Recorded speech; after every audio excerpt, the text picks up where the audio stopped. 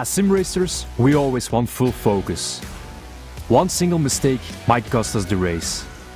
We're always improving our skills, our tactics, our consistency, being better than the competition. However, we sometimes forget to upgrade ourselves. That's why we created Q-Focus, an all-natural focus booster without caffeine. The formula is specifically designed to keep us calm and razor sharp during a race. My name is Alex. I'm a sim racer and the co-founder of the performance nutrition brand Callo. We want to empower sim racers to reach their full potential. Go to callo.com/simgrid to find out more.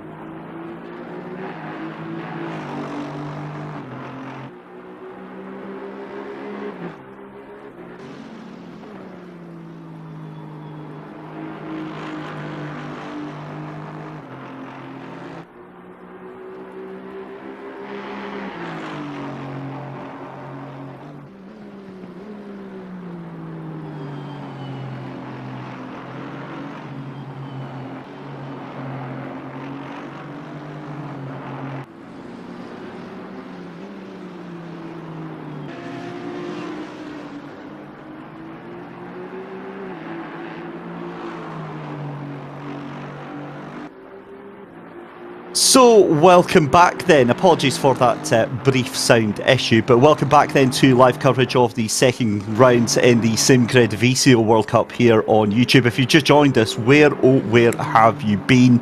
It's been an incredible race so far with so much to bring you up to speed on. The main thing is that your former dominant race leader, the 164 GTWR Racing Team number 4, are in a whole world of trouble into the pits right now with Simone Fidel.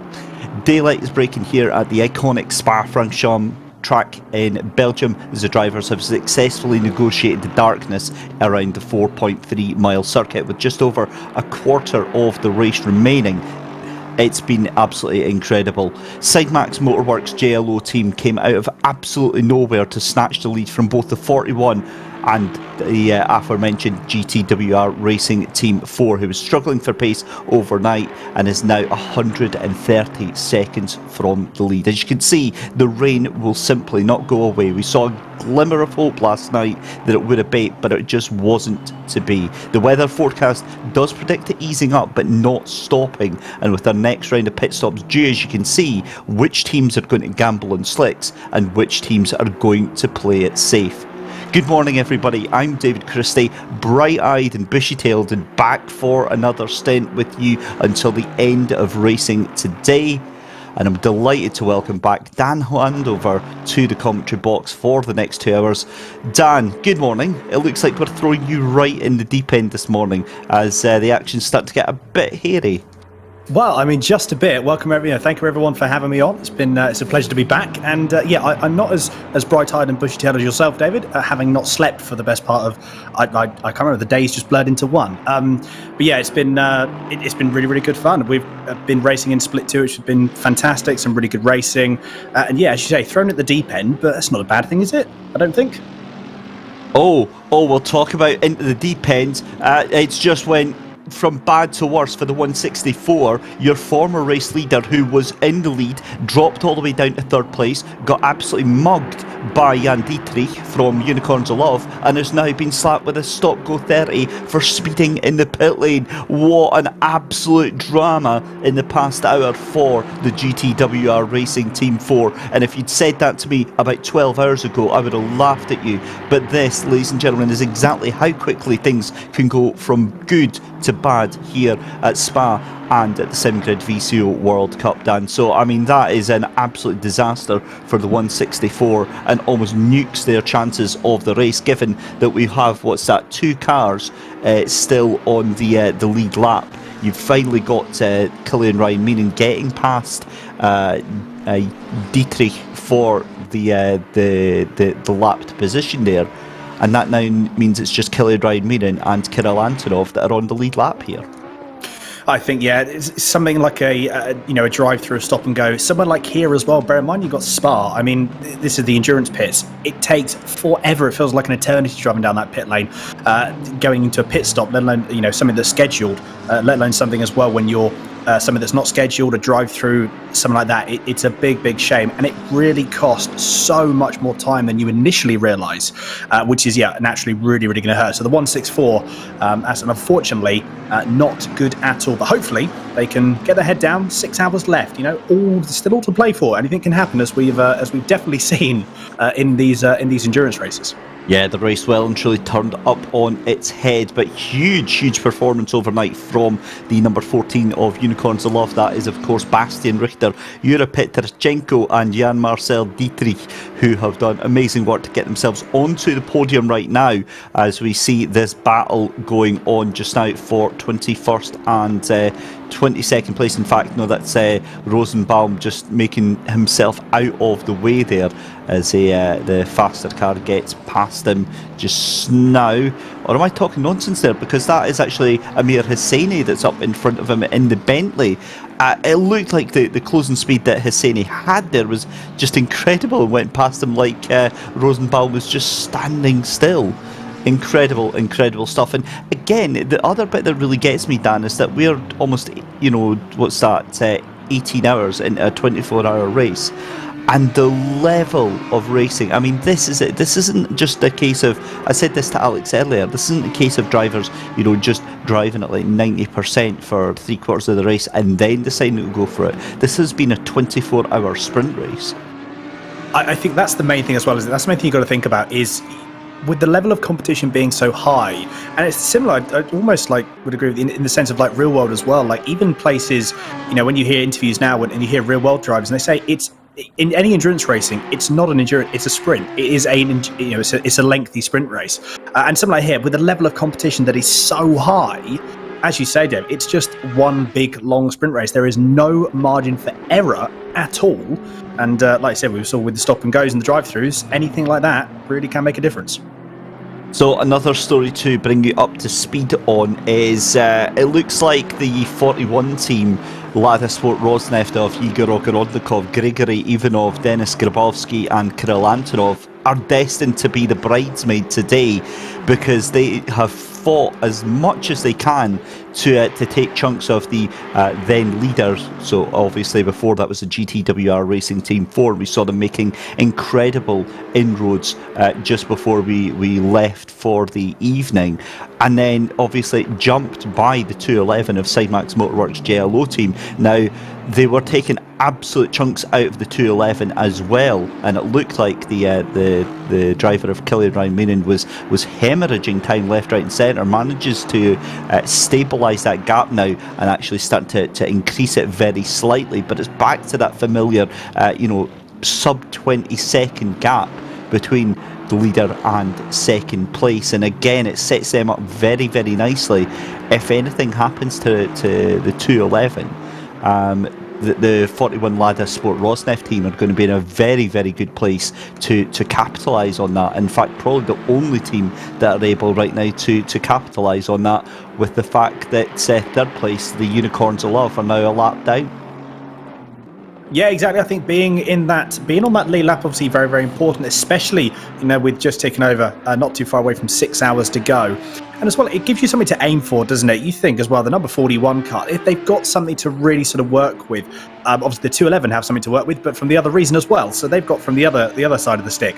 But yeah, I think being in that, I'm looking at the lap times as well. The lap times are even, they're there or thereabouts, about 0.3 at the moment, separating them in terms of their average lap time, from what I can see. So we're going to have to see how that develops. But yeah, that 20-second margin, that could be very, very important, and something that could quite easily disappear with 6 hours remaining.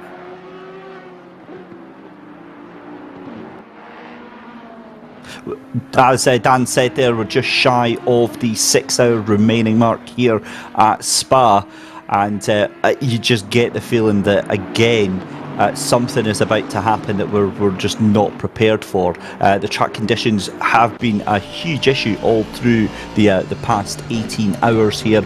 As I said in the introduction there, we did have the hint last night. We did have slick weather running, and it was still raining, but we did get slick tyres on, and did see the pace improve significantly down to the 2:23s, I think it was, earlier on. But fastest man from the looks of it right now is the number 22, and that is of course Rocket Sim Sports Michael O'Brien, who's no stranger to the McLaren there, but 2:26.241 looks to be the fastest time right now, and possibly, Dan, a sign that the track's starting to develop a drier line. Still too early to say a dry line, because obviously it's still raining significantly, but with the weather forecast coming, and in fact through Lecumbe there you can see a much drier line appearing. But given that the weather is forecast to change, I mean, a lot of drivers still on wet tyres just now. Do you think it's too early to take that gamble and change over onto slicks? Well, I mean, this is the dependent on where you are. We had a similar issue going in when we were in split 2. We had that decision to make, and it was rather versatile. The rain was coming in heavier. We were, again, it's that gamble of what do you do. And I mean, to be fair, looking at the track conditions now with the way that the dry line's developing, I mean, personally, if you're pitting, there's loads of different variables. This is the other thing as well, is if you're further down the field, do you try and take the gamble and make the move? You can definitely see a dry line developing, and a dry line is there. I mean, personally, if I was willing to I think I'd be more willing to take the gamble here, and I'd probably go on to slicks in my next pit stop, providing it was in the next sort of 10 minutes, 15 minutes. Again, there's so many different variables here. You've got your pit strat. If you're pitting within the next half hour, you're stuck. You can't really do much. You'd have to sort of like hope that your tyres don't overheat. But at the moment, we saw there Amir Sini going very, very sideways through corner, a little bit of a moment there. Curbs seem to be okay, though. There's one thing I'm noticing is a lot of these drivers are managing to take the curbs. So that indicates as well that a dry dry tyres are a little bit more acceptable, I think, in these sort of conditions. Well, we're about to get treated. I hope you guys have got the popcorn for breakfast, because we're about to get another round of pit stops on the go for the top three very, very shortly. Killian Ryan meaning in the Sidemax Motorworks J-Lo team. Then it is the 41 of Kirill Antonov for the Lada Sport Rosneft team, and Unicorns of Love, Jan Marcel Dietrich will be jumping into the pits. And I mean, I'm looking at it here. I'm thinking that all three of them 100% are going to be going on slicks. I think we'll see the times dropping down. And in fact, that's exactly what Michael O'Brien, I would imagine, is on. I think he must be one of the first to jump onto slicks, because he's doing 2:25s, which is a good 4 or 5 seconds faster than everyone else around him, including the leaders right now, who'll be on a very warm set of tyres.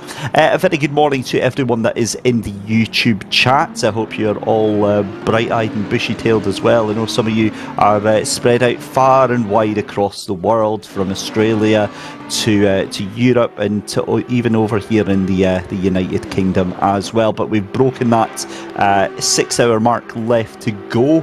We're currently watching Amir Hosseini for the number 777 Sim Racing Masterclass team, currently trying to break away from Solman in that 28 WPS Racing team, Nico Solman, and did a cracking job as well. That Bentley has had mixed fortunes through the day. We can see the other Bentley up into 13th place just now. That is, of course, the 194 team of Racing Line Motorsport. Marco Macri currently behind the wheel of that one just now. But I mean, looking at these leaders, Dan, and obviously we have to talk about all of the cars, but at the moment that's the biggest talking point right now, is the fact that we've only got 2 cars on the lead lap. We've got changeable conditions here, but you get the feeling that if some of the teams outside of the top 10 roll the dice and take a gamble here, they've got a chance of taking quite a few places. Absolutely. Like I said, the further down the field, the further down the field you go, the more acceptable it probably would be to try and take that gamble. If you start going in the top 10, the top 5, again, the gamble becomes, what's the risk versus reward? It really depends. So, for example, someone like Daniel Ferrier for the Pink Performance car, which is a very, very bright liveried Audi, the Pink Panther car. I would be definitely looking at taking the slicks. There would be almost nothing to lose at this point. Again, sort of inside the top 10, is it worth the risk? I think as well, these guys are experienced enough that they will probably be jumping on slicks. I think that would be the general consensus. And the main thing that's really sort of doing it for me, and it's giving me that confirmation, is just how much they're taking the curbs. Obviously, they've all got some confidence over the curbs, so I think the dry line is there. It can be used. It can be utilised. Certainly can be. And just watching this little battle that is unfolding in front of our eyes just now, this is Daniel Ferrier, as you said, for Pink Performance, trying to hunt down the 416 Honda. That's the Elvis Grattan team, and it is currently Ludovic Daoust that's behind the wheel of that, and it looks like they're trying to get around BMW. That's going to be a lap up at the moment, because everybody else is right now, but see if we can make short work of it. That's the 62 BMW. That's the BMW of Niles Noyox, Arthur Kammerer and Gregor Schill. Now they are way up the order. That's in 10th place, so they're unlapping themselves from that 10th place car, and I'm wondering if that is the difference that slick tyres make. It surely can't be, because at the moment they're doing 228 and 229s, but it just looks like the pace of Kammerer in that BMW really falling off a cliff with those tyres right now. So that is the danger of staying out on these used tyres, and that has allowed Daoust to absolutely tear away from that little battle. And what I love as well, Dan, is the fact that we're 18 hours into an endurance race and we've still got battles 2-3 cars deep that are separated by less than a second. I know, exactly. It's really, really good to see, isn't it? Like I said, again, the level of competition is just fantastic, and it's great to see. And I'm sure we're going to see this for the remaining 6 hours. I know that I've only got 2 hours with the stream, but I'm definitely going to be keeping an eye on the remainder. And yeah, I'm sure these battles are going to be pretty much the same for the remaining 6 hours. Actually, one thing I was interested, you were talking about the tyres and staying on the wets. You just saw there as well in the back of shot going down Kemmel Straight, Arthur Kammerer, he was actually trying to drive off of the drying line straight onto the wet line to try and cool those tyres down as much as he possibly could. So again, gives you that further confirmation as well that Camara is really trying to make sure that he can manage his tyres before his next pit stop. Because if he's halfway through his pit stop at this point, as we see for Ferrier again a little bit sideways again, going through the fan, that's going to cost him again a little bit more time. Although he seems to be, gap is stabilising though. We're going to have to see how that develops. It's about a second at the moment. But yeah, again, these drivers managing their tyres or trying to manage their tyres as best they can with the tools that they've currently got available. Leaders are into the pits right now, so Killian Ryan Meenan into the pits for the 211 Sidemax JLO team, and as well the Lada Sport Rosneft team of the 41. That's currently Kirill Antonov behind the wheel, so again they'll almost certainly be going on to drier tyres. But again, 225 seem to be where the dry tyres are just now, and we saw 223s going in as the track evolved last night. So it'd be interesting to see how that one develops over the next 10-15 minutes as well, and see if potentially Kirill Antonov tempted to do a little bit of an undercut. We can see Kirill still in the pits there, as we've got all hell kicking off behind Niels van de Kekelt there as well. He's got the 154 behind him. That is Fotcher down in 16th place, I believe, and you've got an Audi involved in the mix there as well. So I mean, this is just awesome stuff that we've got through the action. And Van de Kekelt is actually going to have to be careful, because he's got that 154 and 601 trying desperately to get round, but that's why Van de Kekelt decides enough is enough. The tyres have thrown the white flag, and he pulls the car into pit lane. And it's going to be epic to see how these drivers get there. There's the number 41 then, just out of pit lane for the Lada Sport Rosneft team. And I think we're going to have to give it 5 minutes or so to see how this one sells. Well, exactly. I think you're absolutely right. We're going to have to see how these guys develop. That was going very, very well. That was Daoust, I think. No, that wasn't the. I was trying to think who that was. That seems to be possibly a back marker. No, that's the 41, Dan. That's the second place car that's just come out the pits. Right, apologies. So that was me getting confused there. But again, you can see we're trying to heat these tyres up as much as they can, but at the moment it's not working for them. They're going to have to try and get his heat into their tyres as quickly as they can. But obviously Daniel Ferrier, he's possibly, I don't know how this is going to fare in the next little lap or so, but he's actually in some instances probably getting held up to a certain degree. So the number 41 car's really going to have to put the pedal down at some point. I think also you can just see there the tyres have already started to turn on. So I'm thinking that this is definitely the decision that's going to be the correct decision. And we're going to see probably as well a lot of people now responding to this. They're probably going to be keeping eagle eyes on the Lada Sport Rosneft car, and obviously going to be trying to respond to that. As I say that, he's going to prove me wrong and decides to go a little bit wide going through Blanchimont. So not quite there just yet. Again, we're going to try and pick the bones through this as the strategies all come and play just now. But I mean, that was a huge roll of the dice from the number 41 Lada Sport Rosneft team, and I'm just actually trying to get a gauge of where they are. I think it's about the same in terms of the gap that was there. It's 19.8 seconds, so that's sort of stabilised with Antonov getting a little bit of a boost in the pit lane by about a second maybe, but again we'll have to see how that one pans out. So when that does come round, that still means that in the race lead is Killian Ryan Meenan in the 211 Sidemax Motorworks JLO team machine, because obviously they have that lap gap over the rest of the field that basically leaves them to do their own thing. But now again we're starting to see these times dipping down even further. We can see Tobias Pfeffer in the 157 doing 224s again, so I think 222s, 223s is, in all honesty, another thing that surprised me as well, Dan, is the track temperature. I was expecting overnight the track temperature to drop down into the mid-teens, low teens, but it's not dropped below 23 degrees all night. And now, with the sun starting to break very shortly here in Belgium, the track temperature rising once more. Yeah, it's interesting. That's probably something that we're going to see if how teams are going to adjust to that as well. I was expecting also the track temp to drop down a little bit more, but it seems to be quite a warm day in Belgium at the moment. And yeah, like I said, the sun, it's only 20 past 7. This track is most probably going to get it should get a little bit warmer as well. So we're going to have to see again how that how teams react to that as well. Because this is the other thing as well. We've got to look at it is all of the data you can have in the world. Sometimes you still have to make a bit of an educated guess or an educated guesstimate on your tyre pressures, because realistically there's so many different variables. It's very, very hard to judge.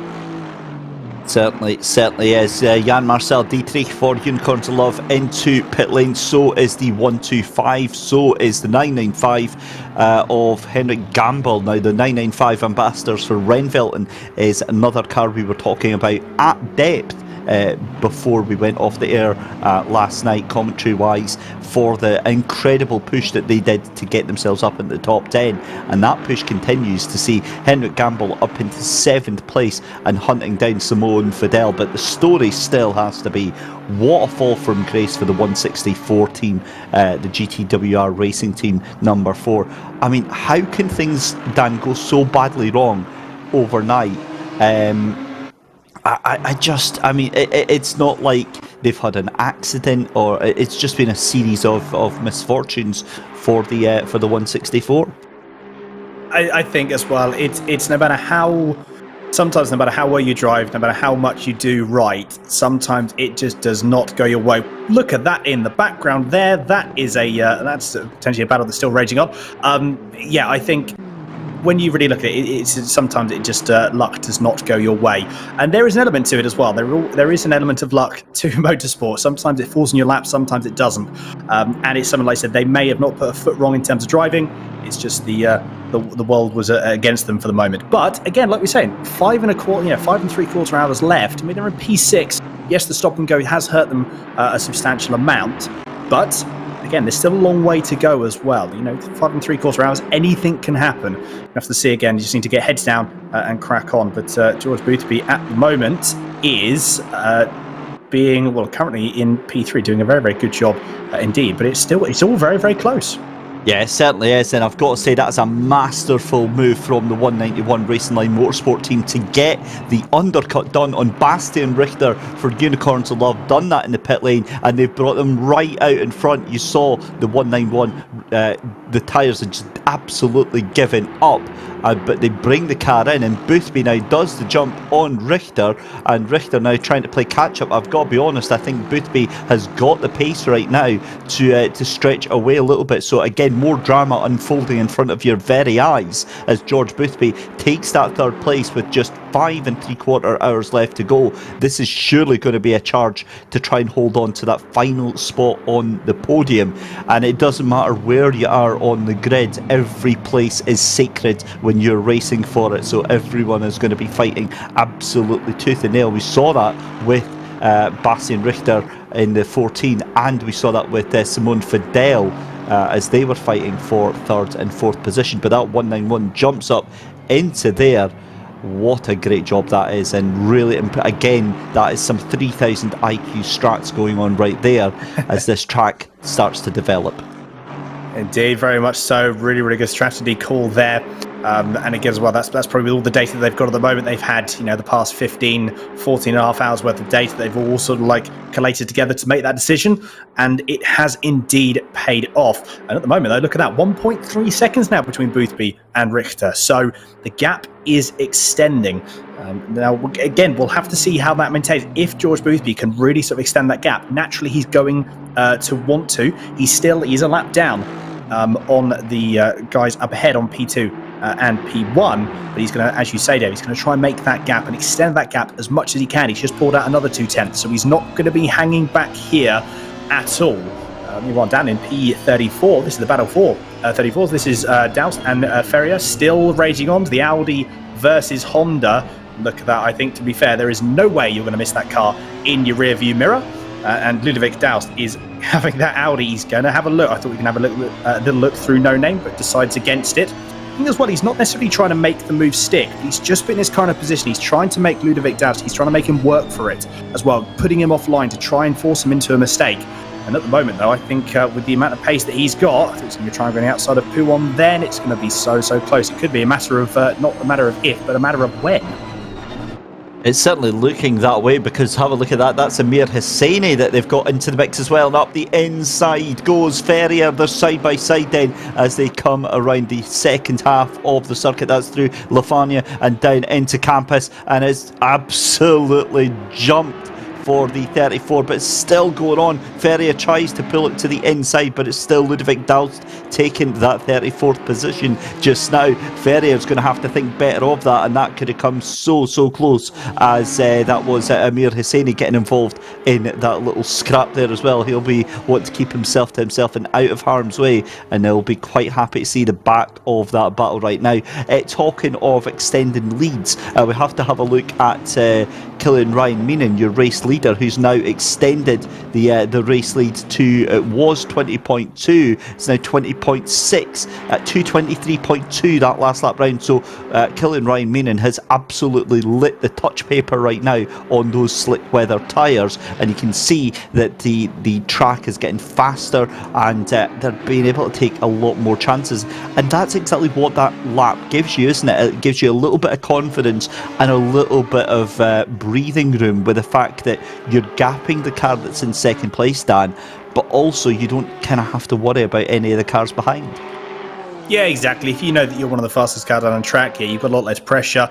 There's no one ready to catch them in front of you. You just got to manage traffic as well. That's another big thing as well. It is, again, reducing the amount of variables. If you're not necessarily having to worry about anyone ahead of you, and all you're worrying is about traffic management, I mean, that takes a massive pressure off. And yeah, couple that with the fact that you're pulling away from the car currently in P2, and yeah, it does just add to hopefully what is going to be a smooth sort of driving experience for the next 5 hours and 42 minutes for the Sidemax Motorworks car, the 211 Aston Martin. Yeah, they just need to keep their head down, crack on. It's extended again even further. The gap is now 21.2 seconds. So Ryan Meenan has just, as you say, he has got the hammer down. It goes a little bit wide there through Stavelot. This is one of the things they still have to be careful of. Now that they are utilising the curbs a bit more, a little bit too much power, and the car will rotate on you still. So they've got to be careful. One small mistake, one little bit of throttle application that's just a little bit too soon, and it will all go completely wrong. So they've still got to be nice and careful and nice and cautious. Well, I've got a bombshell for you, ladies and gentlemen. Are you sitting down? Are you prepared for this? Because after 18 hours and 20 minutes, in fact, make it say 18 hours and 45 minutes of racing, the rain is going to stop. You can see their forecast in the next half hour.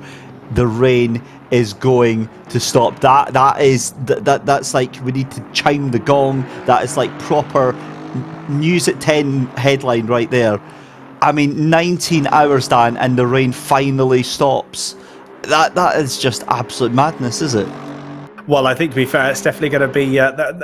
well, I mean, this could go either way. This could be a relief for some teams. This could be an absolute hindrance for other teams as well. We really don't know. So in half an hour, absolutely, we're going to be able to find out. And I'm very, very glad that I can be a part of the commentary team for when that happens. Because that, as you say, that's going to put the cat amongst the pigeons. And again, that opens up so many new avenues. And really the other thing as well is everyone by that point should be on slicks. But as well, it's again, with the other variables that are going to open up, how much you can push, how confident you are as well at pushing. Again, the people that can really switch the car on and make sure they can get their tyre pressures correct and get the car set up. I mean, in the next 30 minutes, we're going to see those people. We're going to see the teams that are able to manage it, because their teams are going to be absolutely on a charge. We've just been told as well. We've been told as well. Actually, this is one thing to bear in mind. That the guys actually that are on slicks at the moment, they're going to be graining their tyres actually as well. This is one thing we've got to think about, that there's going to be some slight grain. It might not be too severe at the moment. But again, all that tyre management is a very, very key thing. Now, I know we talk about, this is the fine balance, isn't it, David? That being a sprint, it's a 24-hour sprint race, but at the same time, you've got to have some good form of time management, fuel management, strategy management. It's not necessarily a 24-hour sprint race, but you've got to have some time management in there as well. So it's a bit of everything. Yeah, it certainly is set up so key, and you saw early on some of the drivers and some of the teams making into the wet weather setups. And the other point on that as well is, call me pessimistic, call me Scottish, whatever.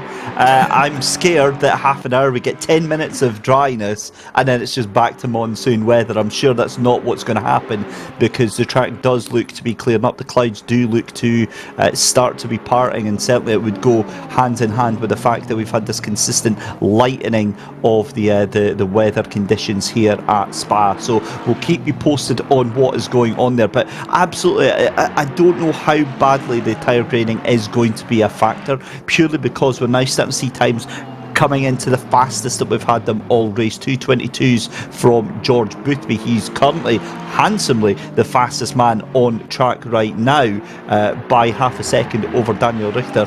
Over Bastian Richter in the fourth place car. So again, we'll keep our eyes on the tyres here, but don't be surprised to see in the next 5 laps, 10 laps, to see these times come tumbling down. And are we going to see, Dan, an end to the dominance of Aston Martin? It's a well set up car here, but are we going to start to see some other brands start to get into the mix here?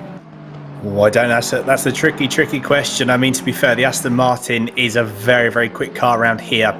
We may see a couple of, we may see possibly the McLaren. We know the McLaren's obviously pretty high up the grid as well. We know the BMW, obviously, that is the number 62, the Team G2 Esports. Well, so we know that car. I'm not too sure about the Audi though. This is the thing as well. There seems to be, once you get between the sort of like 10th to sort of 10 to 15, 10 to 20th, that's when you start getting the other manufacturers in there as well. So we're going to have to see how it goes.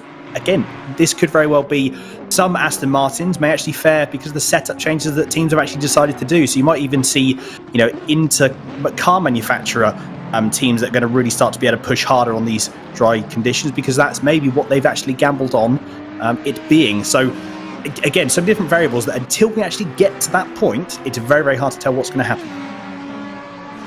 And we'll keep our eye on that. It's honestly, the one thing that I love about this race is the fact that we think we get an idea of what's going to happen, and then something like this happens where we've got half an hour until it clears up, and then quite honestly you can throw all of your paperwork into the bin because it's a completely different race. And again, there's the potential for it going either way. It could actually clear right up and we could get a little bit of sunshine, a little bit of warmth, or it could fall back and maybe lull the drivers into a false sense of security over these final 5.5 hours. But the main story obviously is your current race leader, the 211. That is of course the Sidemax Motorworks JLO team of Killian, Ryan, Meenan. We'll come back to that just in a second, because Thibaut Prost decides to fire it up the inside. That's at Bruel, and gets the job done. Nice move there. I think that was on Buzianis for the 35 team. That's the Greek Souvlaki squad, along with Giannis Sherdakis, Konstantinos Kontogiannis and Jim Parisis, that is on the car alongside with him. But great move from Thibaut Prost, great awareness, and just decides, Dan, to send it up the inside. And to be honest, sometimes that's exactly what you have to do. Absolutely, no, really, really good move indeed. And yeah, sometimes you have to be assertive with your overtakes. It's it's one of the things that you sometimes actually say you've got to make that move and you've got to do it. And sometimes an opportunity comes up and you've got to take it. There's almost one of those things that it's a natural instinct to make a move and to try and take an opportunity like that. But at the moment, that is to our props. He has made it, well, he's made it work at the moment. He's already pulled 0.6 of a second, but one person now we've got to look out for, that is the McLaren, the number 77. That's the MRL Sim Racing McLaren that's potentially going to be hassling the Aston Martin as well, just behind. So props is going to be wanting this to battle to rage on as well. We just saw possibly as well the Aston Martin number 35 having to go slightly defensive. So we're going to have to see again how that goes up the field as well. But this is, I believe, currently this is number 22 WPS Racing Team in P22 actually. The number 28 even. This is going to go on board. This is again the battle for P20. So Busnias, he's already lost one position. He might very well lose another one to Scher at this moment in time. It's 0.2 of a second. We know the Aston Martin, as we say, it's a very, very quick car here, and it's got the pace.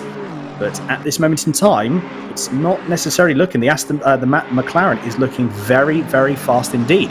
So could very well be a move going into possibly the source. Yeah, looking on the rundown to Lecombe as they come along the Kemmel Straight here. Tobias Scher surely asked Alexa right now to play the Jaws theme, because that is exactly what is going on right now. Kostas Buzianis is looking in his mirrors and starting to get a little bit sweaty in that cockpit right now, because that gap is just 0.3 of a second in the space of 2 laps. He's going to go from being in the top 20 to being outside the top 20, and that is always an awkward conversation to be having with your team, trying to explain that one. When we look at the Aston Martin, we look at the top 8, and we know that car is the OP car for today, and you're struggling to take on the Ferrari and the McLaren. As I said, very, very awkward conversation to be having. Confirmation then that the weather due to be clearing up then in the next 30 minutes. Again, some teams starting to wake up, and I wonder for the drivers, Dan, that are waking up this morning with stints left to go in these final 4 hours, do you think that puts a little bit of a smile on their face? Do you think after the 18 hours that they've had to endure in these difficult conditions that there's a little bit of brightness to look forward to?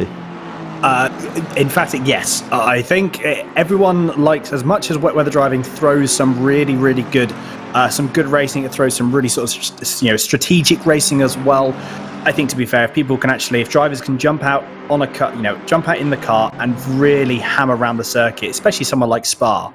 In an event like this, I think people will bite your arm off. And yeah, as you say, 19-20 hours worth of driving in the rain. This is going to be something that all the drivers are going to be smiling about indeed, because you get a chance to actually stretch the legs of the car. You're always driving at sort of that 8-9 tenths or 7-8 tenths of a car, especially in rainy conditions. So being able to really sort of drive it flat out, everyone will be wanting that at the moment. Buzianis, he can't actually, he's still keeping the McLaren at bay at this moment in time. And it was actually something that, as well, touching a little bit more on your point as well, David, going through, trying to explain to your team. And this is something that actually we were being told as well, is the setups that people have had, the setups that the teams have had, this could possibly be the number 35. Aston Martin might not be set up for these conditions. However, when it comes to drying conditions, when the track is a little bit drier, that's when we can see Buzianis really start to actually progress forward. We might see the tyres switch on, might see the car switch on itself. So again, this is going to be a complete turn of events, I think. And we're going to see some cars that are going to be, that were really quick in the previous conditions, might actually drop off. It'll be interesting to see as we go. But look at that. Team standing is currently live. Lada Sport Rosneft, they're still actually leading from Sidemax Motorworks, and that's the JLO team. So, but it's so close to the front, isn't it? You look at that. There's 3 points, 4 points separating 3 to 5th, third to 5th. Yeah, and consistency is such a huge thing here at SimGrid VCO World Cup, as we're only into round 2, possibly pivotal for the championship. It's all about getting as many points as you can while trying to enjoy as many good results as you possibly can as well. We're keeping an eye on this battle here between Buzianis for the Greek Souvlaki Squad 35 car and the MRL Sim Racing number 77 just behind him as well. But my eye is distracted to the live timing. As always, head over to pitwall.live for the live timing here at the Sim Grid. Killian Ryan Meenan, that gap come down very, very slightly, because I tell you what, the 41 Lada Rosneft team have absolutely lit the touch paper. 221.9 on both the past laps there. Killian Ryan Meenan about 0.8 of a second slower. Granted, he was making his way past some lap traffic, but it looks like the second place Aston Martin feels a little bit racy right now, and those tyres starting to come into their own here. And as I said, don't be surprised to see times dipping into the 220s and sub 220s in the next 5-10 minutes. Indeed, yep, absolutely. Like I said, the track constantly is getting drier and drier. The line is developing more, and the cars are getting quicker and quicker. Meanwhile, we've got Bentley versus Bentley. This is, look through the number 194 versus the 111. So Jacob Charcot, that's currently on the back end of this Bentley duo here as well. And again, this is actually a really good understanding. This is a really good stage to see what potential car is actually out of the two. Which one of the Bentleys is quick? This is going to be Tobias Schur. Is he going to try and make a move on Bazianis? I think he's going to in Lacombe. I think he's made the move stuck. Well, he's actually not quite yet. They're still going to be side by side as they go through. I think he's done it. Yes, he has. Tobias Schur manages to get past the number 35 Aston Martin going through. He must have had a really, really good run going through, because that Aston Martin is not slow in a straight line by any stretch of the imagination. Doesn't matter what setup you run on it. But Tobias Schur must have had a very, very good run coming out of Eau Rouge and Raidillon, and he has now made that move stick. But now he's got to try and navigate through a couple more cars as well, while obviously naturally having to possibly defend again from Bazianis. Yeah, this could be a huge boon for Tobias Schur, because he's gone into 20th position. He's now having a look at Makowski in that 720 McLaren. So these are all fourth position right now, because that's Thibaut Prost up in front as well. So amazing stuff. This could be a dream lap for Tobias Schur to go from 21st potentially up into 19th position, as we see the 720 just in front, really struggling with these conditions. I wonder if the tyres are starting to give up on that carbon sim sport machine. And it's currently, as I said, Krzysztof Maskowski that's behind the wheel there. But that's allowing Thibaut Prost to try and stretch away. But just watching as well. So I've just realised Makowski is actually a lap ahead of these guys. So Schur is actually fighting Prost, who has two cars in front there. But Maskowski jumps out the way because he's not actually fighting, which makes sense as to why he's just driving his own race there. So I was getting excited there, but it's still Tobias Schur nonetheless in 20th place. Back to the battle for the Bentleys then, as Charcot still trying to hunt down the 194 Racing Line Motorsports machine of Marco Macri. And I've got to be honest, I do love the Bentley. It's the classy way to do a GT3 race, isn't it? I mean, you know, you've got your butler on board serving you a little glass of gin halfway through the race. It's travelling in style here.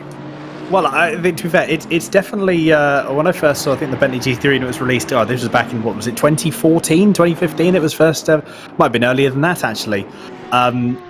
And I was just like, that is just one of the weirdest spectacles I've ever seen, and yet it just worked.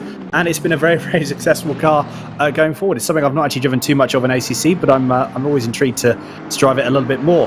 But at the moment, this is Bazianis. He is looking at, he's got the Audi as well, and that's Vidalik behind him. He's being split up at the moment by Makowski in the 720, McLaren 720. So at the moment, Bazianis is still, he's safe at this moment in time. We're going to have to keep an eye on that battle. It's about a second as it stands, but I wonder if any more time is going to be lost. But again, I'm holding out hope. I'm wondering as well, this could just very well be, again, tyres potentially going off a little bit, and also the track conditions aren't necessarily favouring this particular setup that Bazianis has on the number 35 Aston Martin. But again, as I said, we'll have to see how that develops going forward. But at the moment, Vidalik can't get by Makowski. Yeah, it's just not happening just now. And as we said, Makowski on his own strategy, a lap ahead of this battle right now. So it's all going to be on how quickly Vidalik can get past that car right now. We're on board then with Tobias Schur for the 77 MRL Sim Racing Machine, trying to hunt down, that must be Thibaut Prost. It's less than a second ahead, and Thibaut again a little bit slower than the car behind him there, because Prost doing a 2:24 that last lap round, 2:24.3, and Tobias Schur doing a 2:24.4. So not sure how the times have gone that way, but there we go, that's it this time. 2:23.3 for Prost ahead in that 32 machine, and then Tobias Schur doing a 2:22.5. So again, that reflects now, that's why the gap is closing so quickly, because Schur has got some incredible pace, and a little bit of a flash of lights on the back of Thibaut Prost as they come up through Raidillon here. Again, Just to update you on track limit warnings, I think it was Sarah that was asking in YouTube chat about it.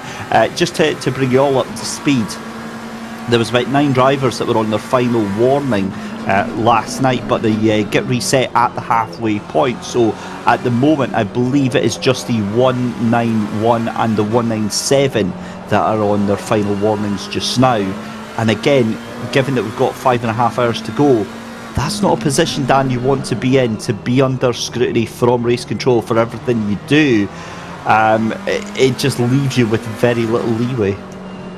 This is very true. Again, you've got to be cautious of taking too many liberties, because it will turn around and bite you eventually. It's only generally with those things a matter of time. One of the things as well, I've just noticed, if you're looking at the track temperature in the top right hand corner of your screen, it's getting warmer, so 25 degrees C. Again, next round of pit stops, drivers and teams are going to have to be working out what the best strategy is and what the best tyre pressures that these guys are going to need to run, because as well as this track dries up, naturally the tyres are going to get a little bit hotter. But couple that with the temperature of the track and air temperature getting hotter naturally, and obviously that's something they're going to have to take into account as well. This is going through. Wow, that was Lecombe going through onto Blanchimont. Was that a move going through? I think it was Charcot. Yeah, so Lecombe making a move going through Blanchimont. That was a very, very impressive overtake. That was very committed as well. Charcot as well, to give credit to him, gave enough room, no more, no less. But a very, very good move indeed there from the 92 AAA Esports Aston Martin. And at the moment, he's already pulled about half a second. So the next person in his sights, he's split the 2 Bentleys, and the next person in his sights is the number 194. He's got to try and pass another Bentley of Macri. So we're going to see how quickly he can catch up. But again, Aston Martin showing its colours of being a very, very fast car here. And that's something I'm sure we're going to see as the track continues to dry as well, as they absolutely throw it. That's one thing I'm always staggered about, is when you're watching cars as well, David, going through Erosion and Radeon, the commitment that you need. And one thing I've found is, if you're not committed, that's when mistakes happen. It's all or nothing, Dan. It really is. You've got to have that 100% commitment to every single corner, because that's where the car operates within that fine window of grip. Just seeing there the number 9 Renvelt Pro Team of Chris Hook getting a drive-through penalty. I've not seen anything on the updates from race control, so I'm going to presume that is an automatic one for track limits that's potentially been applied there. And that is a bad day, going from bad to worse for the Renvelt Pro Team. They've been in their fair share of the action, and I think they were even called into the stewards earlier on through the race. So again, they won 25th place. That is going to throw them even further down the order. Thibaut Prost trying to hold on to the back of Tobias Schur, but to be honest, the pace that Schur has got right now, he is absolutely away with it. There is no chance of holding on to the back of that McLaren. Interestingly, I wonder if that is where we're going to see the pace coming from, because the fastest cars at the moment on track are not Aston Martins. We're seeing the Bentley of Marco Macri 221.7, the Aston replying back of Arnaud Lecombe with a 221.8. But again, I wonder if the dry tyres now just starting to lose their best, lose their optimum pace that they've got in them, and drivers just trying to hold things in. But any worry, Dan, that I had of a 10-minute brief bit of dryness is now abated, as we've got at least 20 minutes of dry, no rain action here at Spa coming up. We're in the dying throes of the rain. It's going to be just sort of casually tapering itself off, and that maybe means that drivers can look forward to a completely dry stint, heaven forbid. I think with the amount of cars that are going to be driving around, I don't think it will take long, because you'll see the track go top right corner again of your screen. You'll see where it says track. That will go from greasy, it will then go to green, and then you'll start to see it will go to then fast, then optimum. It won't take too long to go to optimum, as long as it stays dry. With the amount of cars that are running on this circuit, I probably would imagine it would take maybe about an hour or so. I think to actually go to optimum, might even be a little bit faster than that as well. You've got sort of 40, 45 plus cars currently out on track. It will not take long at all. And as well, it's who can make the jump on that, though, who can really get that and utilise the new track conditions to their advantage. I think as well, these drivers are going to be almost driving probably about 95%, I'd imagine. There's a little bit left in. They've got to have a little bit left in the tank just in case as well. It still says greasy. The curb will still be a little bit treacherous, so you've got to be careful. But I think once the rain stops, it won't take long for these drivers to be absolutely flat out. And as you say, that's where we're going to see the lap times tumble down. Bastian Richter, though, Unicorns of Love in P4 at the moment. And I believe he's got a little bit of a gap between himself and P3. I'm just having a look at the gaps at the moment. And at this moment in time, the 191 is lapping a little bit faster. So Boothby is still extending his lead. Well, the lead from P4, and it's now 3.7 seconds looking at that. So it's going to be still extending his lead. Boothby is, and I'm sure he's not going to be complaining at that at all. Meanwhile, that is McGlade that's having a bit of a look on Fosher as well. So the Aston Martin goes a little bit deep though into the bus stop chicane. That's going to be McGlade capitalising on that no end. And that's a move done and dusted. Very, very good stuff there from McGlade. Reacted to that perfectly and made the move. Good stuff. Yeah, that was awesome from Marco Macri. He's like, right, okay then, I'll take that place if you don't want Thank it. you. It's fine, yeah, thanks very much. Just to give you a bit of an update, because my eyebrow is raising just consistently lap after lap. I'm getting more and more intrigued, because what we're not seeing is at the front, Kyalami Ryan Meenan had an absolute shocker that last lap there, and I say a shocker relatively. He did a 2:23.3, which is about a second or so off the pace, and this is meaning that Kirill Antonov, and I'm going to say that again for Valerie Suman, who is in YouTube chat, is a little bit sleepy and thought it might have been Ogrodnikov behind the wheel, but it is actually Kirill Antonov, 2:21.6, bringing that gap now down to 15.8 seconds. 5 hours 15 left to go. The track now has gone from greasy to fast. Here we go. This is exactly what Dan just mentioned about 2 laps ago, about how quickly it'll change from green to fast to optimum, and this is where all of the pace is going to be. Oh, buckle yourselves in, because what a time to hit as we head up to the hour. This is an awesome little developing story then. That gap down to 15.0 seconds. Again, Antonov taking a good, 8/10 of a second that last lap round over your race leader. So we've got a 15-second gap, and I'll tell you what, the 191 of George Boothby and the 14 of Bastian Richter in front of Kirill Antonov right now, and doing a cracking job of towing that car round the circuit, because they're holding their own, doing 2:21.9s respectively. So this is starting to develop quite quickly. And Antonov off on the road. What has happened there? That was a bizarre moment there from Kirill Antonov, Dan. Well, I mean, he did that for a while. Now, this could be a very, very wild theory, but I wonder if he's cooling his tyres down. Now, that sounds very, very strange indeed, and that sounds almost like, why on earth would you do that? I don't know, but it looked almost deliberate. He did it as soon as he got onto the Camel Straight. He went straight over to the right-hand side and kept the entire car for the entirety of the Camel Straight on the right-hand side with 2 wheels off. I wonder if he's still trying to keep his tyres a bit cooler. Track's temps going up as well. It's still 25 degrees, but it will go up a little bit more. We probably would be fair to assume. And also as well, the track is getting to fast as well. So naturally, less water on the track. These guys are going to cool their tyres down somewhere. It's a bit of an interesting way to cool their tyres down, but I wonder. That's my hunch. I could be completely wrong, but I have a feeling. You're not, Dan. You're absolutely spot on. That was an amazing catch on that. Just watch. We'll keep our camera on this if we can. Watch the line that Kirill Antonov is taking through these corners. Now, normally you would associate a wide line with just being very, very fast, but he's deliberately taking everything but the racing line right now in an attempt to try and keep those tyres as cool as possible. And I'm positive, if I remember rightly, somebody in YouTube chat yesterday pointed out that Igor Ogrodnikov, his rear tyres were red during his stint, so I wonder if the pressures are now starting to play a little bit of havoc. That could explain why Kyalami Ryan Meenan, his pace has dropped off, and I wonder if this is a proper 3000 IQ move from Kirill Antonov as he goes across the line. how has he done that? How has Kirill Antonov still done a 2:21.7 and he's looking like he's consistently just sort of dropping off? That doesn't make sense at all. I think, to be fair as well, like when you're looking at being able to manage the tyres in this sort of scenario here, I think is obviously going to be a very, very key thing at the moment as well. Obviously, there's been some testing, one would imagine, in these sort of conditions for the drivers.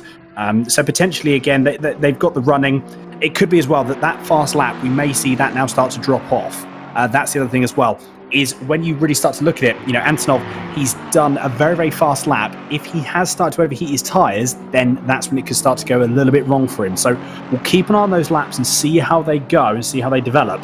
But that's really going to be the telltale sign is what happens in the next couple of laps. But meanwhile, number 32 Ferrari versus the number 35 Aston Martin, so Prost and Buzianis are still battling for that all-important top 20 spot. This is a very, very big position indeed. Some more points up for grabs the further up the field you go naturally, but P20, that's a big one indeed. It's a big step when you're able to sit in that top 20. So what's going to happen here? You can see again Props taking all of the curb as well, all of the entry going into Blanchimont, tries to carry as much speed as he possibly can. Can't quite make any moves at the moment though. He's 3/10 behind and 3/10 stays as they are at the moment. Well, as I say that though, it starts to come down. We're going to see as well possibly some areas where the Ferrari is actually better than the Aston Martin in certain scenarios, and then vice versa. So well, what I love about this as well, and what I love about these sort of scenarios as well, is you really get to understand where one car is performing better than the other. And as you can see there, look at that Props. He's even closer this time. He always actually tries to get out of the slipstream, which is interesting. I thought he'd be sitting in that for as long as he possibly could. But again, it could be he's trying to cool those tyres down as well. This is one of the things that we've seen, obviously, from a couple of drivers. Is it going to be the same for these two here? He might try and make a move going through into the com. We're going to have to see. Is he going to be? Yeah, he pulls out on board now with the number 32 Ferrari of Props. Is there going to be any defence from Buzianis? No, there isn't. And that is going to... Oh, as I say that, no, Props has gone very, very wide going through. Very well handled there from Buzianis. And look at that. Perfectly timed, David. He knew exactly what happened. He knew his braking point. And Props actually, to be fair, it still unfortunately didn't make the move back. And Props still maintains that P20. But very, very well judged there by Buzianis. Didn't get sucked into how late the Prost was braking, and nearly obviously regained that position. So good stuff. Very, very good strategy driving from them. Yeah, good, intelligent driving from both those drivers. They're great to see that, especially this late into the race where brain fade is an active problem that the drivers actually have to deal with. I'm keeping one eye on the leaders as well. A huge thanks to Valerie Suman in the YouTube chat as well, who is keeping us updated on the Lada Sport Rosneft live stream that they've got going on. So obviously we saw that issue for Antonov a couple of laps ago. And now they're saying that there's not a problem with the tyres. Antonov's tyres are green and optimum now. They had poor... They went for a gamble on the pressures early on, and it's now starting to pay off dividends. It absolutely is, because that gap now down to 12.4 seconds. So at this rate, we are going to have a battle for the lead. And there we go, the rain has stopped here at Spa. It is dry and the track is now optimum. So here we go, the lap time's coming down, and there we go, James Bacon 2:20.991. that is some fast times coming in. 2:20.838, 2:25.11, and oh my goodness me, Dan, this is exactly the time you want things to come to life. We've got a battle for the lead developing, and Antonov catching the leader at a rate of 1.5 seconds every single lap as we see him getting past the number 38. I think that's Vasily Onufriev that he puts a lap down on. But oh my goodness me, this is developing very, very quickly. Absolutely. I'm just looking at the sector times here. So, for example, that last lap, we had Antonov that pulled 1.6 seconds. We just had a 2:21.675 for the number 211. What is Antonov going to be able to respond with? It's going to be quick. We know it's going to be quick, but how quick is it going to be on Kilian Ryan-Minen? And again, it's another 2/10. Not as much that time, though. Lost a bit of time in sector 2.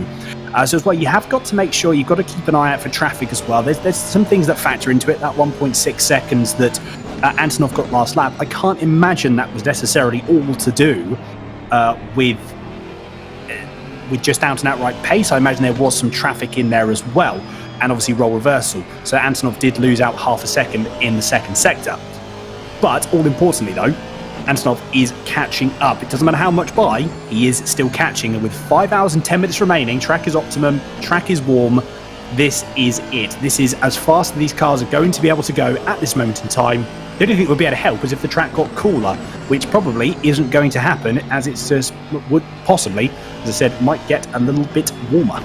Yeah, certainly is, and we can see at least half an hour of dry weather running here just now. The wind is completely stopped, so it looks like we do have these conditions here for a while, and it's all going to be on those cars that pitted early for those dry tyres to see how they've managed them, because if they've been able to not overdrive them, not to blister them, and they've had relatively low PSI, then they may be able to stick on a little bit longer. We cut here to Jaroslav Hontig in the Yas Heat Pirelli machine. Currently has the 21 just behind him there. That is not for position because that's the WPS Racing team, and the 21 away down in 38th position. But again, given that the 21 is gaining on that McLaren, it does look like Jaroslav Hontig just managing the tyres and managing the pace on that car right now. And keeping things going as steady as they possibly can. And that's the thing, is that, you know, as tempting as it is for a racing driver to fight absolutely everybody for every position on track, this isn't for position. And you know, when you're behind the wheel, when you're in that cockpit, Dan, you have to talk to yourself. You have to say, right, just let him go. This isn't important. This isn't for position, because it's all about that that risk management over 24 hours. Risk management is probably one of the biggest things now, I think, with not just like endurance racing in general, but even sprint racing. And like, your risk management, what is it worth? Is a position really worth keeping? Is a position really worth defending so hard that you'll eventually put yourself into a barrier or cause another collision as well? We see there's a bit of dust kicked up there from the grass. Not too sure who that was, but hopefully they continue on their merry way. There's no yellow flags or anything. Yeah, I think the risk management is such a key thing. And if a move is going to be made, if a car behind you is quite aggressive and they're considerably faster, then it's almost a necessity, I think, nowadays to just let them by and let the move happen. Not only is it a bit of almost, like I said, good risk management and also good strategy management, but I think it's almost a bit of element of respect as well, I think, to a certain degree as well. Rather than try and defend something in vain, I think letting them by is actually probably the better thing to do. And you may find that if roles are reversed, then that's remembered, and then that happens the other way as well. So I think there's a good bit of sportsmanship to be had there as well, especially nowadays, again, with these grids and with the competition levels being so high. Right, a little bit of a correction for YouTube. Fromy wants to show 41 because he is the fastest. Well, you're wrong, because we've just had a purple lap. We've had 2 purple laps. The McLaren looks like the Caribbean right now. 2 19s. The wall has been smashed. It's been 2 consecutive purple laps for the McLarens. It's Krzysztof Maskowski in the 720, the fastest man on track right now in the 720, 2:19.4, and Michael O'Brien showing maybe how he got that 2:19 by cutting out a significant part of Lecumbe. Race control are not going to be impressed with that one, even less so the fact that we cut to him just as he went to do that on cue. So the 720, the McLaren, Krzysztof Maskowski for Cardman Simsport, 2:19.4. I mean, we are starting to really ratchet up the pace here. We are indeed. Like I said, yeah, the 219s have been smashed, and I'm sure they're going to be continue to come down as well. Meanwhile, looking at this, Bastian Richter, he's not actually dropped too much more on Boothby now in P3. So I'm interested to see how that develops as that goes along, but he's actually pulling up a bit of time. You can just see just in front.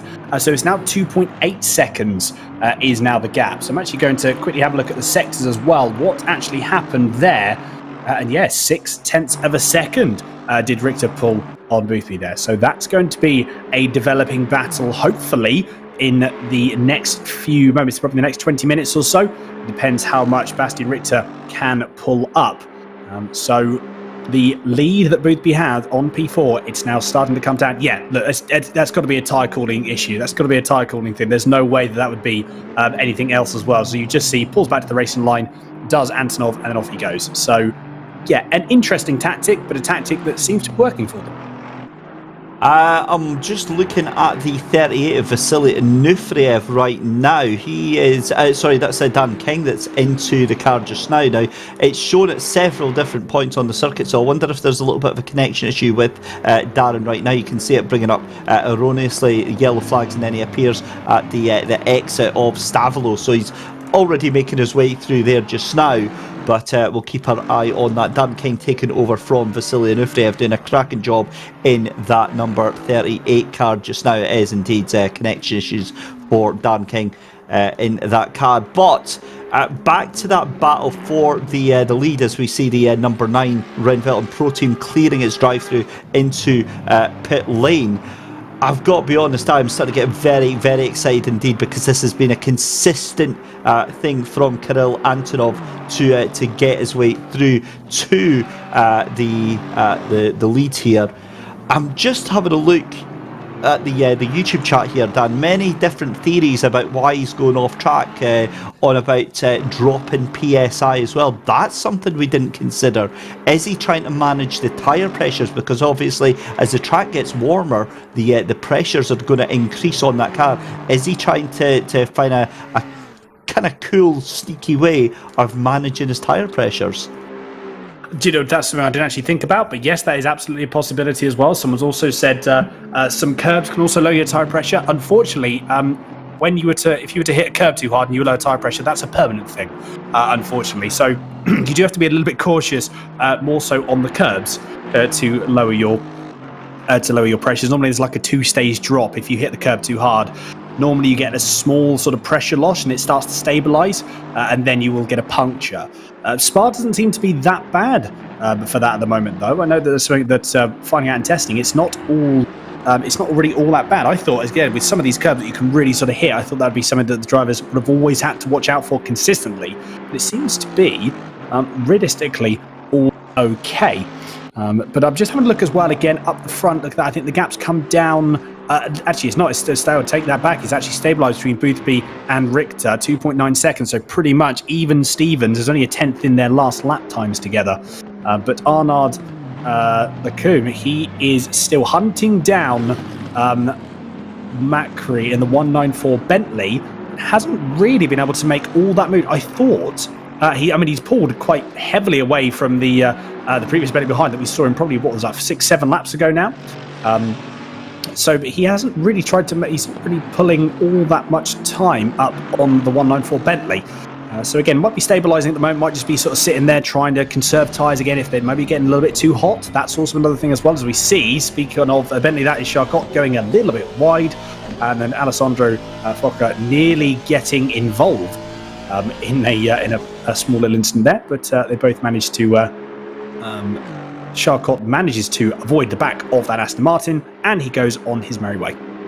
Charcot obviously giving the instruction to his butler in that Bentley to absolutely send it up into turn number 1 there. That was I tell you what, that's a squeaky moment if you're seeing that in your mirrors. Thankfully, Charcot decides to pull out of that and get on the anchors right in the last moment. But we're currently seeing Bastian Richter here. What a performance from Unicorns of Love, doing a cracking job. And you're spot on when you said that gap really has stabilised. It was actually 3.5 seconds, coming down very, very slightly now. 2.8 seconds to George Boothby, 2.9 seconds now to George Boothby up ahead. But the big talking point, ladies and gentlemen, we cannot ignore it anymore. 41 of Kirill Antonov is hunting your race leader. It's now 8.8 seconds to the lead, and this is setting itself up so nicely. Killian Ryan meaning doing a 2:22.077 that last lap round. That's because he had to get round some lap traffic. But the fact is that Kirill Antonov can just sit behind Bastian Richter and George Boothby, and they've got the pace to catch up and unlap themselves as well. So it could be that we have 4 cars on the lead lap within the next 10-15 minutes, but certainly you're not going to want to go anywhere right now as we hit 5 hours left to go in the second round of the amazing SimGrid VCO World Cup. This has been one of the just most epic battles I think I've had the privilege of commentating here at the Sim Grids, and certainly one of the most intense races we've had here in the World Cup. And with 5 hours left to go, and that is a bit of a moment from Antonov. You're not going to tell me that was planned. That was 100% a mistake, and that's going to cost perhaps half a second coming out of that corner potentially. But with how slow Kylian Ryan-Minen is going, maybe that's not going to cost him all that much time. Well, yeah, but this is true. I'm not too sure. I think it didn't look like he actually lost that much time at all there. As you say, maybe half a second might even be a little bit steep. I think that's where you can actually run quite wide on no name. You will get a warning for limits, but I think you can actually be you can take quite a few liberties running on the exit and not actually losing too much time. It's something you don't want to do too often, though. That's one thing. As I say that, Kirill Antonov, obviously his ears are burning. He's proved me wrong. Decides to go wide, going through out of the exit of Stavolo as well. So it's something, like I said, you can't do all that much because you will start getting some off tracks, but the gap has come down yet again.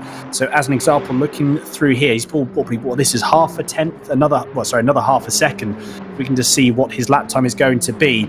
So the last lap time was a 2:22.077 for P1, and that was for Kylian Ryan-Minen. What is it going to be? Again, another response to Kirill Antonov. What is it going to be? Is it going to be fast? I would imagine so. Yes, another 1.1 seconds that Antonov has taken out of Kylian Ryan-Minen.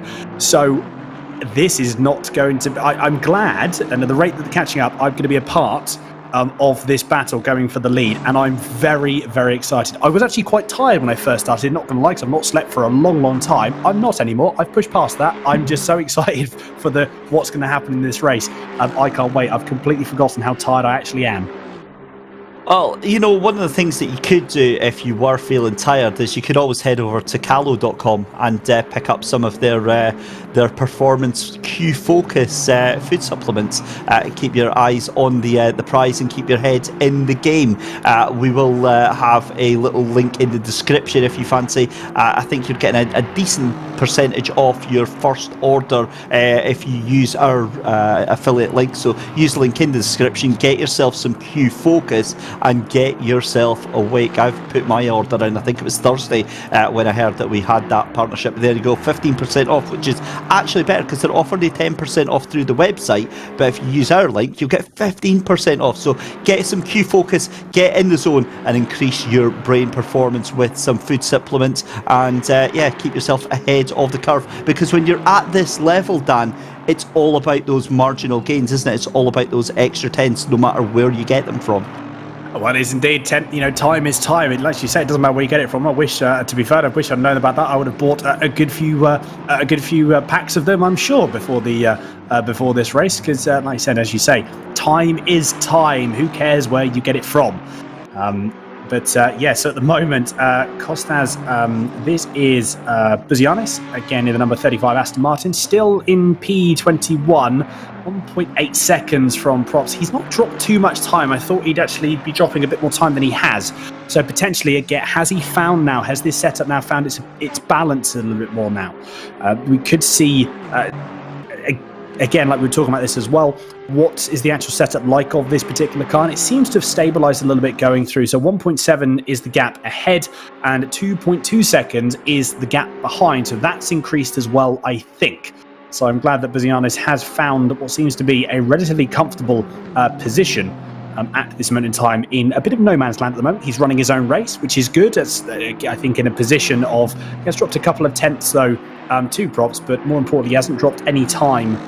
And Vidalik hasn't actually caught him up, so that's actually quite a good thing, running in your own race. And I think as well, sometimes you want a bit of a breather, don't you? You want a bit of a time to sort of relax and to try and make as much ground as you can, and to make sure you don't overheat your tyres. You're just running your own race and running and just plugging consistent laps in. I said 4 hours 51 minutes left. You've still got to make sure that you're keeping that consistency as well as pace And if you're starting to race with people, naturally that's going to go out the window. So I don't think Bazianis is going to be worrying too much about where he is at the moment.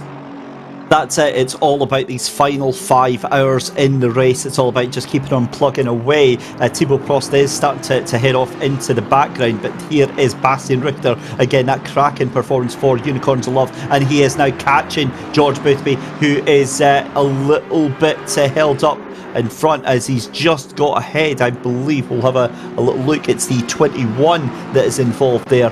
That is, of course, the WPS racing team that is involved in that one. There in the mix, that's Nicholas Arnke that is behind the wheel there. You can see just in front between him and George Boothby. And if I'm not mistaken, I think in front of that is your 211. That's your race leader. So Killian Ryan Meenan getting caught by not only George Boothby but by Bastian Richter. They are a lap down, so that all they're going to do is unlap themselves. But 4 3/4 hours to go. That is huge. But more importantly, ladies and gentlemen, this is your 5-minute warning, because at the current pace, Kirill Antonov is going to be up onto the back of Killian Ryan Meenan in just 4.5 laps time.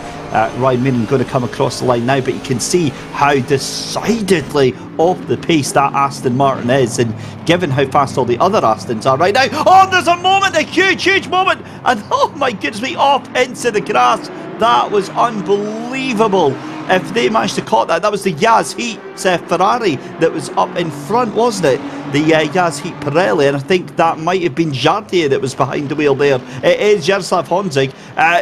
That might have looked more dramatic than it was. Maybe he intended to come into the pits and just got a wobble on at the chicane there, taking too much speed in. So we'll give him the benefit of the doubt there. But that was a bit of a scary moment there, Dan. It was, yeah. I think, to be fair, as you say, that replay, I'm guessing that Jardier, I think it did look like he went a little bit too deep going into the chicane. And obviously, naturally, it puts yourself in a position where you have to try and, well, you're going to have to try and get round at some point. It's very, very hard to tell if someone goes a bit too deep into the chicane. If they are going into the pits, you can't realistically tell. It's very, very difficult to tell. But that would be my guess as to what happened there. That looks to be from that camera angle. So yeah, possibly we'll get a chance to see a replay. But we'll see how it goes. But yeah, that was my. That's where my bet would be on that incident. But again, no harm, no foul. Everyone seems to be going. There was minimal contact, bit of time lost for both parties, but at the same time, nothing really to note. At the moment, though, this is Arnaud Lecombe. He is catching up to Matt Cree. Still, it's not too much. Again, he's catching up a little bit. It's a little bit every single lap. He's just taking out little bits and pieces, little chunks of time.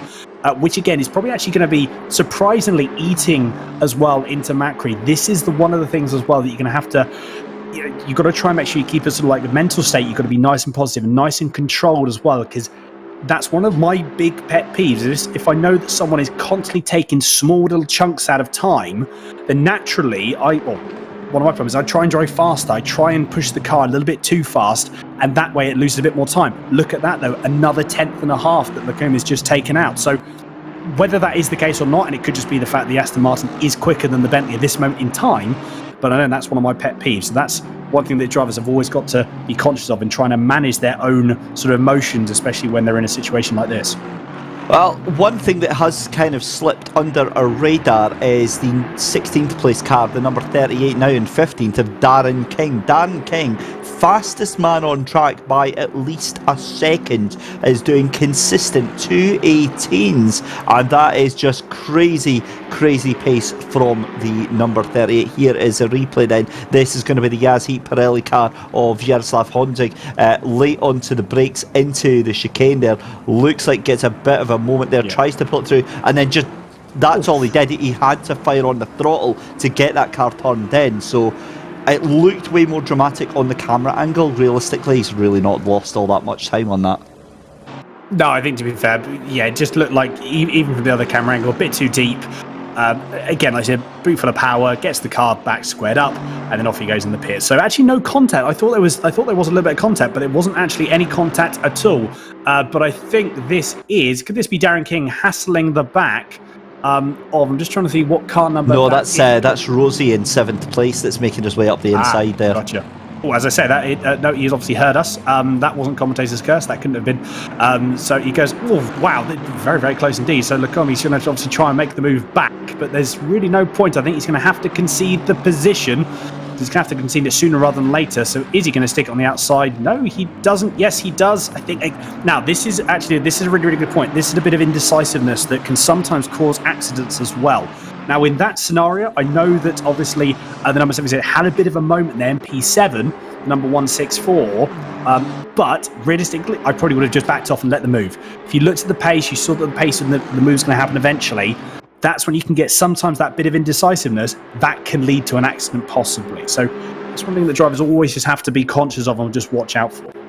We said this about 15-20 minutes ago as well, is that, you know, it's risk management, and you kind of feel like whispering into their ears that this isn't for position, just let it go. This is obviously the red mist descending and losing track of where you are on the track. And again, now we see Arnaud Lalacombe for AAA Esports getting the sense there together. He's got it back now and just deciding to let everything pan out. One thing that is not panning out, however, is your championship leaders, DV1 Triton Racing, because Jacob Charcot came into pit lane, sped in pit lane. Well, we're going to say it was Jacob because we don't know if it was him or Matthias Teskovitz who has taken over the car, but they've now got a stop-go 30, which at Spa is essentially a death penalty. Those are one and the same for here at Spa. An update on your race leaders right now is that Antonov now 3.4 seconds behind your race leader, and it looks like George Boothby going to be unlapping himself within the next 2 laps here.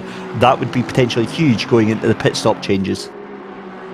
Do you know what? I'm going to put this out there. I think that at this moment in time, now again, I could be wrong, but I'm going to put money where my mouth is. So Kylian Raiminen, looking at the pace that he had before, he's leading, their team and the 211 car. They're leading the race. Now they're not leading because they are a very, very quick car. That Side Max Motorworks JLO team is a very, very quick package. I'm wondering if the track conditions just aren't suiting their current optimal pressures, and when they jump into the pits, provided they can get the pressures right, they will be back on pace. That's going to be my theory as well. I don't think that they're dropping that much time just because of driver pace or setup or anything like that. I can't see it. The only thing that really sort of would put that into my mind is the tyre life and the fact that the tyre pressures themselves, and if they're ever so even slightly out, we're talking half a PSI possibly, that's a massive difference. So it's going to be what I'm reckoning there. But yeah, at the moment, that is Antonov. He's pulled out another second on that last lap, the lap number 462, and he pulled a second out. So again, there's just no stopping Antonov at the moment. But that's what I'm going to reckon is going to happen with Raiminen, is once they come into the pits, if they can sort tyre pressures out, they'll be back on pace. Yeah, that certainly could be the case here, but the 191 and George Boothby trying to make his way past your race leader and unlap himself, and all the while bringing up Kirill Antonov. And that's a great point that you mentioned there, because you look at Dan King, who has consistently been in the 218s and 219s. He's got the pace there, and all that he's done is he jumped into the pit lane. That's all that's there. And there you go, race leader into pit lane. Kylian Raiminen jumps into the pits. He blinks first, and that hands the lead then to Kirill Antonov for the Ladder Sport Rosnev team. And this is a roll of the dice. This could be potentially huge for Raiminen. I can't see how this is going to come up trumps for them just now, because the pace that Antonov has got consistently in that 220 bracket, I mean, he's going to have to pull something incredible out to undo that damage that the number 41 team has done there. But we'll keep an eye on this, and Antonov, to be honest, looks quite happy to settle behind Bastian Richter for Unicorns of Love right now. I think as well, this could again be quite interesting. So obviously, yeah, we've actually got Raiminen. They've gone for the undercut. Okay, so the Sidemax Motorworks car has has tried to the undercut. I think, to be fair, if they can jump out, I mean, at the moment, Antonov is doing sort of the 90s and the 20s. If we can, and that was, I mean, we're talking it was 2 seconds, I think, 2.5, 3 seconds was the gap before Raiminen pitted. Now, if they can come out on track and they can jump back out on track and they can start hitting immediately the 218s, the low 218s and the mid 218s that Darren King is currently setting, we know that Darren King is setting those lap times, so we know that they're possible. I reckon that this undercut might actually work as long as they're a bit lucky with traffic. I think that could be actually, the undercut could very work and they might extend that lead even enough to the point where, again, if they can sort those pressures out, which I think there was definitely something there, Antonov is going to be having to try to put as much as he can into these tyres, but obviously his tyres are going to be a lot older now, so that's going to have effect, something to be conscious of as well. So I reckon this undercut might actually work. 11 out of the pits just now. Then they're going to regain onto the track just behind the number 38 machine. That is, as I said, Dan King that's out in that one, so potentially also going to lose track position to the 149. Again, I say track position, but they're actually several laps down. That is Jaroslav Honzig putting the 211 under pressure as they come into Lecum. So we'll keep our eye on that one. We'll see as Antonov into the pits then as well. I've got to be honest, I think Antonov has done brilliantly on this one. Strategy, absolute genius. He'll jump into the pit. I think Antonov is going to come out in front here. Oh, this is going to be interesting, is it? We've got two opposing sides in the commentary booth. This is going to be it's going to be an interesting one. I think, to be fair, it all now rises in the balance of how the lap that Ryan Meenen can do, because he's still in the car. Actually, it's not my car. So Michael Tauscher is now in the car. So it depends on the outlap that Michael Tauscher can do. And we're going to see he's coming through Lafang at the moment, going through into the latter stage of the race. Bottom right-hand corner of your screen. Again, picture-in-picture as well. Some fantastic broadcasting work as always as well. We've got two options here. So you can see what is happening between the current race leaders of the SimGrid VCO World Cup round 2 here at Spa. Where is it going to be? There is Antonov. He is now stopped in his pit box, and we're going to see a possible driver change. We'll see how it goes. Antonov may very well stay in the car, actually, to be fair. So we're going to see, but that is going to be, so Tauscher, he's gone through Blanchimont, going through into the bus stop. Where is he going to come out? Again, Antonov still hasn't left. The number 41 car has not left the pit lane yet, but we see as well 211 goes a little bit deep going into bus stop. That's cost him probably about half a second. That's surprising. Big moment there behind. Not too sure who that was. A couple of cars got involved, the 38 and the 33. We're going to have to come back to those in a moment. Look at that. That's going to be one of his teammates. Can't quite see who that is. Oh, this is going to be close, David. Certainly is. So Antonov has handed over to Grigory Ivanov, so there is a driver change. I think Ivanov is going to lose the lead. They're going to come out through Lecum, out through Blanchimont just now. It's almost side by side, but it goes back to Tauscher, but only just. And Ivanov has to get the throttle pins down. But oh my goodness me, you could not have asked for any closer right now. So it wasn't quite enough. But look at this, the 211 of Michael Tauscher for Sidemax Motorworks back into the lead and being hounded, harassed by that 149 behind him. He really is not having a good time there just now. Jaroslav Honzig giving everything he possibly can to keep that 211 under pressure, but surely it's going to be a matter of time. Actually, that worked out better for Tauscher because that gap now 4.5 seconds as they come out of pit lane there, but the 41 charging, hunting, waiting down, and this is now where it's going to be. It needs to be on pace. They need to have sorted out that pace with the pressures on the tyres right now. We'll be able to get a gauge on where Tauscher is pace wise, but we're going to have to wait to see where Grigory Ivanov is in terms of pace. Now we've got a race here, and what a way to spend your final 25 minutes here, Dan.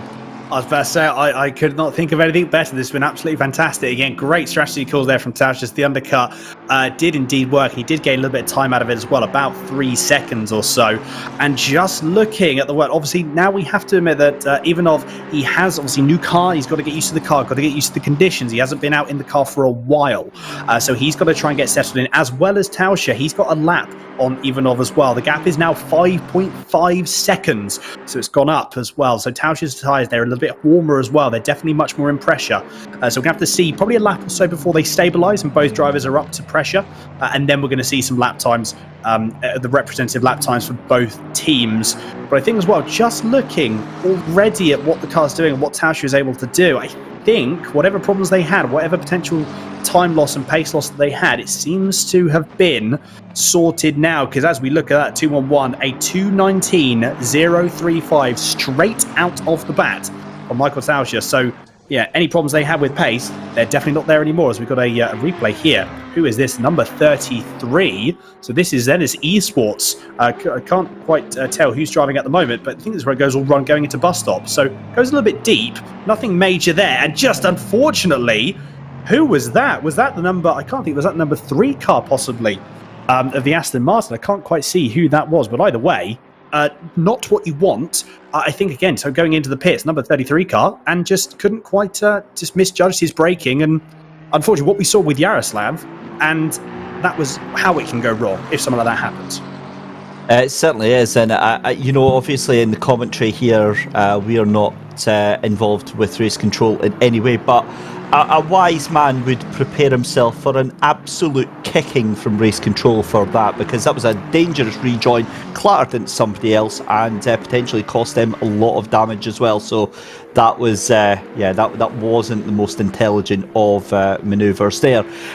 Looks like that battle for the lead is stabilising in the direction of the 211. They can breathe a sigh of relief, inside Max Motorworks JLO team, because that gap now over 6 seconds, almost over Grigory Ivanov in that 41. The 191 of Boothby jumps into the pits, as does Bastian Richter, but James Bacon, who is out of it looks like out of sequence on that one as well, it jumps up into 4th place. So we'll wait for the cars to sort themselves out. Great to see our good co-commentator Lewis McGlade is ready, poised, waiting in the YouTube chat to jump on and saying that was 11,000 out of 10, and I'm presuming that was for that move on the 38 there. But Dan, I mean, it's been an awesome 2 hours so far. How do you see the final 4 hours panning out? Oh, I mean, that's too hard to call, isn't it? Really, that's just, there's so many things that can go on. I definitely think it's going to be a battle between very much. I think these top two. This is going to be the next 4.5 hours. Is just going to be these two battling and jostling for position. You've got different again, so many different variables. You've got all the different drivers. You've got all the different strategies, all the different setup works as well. Track conditions. I mean, 4.5 hours left. It's dry as well. We can see on the forecast for the next 30 minutes, but that could all change as well, so that could spice things up. I mean, if I'm honest, I think this P1 and P2, this is going to be a very, very close. That's what I'm going to put my money on. The biggest battle being is for that top step, because I mean, I don't think I've seen a level of competition that's this high. I don't really think I've actually seen any sort of battle that's happened this close. I mean, 6.8 seconds is now the gap. More importantly, though, Ivanov is losing out time, though.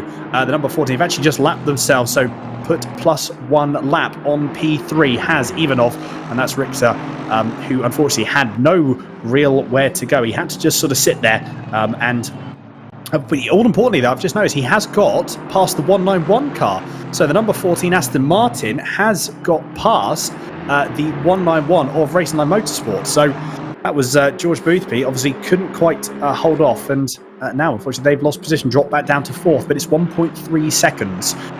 Sorry, David, going back to your original point, I honestly, I could not say. There's so many different things that can happen. I think that is absolutely spot on. I think it's at this point it's a little bit too close to call, but we're watching as we see Grigory Ivanov moving away from that battle for 3rd place, and Bastian Richter for Unicorns of Love desperately trying to hold on to the 191 of Kevin Ciclari, who is jumped into that 191 from George Boothby. They're having a proper scrap behind. They're absolutely giving every single inch of the track here a good bit of attention, and meanwhile that means that Grigory Ivanov now can get past him, and we saw that more importantly that while it was his teammate that was in the car that was in that 41 of Kirill Antonov, he was quite happy to stay behind that 3rd and 4th battle, but now they're starting to hold each other up. Ivanov has decided to bolt them and get it done. We've got yellow flags. I'm not sure if that is accurate, but that is the Zenith Esports that showed us a yellow flag. That is on the top of Radion and yeah, it looks like that car has come a cropper. It's got going again, so a bad day going to worse for Zenith Esports. And yeah, they're not going to be doing too well. Marco Macri jumps into the pit lane there in the 194 Bentley. He was doing some fantastic times earlier on, but the fastest man on track is your race leader, 2:18.726. This is exactly, Dan, what you said needed to be done. Michael Tauscher getting the job done here, and that gap now over 8.5 seconds. Absolutely, I think as well. So like we were saying, whatever pace problems, whatever issues they had, they are definitely ironed out, and they've also gone the other way, and they are absolutely flying. Is Tauscher at the moment, and at the moment Ivanov, he has absolutely nothing to respond to. He could very well have something to respond to later on down the line, but at the moment no such luck. Kevin Siklari, who on the one way, he's trying to make a move back on Richter at the moment, number 14. So Aston Martin versus Aston Martin. And as you can see, the top 8 currently Aston Martins, and one lonely BMW of the number 62 Team G2 esports car there. So the as well, we've got a little bit of variety in that top 10. But at the moment, Siklari can't quite find a way past. So that was a back marker there, just managing to get out of the way, albeit very, very close indeed. Can't see who that is, but that's got some, whoever that car is, that's got some damage either way. That is Mark Bulsler. So he has, unfortunately, his car has seen better days, and he was getting out of the way as best as he could. And as well, we've got, moving forward, so Michael O'Brien in P9, just sitting inside the top 10 for the Rocket Simsport car. Again, as they go through down onto the Camel Straight. And as what they've only got, actually, they dropped to, I'm just looking at the timing screen. Timing seems to be a little bit off, so possibly in P11, actually. So in the bottom right corner of your screen may very well be the incorrect number. I think they are indeed. Actually, no, correct me if I'm wrong, it's just changed. So they are in P9. It's just sitting inside the top 10. Got a bit of a gap, though, to the number 1, 2, 3 Aston. Currently driven by Panka, and also as well they've got a bit of a gap now to behind. So a good performance from the McLaren. Nice to see the McLaren getting involved as well and getting up there. Yeah, and look, that's obviously because of the impressive pace that O'Brien was able to showcase early on when the track was just at that greasy stage. He was able to fire in some huge lap times, taking purple lap several laps in a row. So great work there. You also got to say, I mean, let's talk a little bit about Niles Noyox in that BMW. In fact, hold that thought. This is the 33. That was the incident going down Eau Rouge and then up through Radion as well. The 33 currently at the moment being driven. I'll tell you who that is in a second, but gets a bit of the carb and boom, that will add some or rather subtract some value from your rather lovely Audi GT3 car. I think they better need to see the spares department to get a new bonnet for that one. So the 33 coming a cropper at Eau Rouge, that's Mark Balzer, and that is why he had that damage there. But Niles Noyox in that number 62 G2 esports machine, that BMW has done fantastically well through the session so far, keeping himself in touch for a top 10 finish just now as we watch Martin Stefanko for the Garage 59 in the number 5 outfit. That is, of course, Williams Esports trying to hold off, let's see, that's the 149 behind him of Jaroslav Honzig. So this is not for position, but that Aston being run ragged right now. Going back to that contact for the 33, that was a very, very hard hit, wasn't it? I think any contact there, and any form of accident happening going through Orange Rally, you're always going to have a big incident, isn't it? And there's always going to be a lot of damage. And I'm sure anyone who's raced in sim racing there at Spa has always had that moment, has always had a little bit of contact there. And unfortunately, it is just one of those things. Yeah, I mean, that was a hefty hit. That's going to be a good chunk of repair time. And unfortunately, nothing really that can be done for that. So they have to just sort of soldier on, the analysts to soldier on, make the most of these of the final sort of few hours, and hopefully they can repair the car to a state of getting that pace back into their next pit stop. Because that's one of the things as well is, is it worth trying to just nurse with the damage rather than come into the pits and try and get it repaired? That's another thing as well that they've got to think about. Martin Stefanko currently just sitting outside the top 10. He's only got a second up. Look at that. That is G2 Esports, currently driven by Nils Nyrox in the 62 BMW. So a second is the gap between himself and the BMW, the number 62. It's just jumped up actually 1.6 seconds. He did lose a little bit of time when the Yas Heat McLaren was getting by him. But as well, though, look at that. Kevin Siklari, he still can't quite find a way past. As I said, he's going to potentially make a move. They're going to go side by side. Oh, my goodness. I thought that was going to be a big spin there for Siklari. So that was Richter squeezing as much as he possibly could. Maybe a little bit too much, I think, as well. But the camera angle may have been a little bit... might have looked a little bit different from that particular angle, but as well. So Richter knows that Siklari is there, and also I think Siklari knows that he's got pace to get by. He just needs to find that opportunity. He needs to pressure the number 14 Aston Martin into a mistake. And at the moment, though, I think as well, Siklari is looking very aggressive. He wants this position, and he wants that last step on the podium. And as well, if he can take it, and if an opportunity presents itself, he will not think twice. I was about to say about Kevin Siklari having the pace and how he was the fastest man on the track, 2:18.3 that last lap round. That's actually been taken by the 995 ambassadors for Renville and team, who are doing a bit of a recovery drive themselves, getting themselves up into 7th position. Marco Bischoff doing a 2:18.2, so don't be surprised if we start seeing 2:17s in the next couple of laps. Track temperature now matching ambient temperature, 26 degrees, rising very slowly. Virtual track time of 8:41 a.m. and we get near to about 4.5 hours left to go in this race. It's still Michael Tauscher in the lead there for the 211 Sidemax Motorworks JLO team with a commanding 8.7 lead, second lead over Grigory Ivanov, who has now got to focus on his mirrors because he has got cars that are a lap down trying to get their way past, and Bastian Richter still in front of Kevin Siklari as they come down through Eau Rouge, then up through Radion. Is just absolutely spellbinding to watch. We've got Karov in the background there. I think that was the 777. That was what was Amir Hosseini. It's now Jadvat that is in the car there down in 22nd place. Great job just sticking out of the way there. I wonder if they were actually just coming out of pit lane. But at the moment, Ivanov under all sorts of pressure from 3rd and 4th place. And again, I say that, but important to remember, these cars are a lap down, but they have got the pace to get themselves unlapped.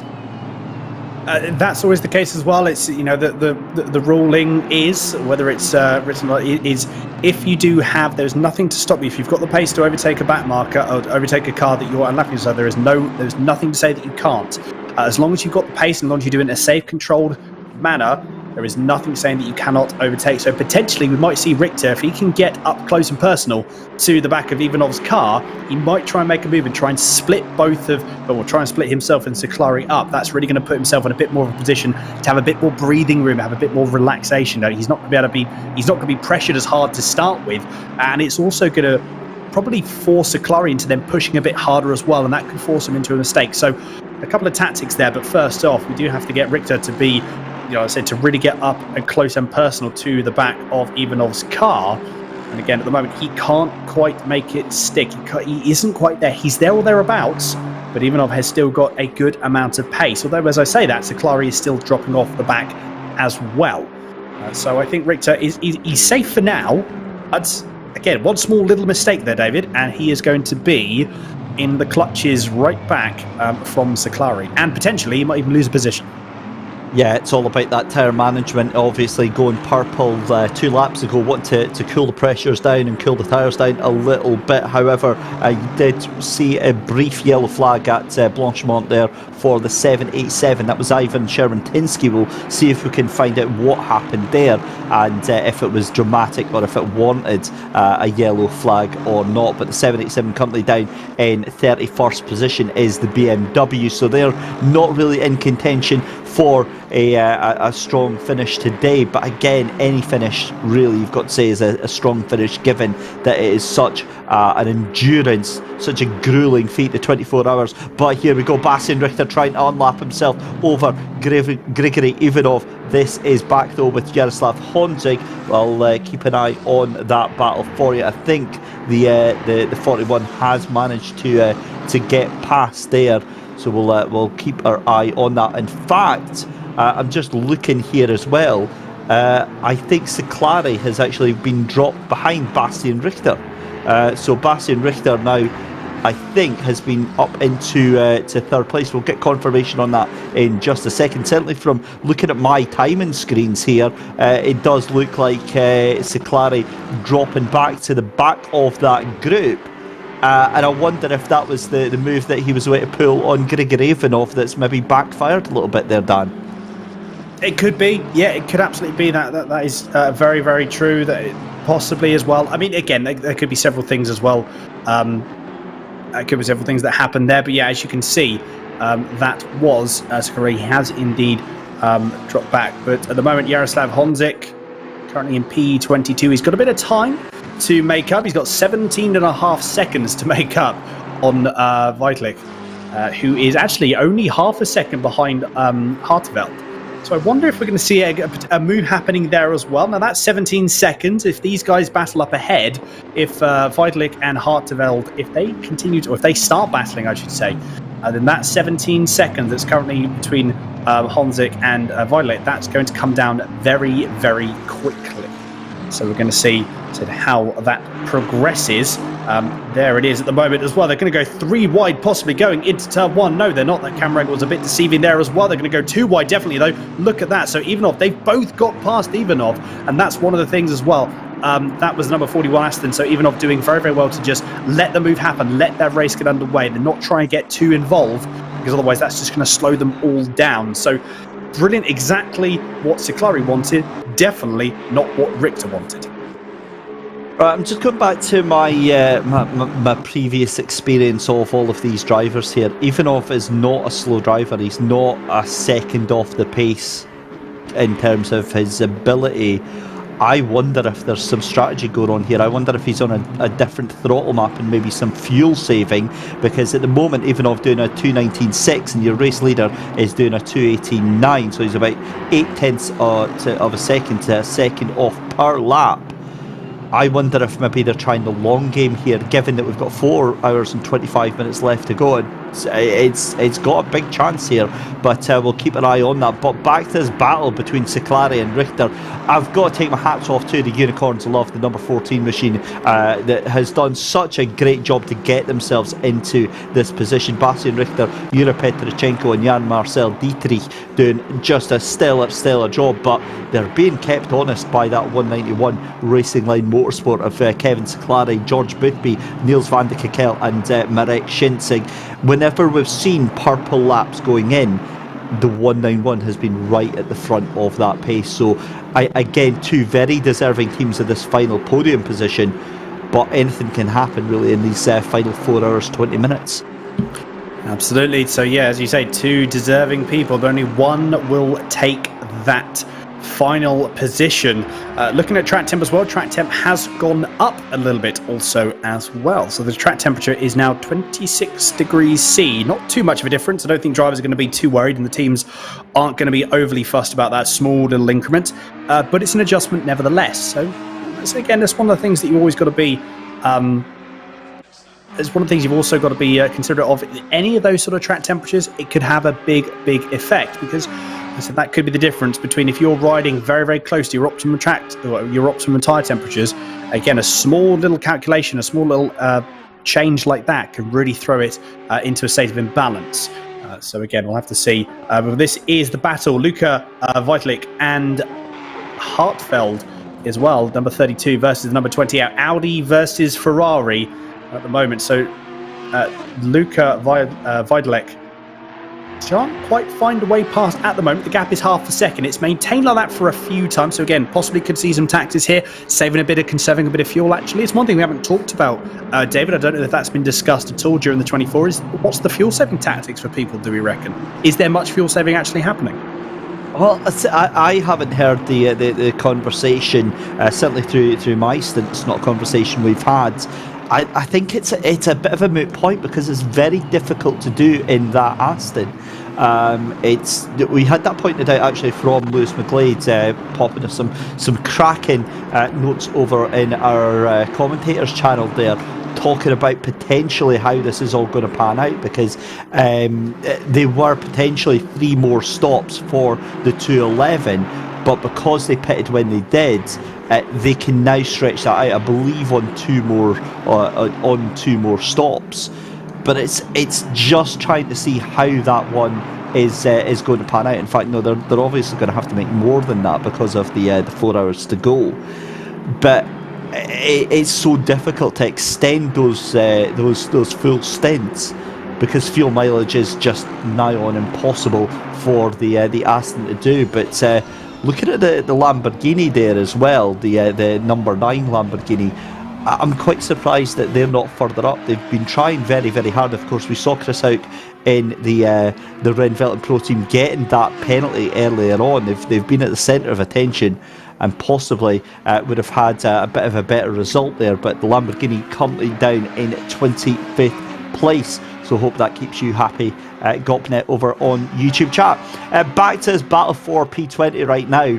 And this is a battle for the ages, really, isn't it? Ferrari versus Audi. Chris Hartfeld trying his best to hold off Luca Weidlich in that number 28 Audi. But you get the feeling, you get the sense of impending doom for the Ferrari, because that Audi right now is just absolutely rapid. It is indeed. Weidlich is glued to the back of the Ferrari's back bumper. Could only be, like I said, a matter of time. The Audi's a very, very quick car, and it's looking very, very strong with 4 hours and 20 minutes to go. Again, that gap is actually maintaining. I wouldn't necessarily say it's not necessarily really sort of like closing. There's no real pressure that Weidlich is putting on. So again, possibly could just be, again, biding his time, just putting his car and keeping his car there, driving a nice, sensible remainder of his of this stint. But again, whether there's no real incentive for him to make the move at this moment in time, possibly that could happen a little bit later on. Obviously, this again is for P20, so it's an important position.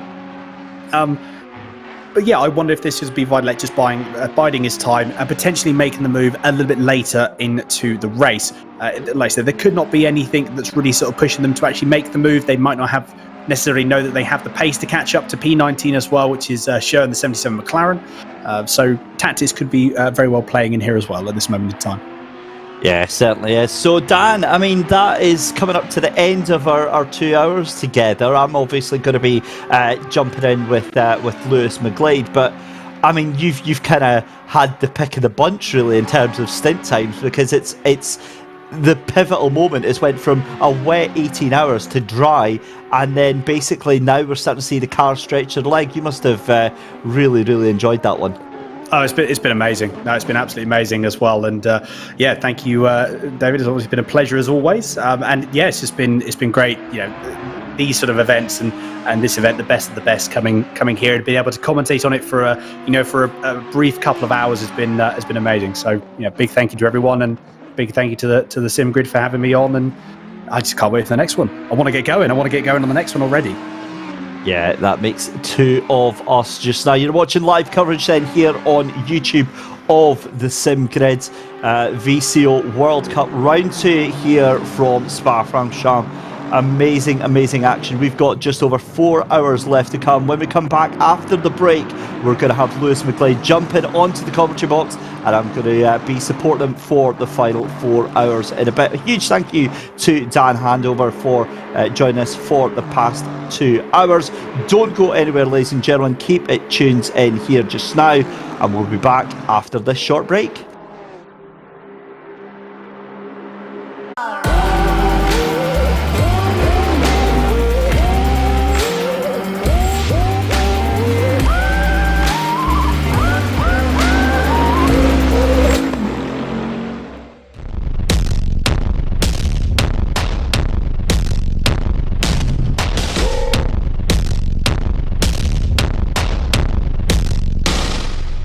Virtual.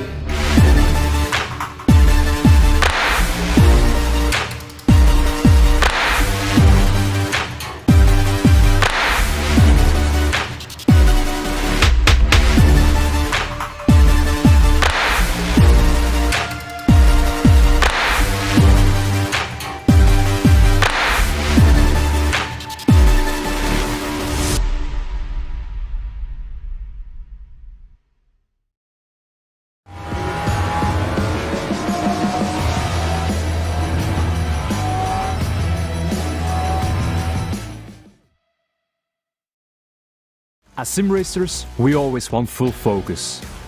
One single mistake might cost us the race. We're always improving our skills, our tactics, our consistency, being better than the competition. However, we sometimes forget to upgrade ourselves. That's why we created Q-Focus, an all-natural focus booster without caffeine. The formula is specifically designed to keep us calm and razor sharp during a race.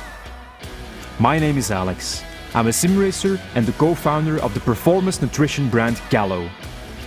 We want to empower sim racers to reach their full potential. Go to gallo.com/simgrid to find out more.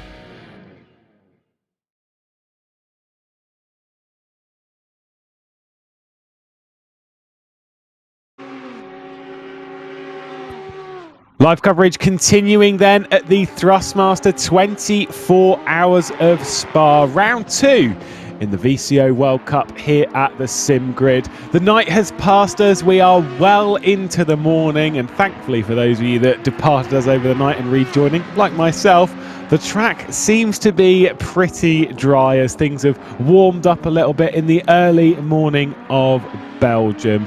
At the moment, we've got ourselves a position where we've got effectively a three-way fight, potentially even for the race lead. The Tauscher, the 211 Sideback Smokeworks car that's currently leading the way from the Lada Sport Rosenef team, and the 191 is not too far behind the Racing Line Motorsport car. We'll see how that one all unfolds as the race progresses, see how many pit stops they have to make. It certainly seems like it's more so a two-way fight for that race lead, but we'll never know how that one's going to unfold over the next 4 hours and 15 minutes. I'm Lewis McGlade, back into the commentary booth. David Christie, who's been on for the previous couple of hours, will be taking us all the way up to the checkered flag. So you've got a long morning ahead, sunny Jim, but good to be back in the booth with you. Yeah, it's always brilliant to be back on here, Lewis. And I mean, we've just had an absolute bombshell in that past 2 hours where the track temperature has gone up, the track conditions have completely dried off. Would you have believed it after that previous 18 hours? And it's looking very good for the 211 right now. But I mean, anything can happen right now in these final 4 hours. The question is about extending stints for them, which for the Aston Martin is not easy at the best of times, but in this sense is that like they've come in at around the 4 hour and 45 minute mark, which we have 75-minute stint lengths without getting too boring early in the morning, but we've got 75-minute stint lengths here in the VCO World Cup, and basically if you do that backwards, you've got an hour and 15 minutes, 3 hours 30, 4 hours 45. So if you could extend it all the way over that 75-minute stint length, you could theoretically do it on 2 more stops. Although I would say, considering how close they've pitted to that marker, and they're in Aston Martins, I think that both of the top 2 in the race are going to have to make a splash at some point, which a splash around here, considering that trip in the pit lane, it's a long penalty basically to just take a little bit extra fuel. It certainly is, and I want to get your impression of the difference in pace right now, because Michael Tauscher in the lead in that 211 car has just been absolutely on it in the 218s consistently, but we've seen Grigory Ivanov really struggling to dip below that 219 mark, so losing the best part of a second every single lap to the race leader. Now, what we need to find out is that actual pace, or is there some sort of strategy trying to be played out there from the 41 Lada Sport Rosneft team with a view to exactly what you've just said there, Lewis, the fuel and potentially avoiding an extra splash? Yeah, in this sense, so obviously there's a few different things that drivers can do to affect their fuel mileage. Obviously you can change engine map and put it in a mode where essentially you're burning less fuel, or you can just drive it in the way that's a more fuel saving manner, so lifting off a little bit, carrying momentum through the corner, not basically just being very careful with how you're using your fuel across the lap. And the thing is, between the two, from what I have heard about this Aston Martin, is that if you're going to play about with the fuel maps, it's not really a good idea for this Aston Martin, because the fuel maps, you go from it's fine, it's fuel saving, but it's really, really slow. And that's kind of the issue with that Aston Martin, is that you've got to drive it in an economical way. And it's hard to get anywhere near that 75-minute length. I don't know if it is fuel saving or if it is just the difference in pace. I mean, Tauscher's incredibly fast, obviously had pole position here on Thursday night. Not to say anything bad about Ivanov, but obviously that team's incredibly strong when you account for Ivanov, when you account, of course, for his teammates Igor Ogorognikov, Grabowski, and of course Kirill Antonov. It's a strong team, but maybe Ivanov potentially could be argued maybe even the weaker link of that lot. By the way, we were just seeing there the 14 ahead of the 191, so the Unicorns of Love on the podium, but under an awful lot of pressure from the 191 Racing Line Motorsport car, as we're now focused back for 14th. So yeah, when it comes to fuel mileage on the Aston Martin, you've, in my opinion, from what I've heard, you've got to do it yourself. You've got to drive it in an economical way. You can't just rely on the electronics of the car to reduce power, because it just takes too much speed from the car. And on that note as well, it wasn't the only unusual thing we saw from the 41 team. We also saw Kirill Antonov. I don't know if you were with us at that point, where Antonov was actually driving across the grass over the Kemmel Straight in an attempt, what it looked like, to keep the tyres cool as well. So some very unorthodox tactics from the 41. But, I mean, to get themselves in this position, it's a bit of a kick in the teeth, isn't it? Because obviously from the early stages yesterday, it looked like the 41 were making great progress, but it was the 164 that they were chasing down, the GTWR Racing Team 4. So I said at the beginning, it feels like they're destined to be the bridesmaid here today. Well, I mean, from memory, every time that it comes to the interval points that we've had so far, it has been the Lada Sport Rosenef team that has taken maximum points from that. They certainly topped the first one at the 6-hour point, and they were in position to top it at the 12-hour point. I ran off by that point, but apparently it got very, very close as the weather was coming in. But either way, it was tight stuff. We know that team has been at the front for most of the time. They've been cycling out to the front fairly consistently. The problem is, though, are they going to cycle out to be the leader at the right point? By my numbers, no. I don't think they will. I think it looks to me, at least, from not going too much into the numbers point of view, it does look as though the 41 at the moment, if they're going to win this race, they've got to do the hard work, and they've got to do it on track, overtaking the 211, because it looks like they both have to come in for a splash. I think you're absolutely spot on with that one. It feels like the 41 is basically racing with one hand tied behind its back, because Michael Tauscher and the 211 car really has all the ace cards right now. They're in a great position with just 4 hours left to go in the race. And if I'm on the Sidemax Motorworks JLO team voice chat right now, I'm fairly happy and fairly relaxed at what's going on. But again, you can't be too relaxed, because just as much as we're seeing that gap going up to where it's 15 seconds now, we've seen it come down by about 2 seconds a lap when the big bad Igor Ogorognikov gets into the car. And what a move by Arnaud Lecombe there on the 194 on Samuel Ratz there. This is 4th position, by the way, and 20 hours into the race, and we're still seeing these just amazing sends up the inside of the chicane here. This is such an amazing race we've got here today. Yeah, this is the 194, the sister team to the car that's running in 4th position with Saklari behind the wheel. Racing Line Motorsport, their Bentley outfit that's hanging on at present from the Aston Martin of AAA Sports, who've been running around this kind of position a little bit further ahead at various points, and behind they've sort of been cycling around the midpoint of the 10th to 20th place. But this time it does look like they might be able to make the move into Lecombe.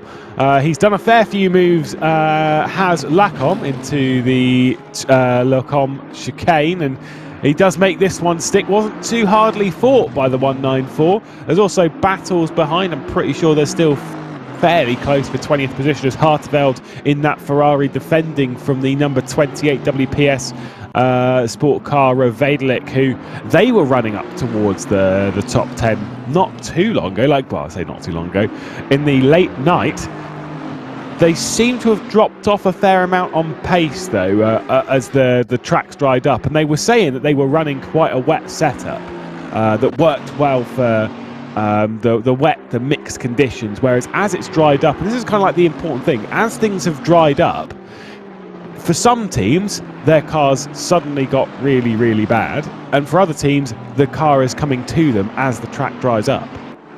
It's always been that gamble, is it? Because the teams have no prior knowledge of what the weather is going to do, so they can't plan for anything. They can only have a contingency for plan A and for plan B as well. So it's absolutely right. I mean, you're seeing some of the teams that had a stronger tendency to lean towards the wet weather setup now really struggling in these drier conditions. And again, some of the teams that were banking on drier conditions now starting to come to the forefront. But with 4 hours left to go and a lot of the battles still going on, certainly it might be a little bit too late, because a lot of the cars, apart from first and second now, in fact all of the cars, apart from first and second now, a lap down as well. So they're all involved essentially in their own little battles. But I said it earlier, I said it about half an hour ago, the 62 team, that BMW G2 Esports, they really impressed me how doggedly they fought to stay in the top 10. I mean, there's no getting away from this. This has been an absolute domination from Aston Martin. The car is OP at this track. It's completely overpowered. And for the BMW to sort of get involved and fight in that mix, just a credit to that team, and really strong performance from the BMW team G2 Esports. Look at the eyes of Niels Nyox as it's going around. Like, your eyes are not focused on exactly what he's doing. It's going left, right, right. And it's because there's data, obviously, streaming, so there might be a bit of chat as well, and potentially various other things, some information coming in, some fuel numbers that he's got somewhere else on the screen, and his eyes are focused one way, and then boom, another way, and then where do I get that data? Where do I get... Basically what I'm saying is, in this, it's not just about what you're doing behind the wheel, it's about keeping on top of the car. As much as some teams have got race engineers and stuff, you still need the driver to relay some of that information, even if you do have race engineers, because obviously the people that's going to understand what's going on best in the car at the moment is the person driving it. And it's just interesting to see how many times a lap you're not actually looking at what you're doing. Yeah, and look, that actually is a fantastic point that you bring up, Lewis. If you watch, his eyes are darting down to the bottom left. On his screen, that's the bottom right. So it might be that he's got a triple monitor setup or an ultra-wide monitor. And what he's actually doing is, so he'll concentrate through the corners, and then when he gets a chance, he's glancing down at the bottom right, and that has all the data on your speed, your tyre wear, your tyre temperatures, and your tyre pressures as well. So what happens is, you saw as he exited the chicane, then he starts having a longer look at the bottom right, resets his thinking, thinks, right, what do I need to do this lap round? And that's the one thing that I always found absolutely fascinating in Assetto Corsa Competizione compared to many of the other platforms, Lewis, is the fact that this is a lap by lap, this is a 24-hour sprint race. That is, every single lap is like a quali lap for these drivers and for these teams, and there's so much work goes in to getting that data to keeping the car at its absolute optimum and within that little 1% window. And when you're at this skill level, the marginal gains are absolutely huge. Yeah, I've had a chat with a couple of drivers before about whether they, how they sort of go through the data and stuff mid-race. And if you genuinely, if you tell drivers, like, you're looking at your data like 5 or 6 times even on a straight, and you're doing it like 15, 20, 30, 40 times over a lap, they go, no, I'm not. No, I'm not looking at data that much. And if you were to show them a video of themselves doing it, they're like, oh yeah, I am. What? Because you don't quite realise, it's quite, when you get into the rhythm of just constantly checking it, it's quite a natural thing just to be like, I'm on a straight, boom. And actually, if you watched it, go back and just check. But when he hit the apex of Stavolo, bearing in mind, quite a high-speed right-hander, boom, checks again, mid-corner. Good on him. Not 100% sure I'd be taking that kind of risk, but obviously he's been driving around a lot over the previous 20 hours of the race. Just 4 more to go, so very much in the rhythm of things here at Spa. Our focus remains on the Racing Line Motorsport car. As Lecombe's got by, it appears that Aston Martin is pulling away from the Bentley with relative ease. Battle for 3rd place has spread out just a touch as Richter and Seclari separated by a little bit. Now the next Aston Martin down the road, that one that was in the back, that is the Ubik racing car that is in 5th place, although they are a lap down on this group. And again, it just shows you the pace difference through the entire grid. I mean, the fact that we've got 7 Aston Martins nose to tail in the top 10 is just absolutely absurd. But it goes back down to that point, doesn't it, Lewis, that all the cars basically involved in their own little scrap. And it was something that I brought up with Dan earlier on as well, is that one of the big things when you're at this level is being able to talk to yourself mentally and not fighting every other car that you see on track, being very aware of where you are on position, where you are on track and who's around you, and whether or not it's easier just to let them go. And it brings it again full circle back to the point you were making about how many times the driver's looking at their data. Of course, in sim racing, the driver isn't just driving the car. They've got so many different roles. They take on the role of a race engineer as well, and it's one of the things that sim race drivers actually struggle with when they go into real life racing, is that they're trying to do so many jobs, where in real life racing you've tend to have a team behind you and you don't have to do all those other jobs, so you don't have to have that sort of distraction with you. And it's sim drivers are almost lost when they don't actually have to have the tyre pressure readouts on every single lap and look after the lap times that they're doing. Yeah, I'd be much more for that. I like the idea of, you know, in sim racing, obviously, with like we're getting more race engineers and stuff these days. More teams do have assistants elsewhere, and I do like the idea that you can just get in the car and don't worry about the numbers, just drive. I like that because I can't focus on all the numbers left, right, and centre. It's hard work, but just getting in the car and just driving. Especially if you're new to sim racing, it can be quite a daunting prospect when you're watching the big boys and they're jumping between all of this data. And I mean, if you go and look on like F1 esports or whatever, and they're constantly moving like mixed modes and this, and I've seen this in other cars as well. Racing even in endurance racing, there are some teams where in like an LMP2 they are changing mixed modes constantly, like all of the time, and I'm like, I can just about focus on accelerating and shifting gears. I can't do the whole fuel modes as well. Like, that's a lot to focus on, so not a huge fan of doing that. I just want to get in the car and I just want to drive. And you know, like, some people do like the technical side of it. Some people do like the fact that they can adjust every little bit possible. But I mean, for me, like I say, just want to get in the car and want to do some laps.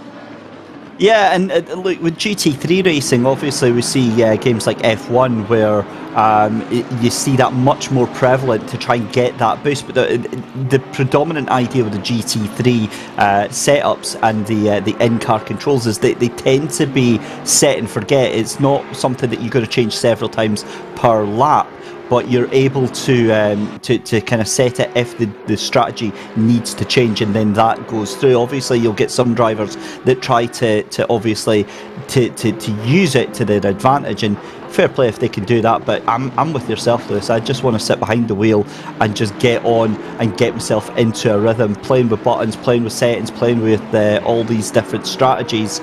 Yeah, that's not for me either, I'm afraid.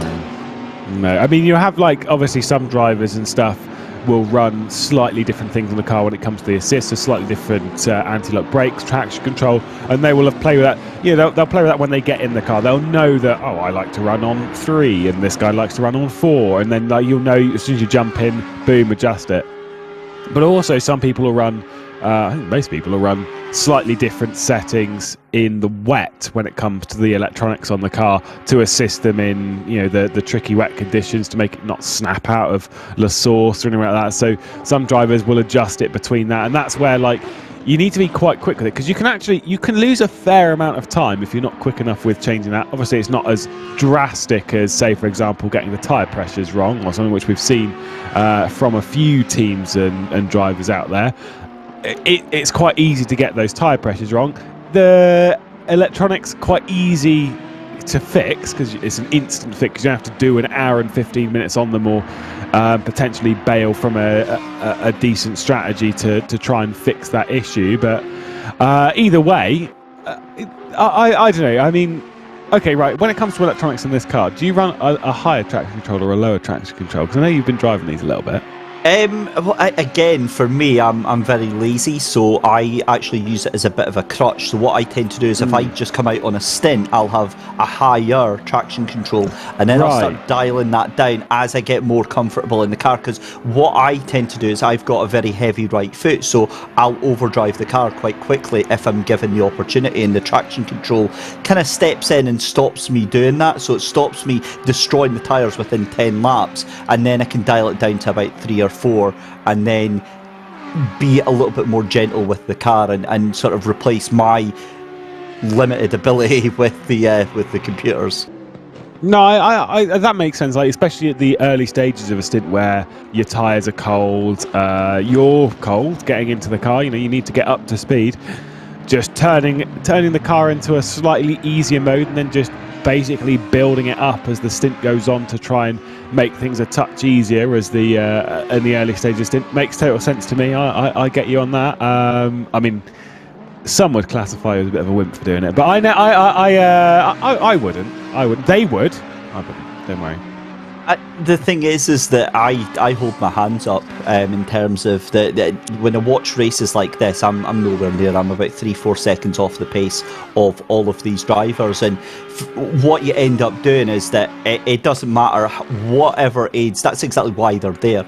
As long as you're able to drive the car comfortably, and more importantly, you're able to drive it stably for all of the cars around you.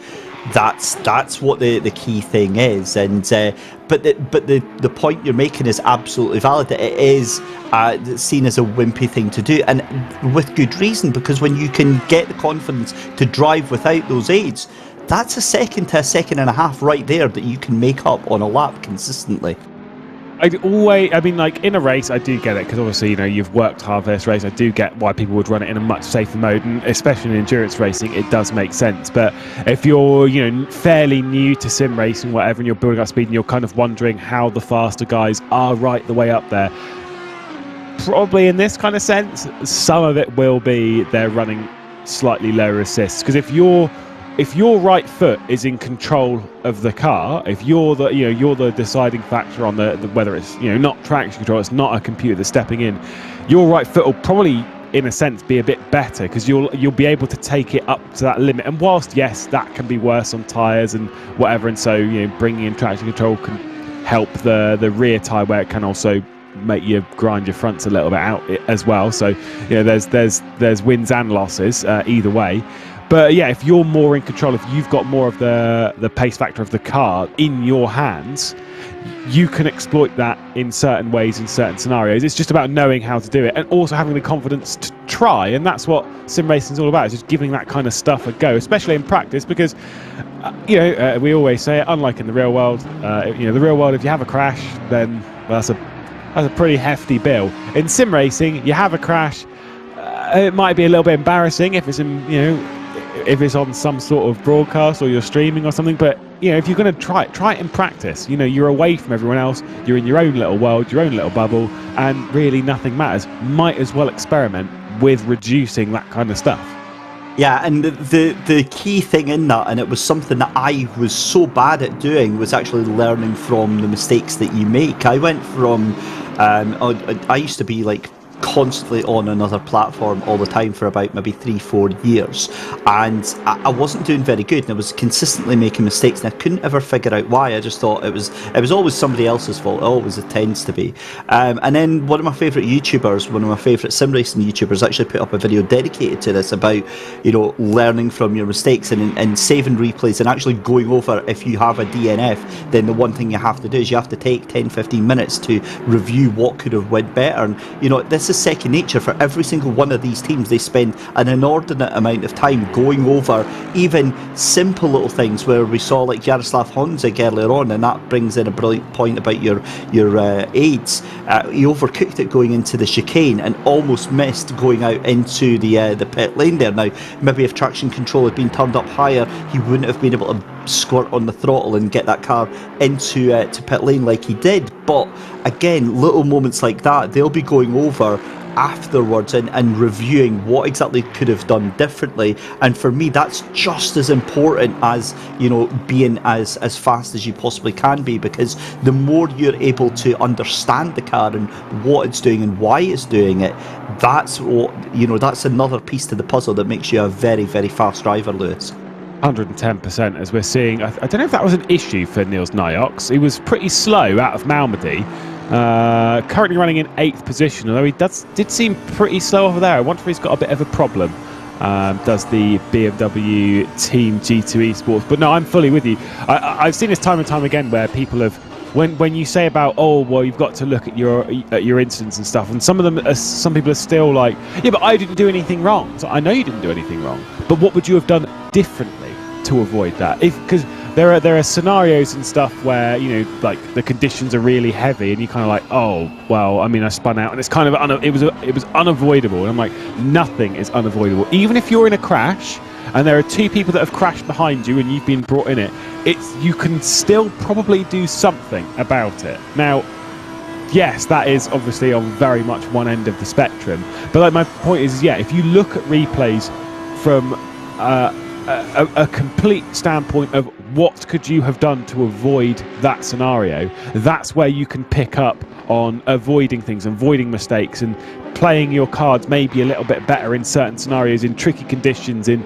tricky cars. That BMW is in the pit lane. I wonder if there was a problem for the 62, because it was really quite slow around this part of the lap. Not 100% sure what's happened to Niels Nyox as we're running down the hill with Vedelic, and you've got the grip hacks Mercedes that's directly ahead, not for position though, as Vedelic's got his eyes on one person and one person only, and that is the Ferrari of Hartevelde ahead. The Mercedes gets out of the way and the Audi is fresh to attack that Ferrari once again. I've got to say a huge thank you, Lewis, actually, for pointing out that I've had that completely wrong for the past almost year. I'd been pronouncing the number 11 team as Griffax Engineering, of course. So I did. You said it yesterday. You said it yesterday, and I'm like, oh my god, of course it's Grip Hacks Engineering. So yeah, I mean, look, they've done a cracking job of trying to recover. But we saw Marcus Peltonen. I mean, they were up in the top 20 through the early stages of the race, and it's just kind of fallen away from them. And you're looking at them now, 6 laps under. I mean, it's really nothing more than damage containment at this moment. They need a capital H. Because I when I first done, I was like, oh, here's Griffax. I'm like, is that supposed to be a play on like graphics or something? I was like, oh, it's Griffax. Good, exactly. Good one. I mean, great team name. I mean, it does call it. Oh, so 28's gone round. That's just speaking of mistakes, just a bit of a lazy slide on the exit of the final chicane. Back up and going again, but that has cost a good few seconds to Hartevelde, who's that Ferrari's now out by 5 and a bit seconds. So we've been talking of mistakes, we've been talking of judging inwardly and all of that, and yeah, well, there we go, seeing one live on broadcast. Well, that is a very minor spin there, but my goodness me, that makes you feel like absolute garbage when something like that happens, completely unforced and by yourself. And these things happen, but again, it's because of these things happening that that's how the laps start to go down. And frustration needs to be kept in check as well, because the worst thing you can do is after a moment like that, the adrenaline starts going round. You're like, oh my god, my team are watching what they're saying behind my back. You just have to calm it down, keep the voices to a minimum, and just sort of calm down and get back into that rhythm, back into that flow, and undoing that damage. At the end of the day, it's maybe 4 or 5 seconds, if that have been lost, and ultimately it's something that you can very, very easily over the course of the hour get back. but that's as long as you've got your head on straight. But back with Kevin Siclari here, 3 seconds now the gap to Bastian Richter for that Unicorns of Love machine, and I'm very impressed with Unicorns of Love. They've done a cracking effort to get themselves into the top 10 and then onto that final podium position. They're looking very, very strong for it, but I mean, it's kind of given with the fact that it's an Aston Martin that's a complete lockout for the top 8 and might even be Mike Noble trying to sneak into that 9th place. Yeah, they did have a lockout of the top 10 a little bit over the evening, but obviously I don't think that was going to hold, as there are other teams that are starting to move forward. Of course, we've got our defending series champions, Tobias Pfeffer, in the 157 that's been moving forward bit by bit. They were running around 20th. They started an awful lot lower than that and have worked their way up into proceedings. You've got Ross McGregor in that 22 Rocket Sim Sports car. I'm pretty sure that has only got to make 2 more pit stops from this point, one at around just slightly after the 3 hour 30 mark, and then of course around about the hour 15 mark, and then it should be able to get to the checkered flag. Obviously you want to push it a little bit further than that, just in case you hit the checkered flag a little bit. Got an update on Niels Nyox, getting this information in from both Michael Hamler and of course James Parker. There has been a brake issue on the number 62. The stint was quite short, and this comes into like quite annoying factors for them, because of course, for one, you're having brake issues, not good. Did have to pit in early, also not good. But with the fact that it was a 43 minute stint, the issue with that is they've pitted early. They could have done the race on 2 more pit stops to get them to the checkered flag, but now they've come in, they still have to do 2 more from this point. Getting word, by the way, that it is an issue with the brake pedal, not like the in-game brake system, so it's just to do with the brake pedal. So it does seem like Niels Nyox is now out of the car for the rest of the race, so it'll be between his teammates Arthur Camara and Gregor Schill to try and take this one to the checkered flags themselves. Arthur Camara, I've said it a few times in the broadcast, has done really, really well today in that squad. Yeah, he's been an absolute machine. I think he's, for every time that I've looked, every second stint has been Camera in that GT Esports BMW. He has just been trooping on with that thing. And again, with the BMW, look, that is unfortunate, but again, it's how they make the best of it. It's a case of damage control for the 62 team. That's going to set them back, no doubt about it, but yeah, it's whether or not they can actually get that brake pedal issue fixed.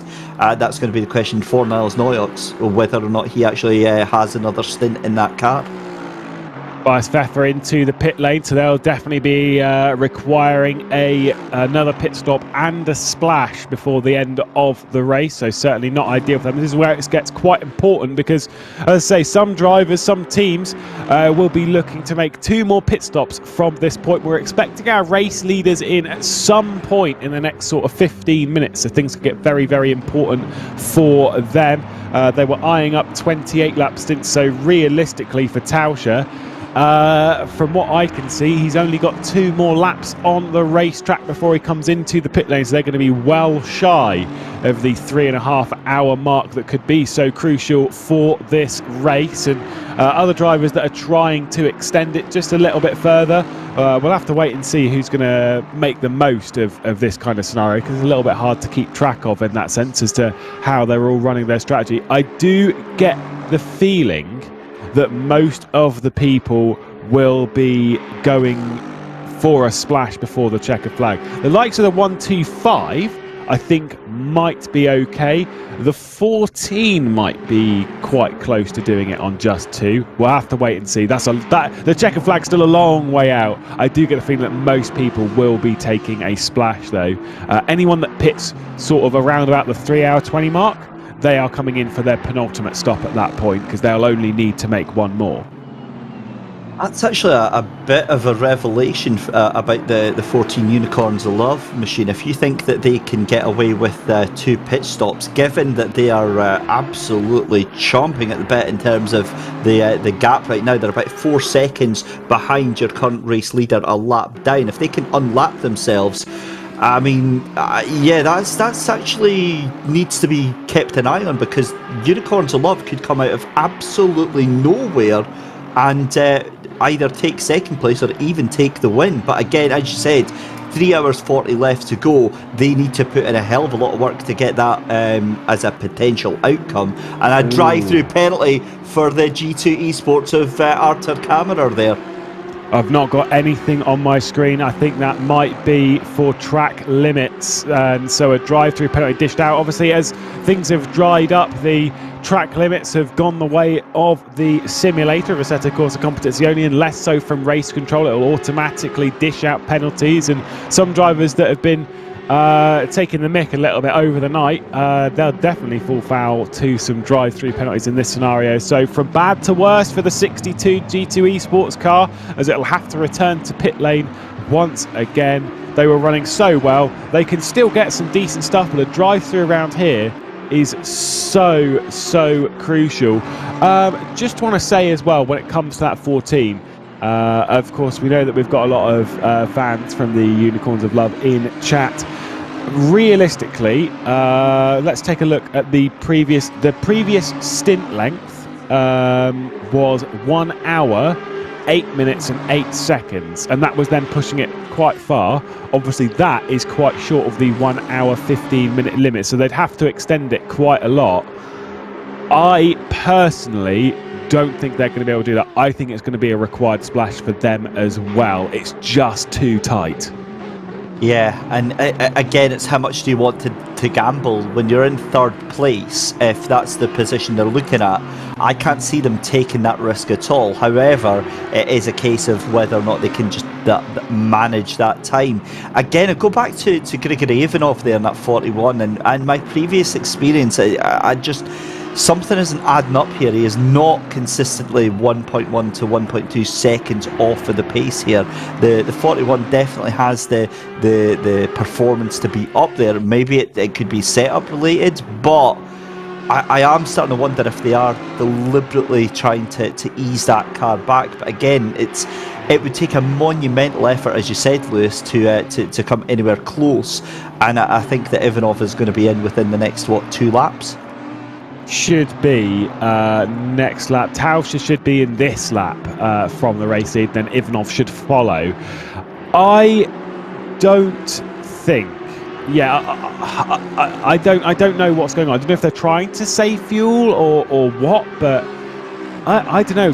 I agree with you. Something is not quite adding up, because even then, the amount of fuel they'd have to save is incredibly large, because they've got to go an extra 7 minutes on the tank, basically, from where they're going, because they're also running about an hour and 8 minute stints. Not 100% sure whether that one's going to work out for them, but either way, you can see there on your screen, ExpressVPN. You can be a part of the world's largest premium VPN service. You can access the internet safely and securely at high speed with best-in-class encryption and reliable service across the world, connecting to 94 locations and countries around it, free of geo restrictions. Link in the description, as well as with Calo, premium focus boosting food supplement. No caffeine, so no jitters, nervousness or anxiety, unlike many highly caffeinated energy drinks. It's developed and produced in Belgium using natural ingredients, so it's vegan friendly and it helps with mental performance in the short and long term. You can get 15% off your order with the link in the description. They are doing a prize for the team that leads the most laps, which, as far as my numbers are at the moment, there we go, got it on screen, is the GTWR R8G Academy car. Sidemax Motorworks, I thought were a little bit close in that, but it's just how much that GTWR R8G Academy car was out front. That would be the 164 that was out front for so long. That, as much as you've got 36 laps at the point leading, I get the feeling that in an hour or so that could very much go the way of the Sidemax Motorworks car that's continuing to lead, continuing to be out front, and continuing to pull away from the number 41. 2 teams up there above 200. Everyone else down in the single digits. Pretty impressive. Yeah, that is. It's been a case of two halves really for the two different cars that have led this race so far. I mean, obviously we've had the number 41 in for a couple of laps, but that's really just while the pit stops sort themselves out. But Michael Teicher into pit lane just now. Grigory Ivanov still out on the track just now, and there we go, 211 exits pit lane, and they are definitely, as you said, Lewis, going to have to do a splash and dash, aren't they? Yeah, it's just slightly too early. I mean, 3 hours 36 minutes. They're not even going to hit the driver limit and get there. So it's going to be a splash. So at this point, if you can save a lap of fuel, if you can save a little bit, if you're knowing that they're going to have to come in as well, you know, if you're understanding that everyone's going to have to come in this scenario, well, you know, you save a lap of fuel. It's a slightly shorter pit later in the race, so a slightly shorter penalty before we get to the checkered flag. And so for some, might work out. We were saying this earlier through the night and even in the early stages of the race. If you work back from the end of the race, like even earlier, so you know, to the 8-hour mark, so you go all the way back there, and you know that you're probably going to have to make a splash before the end, because let's say, for example, it's like half a stint or something. So say, for example, for the 157 Tobias Pfeffer that we're currently looking at, they pitted a little while ago. They may have prepared this. So they're looking at this, looking at the numbers, being like, well, we're going to have to splash anyway, so we might as well put this in maximum mix mode and let's just go. Let's push. Let's actually fight. And rather than trying to extend the fuel mileage, just try and burn it and try and push. Oh no, Arthur Camara, stop and go penalty. No. What do we say when it comes to serving drive-through penalties? Do not get a penalty serving a penalty. Stop and go 30. Bad to worse. Bad to worse. I've said it before and I'll say it again. Oh, Tobias Pfeffer doing a little bit of Tokyo Drift around the corner there, but we need to get Mikey out with that sad trombone ready to go as a hot cue, because that is an absolute sad trombone. I feel so bad for Niles Noyox though. I mean, he must be absolutely devastated at that. It's been a calamity of errors, and it's going to be some serious answers, because it's all went wrong. And races do crumble by the wayside. They do often in real life go like this as well. But I mean, like getting a drive-through penalty and a stop go 30. I mean, that is borderline unforgivable. All the hard work that they've put over, yeah, it's a bit of a shame for them. For Arthur Camara, I feel bad for him. My heart goes out to him, because it's so, like, genuinely, it is so easy just to push it a little bit too hard when coming into pit lane or whatever. You know, obviously you've done it time and time again, and I'm sure that there'll be no one harsher on them on that whole issue than Arthur Camara himself. So heart does go out, and hopefully they do come back strong. They should be coming back strong next round when we head to the 12 hours of Donington, because you know, if you look at it from a positive perspective, they've scored decent points throughout the 2 interval points, and you know, if they finish outside of the top 15, which to be honest seems quite likely in this scenario, they are running 15th and they've still got that stop and go 30 to serve. It means that they'll be going into Donington Park, yes, with less points than they'd want and less points than they'd rightfully deserve, to be perfectly honest. But they will be going into it with no weight, and Donington is a circuit which should match their BMW quite nicely. So, in that sense, I would argue that it's not all bad. There are still potentials on the horizon, and you know, every cloud has a silver lining and all of that rubbish. I'm just actually thinking they could actually really make this work for them, because if they've got to come into the pits and they can pit after they've done their stop go 30 anyway, with the time at 3.5 hours, if they were to stretch it out as long as they can before they take that stop go 30, that means then that they've only got the 2 stops left to go. They could minimise the damage on this and, I mean, essentially just make it a 30-second penalty rather than the full, we've got to come into pit lane anyway. So, I mean, this could maybe be minimised. Can they do that? They can do the pit stop after they've done their stop go 30, can't they? I thought that was only if it was a 30-second time penalty. They came in, they do the 30 seconds, and then they can do their pit stop. I thought the pit stop. So it's you can only do the stop go 30, so you can't do the pit stop. Right? Yeah, so well, ignore that then. I've been talking absolute nonsense there. You gave them hope. I was trying to give a little bit of positivity, a little bit of light, but it's all over. It's done. They might as well just on the point you were making earlier though, Lewis. I mean, it is easy for us as commentators to jump on it and go, that's terrible and stuff. I've been there myself. I've been there, and there is no worse feeling in a team race than when you do something that causes the team to lose positions. Right. I've binned it into the wall. It makes you feel like absolutely horrible. And what I know from the G2 esports team is that they'll be on voice chat with him, they'll be supporting him, and they'll just be saying, like, let's go, let's get what we can out of this, and trying to keep his spirits high. We've got Unicorns of Love in the pit lane. If you look at the stint timer, they're in the pit lane, 3 hours 30 left to go in the race. So from a stint timing perspective, this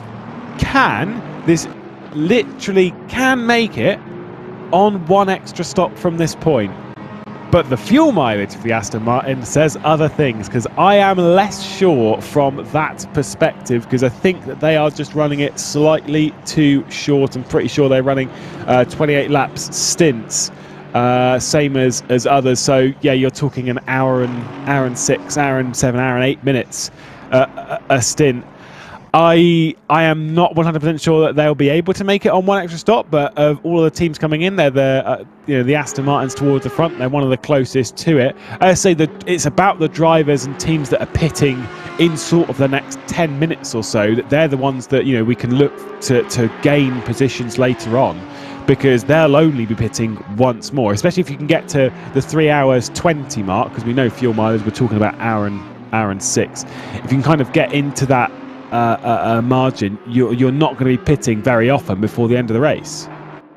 Yeah, and again, this is what I love about these 24-hour races, is the fact that, Lewis, with 3.5 hours left to go, and we're sitting with pencils and paper and trying to do algebra and work out exactly what the heck we think is going to happen, because quite honestly, we just don't know. It's such fine margins involved in that run to the line. I mean, if Unicorns of Love, and a big if they can pull that off, potentially, I mean, that's potentially 3,000 IQ strategy right there, but the window of opportunity they've got to pull that off is so narrow. I mean, yeah, we'll be talking about it for weeks if that is the case, and that goes on. But just watching that Kirill Antonov back behind the wheel of the number 41 Lada Sport Rosneft machine, it'll be interesting to see if he's able to get back into the 218s and beating Michael Tauscher. It could be that it just wasn't maybe an issue with pace with Grigory Ivanov on these dry conditions. I've thrown you under the bus quite a few times with correcting, like the odd, all the McLarens are going to do really badly here, are they? And then it didn't go that way. I think it was McLarens anyway. It was a long time ago. I'm going to throw myself under the bus now because my maths are completely wrong. Never trust a commentator's maths. I was doing it an hour out. 3.5 hours to go, hour and 15. If you times up by 2, it's not 3.5 hours. Muppet, it's 2.5 hours. So they can still push it a little bit further on time. So my math's completely wrong, so ignore me. But either way, they'll be running their numbers backwards and trying to make it on as few stops as possible. It's still in that kind of region of those stopping now. If they're doing it on an hour and 6, that'll still be in the region for a splash, because if you're pitting around about the 3.5 hour mark, well, if you times an hour and 6, and I really don't want to do this now just in case I'm completely wrong again, 2 hours 12, 3 hours 18, right? So you're still 10 minutes on the wrong side of it. And so for other teams as well that are pitted even earlier than now, they're way too far on the wrong side. So we're still talking about a splash for most of these teams.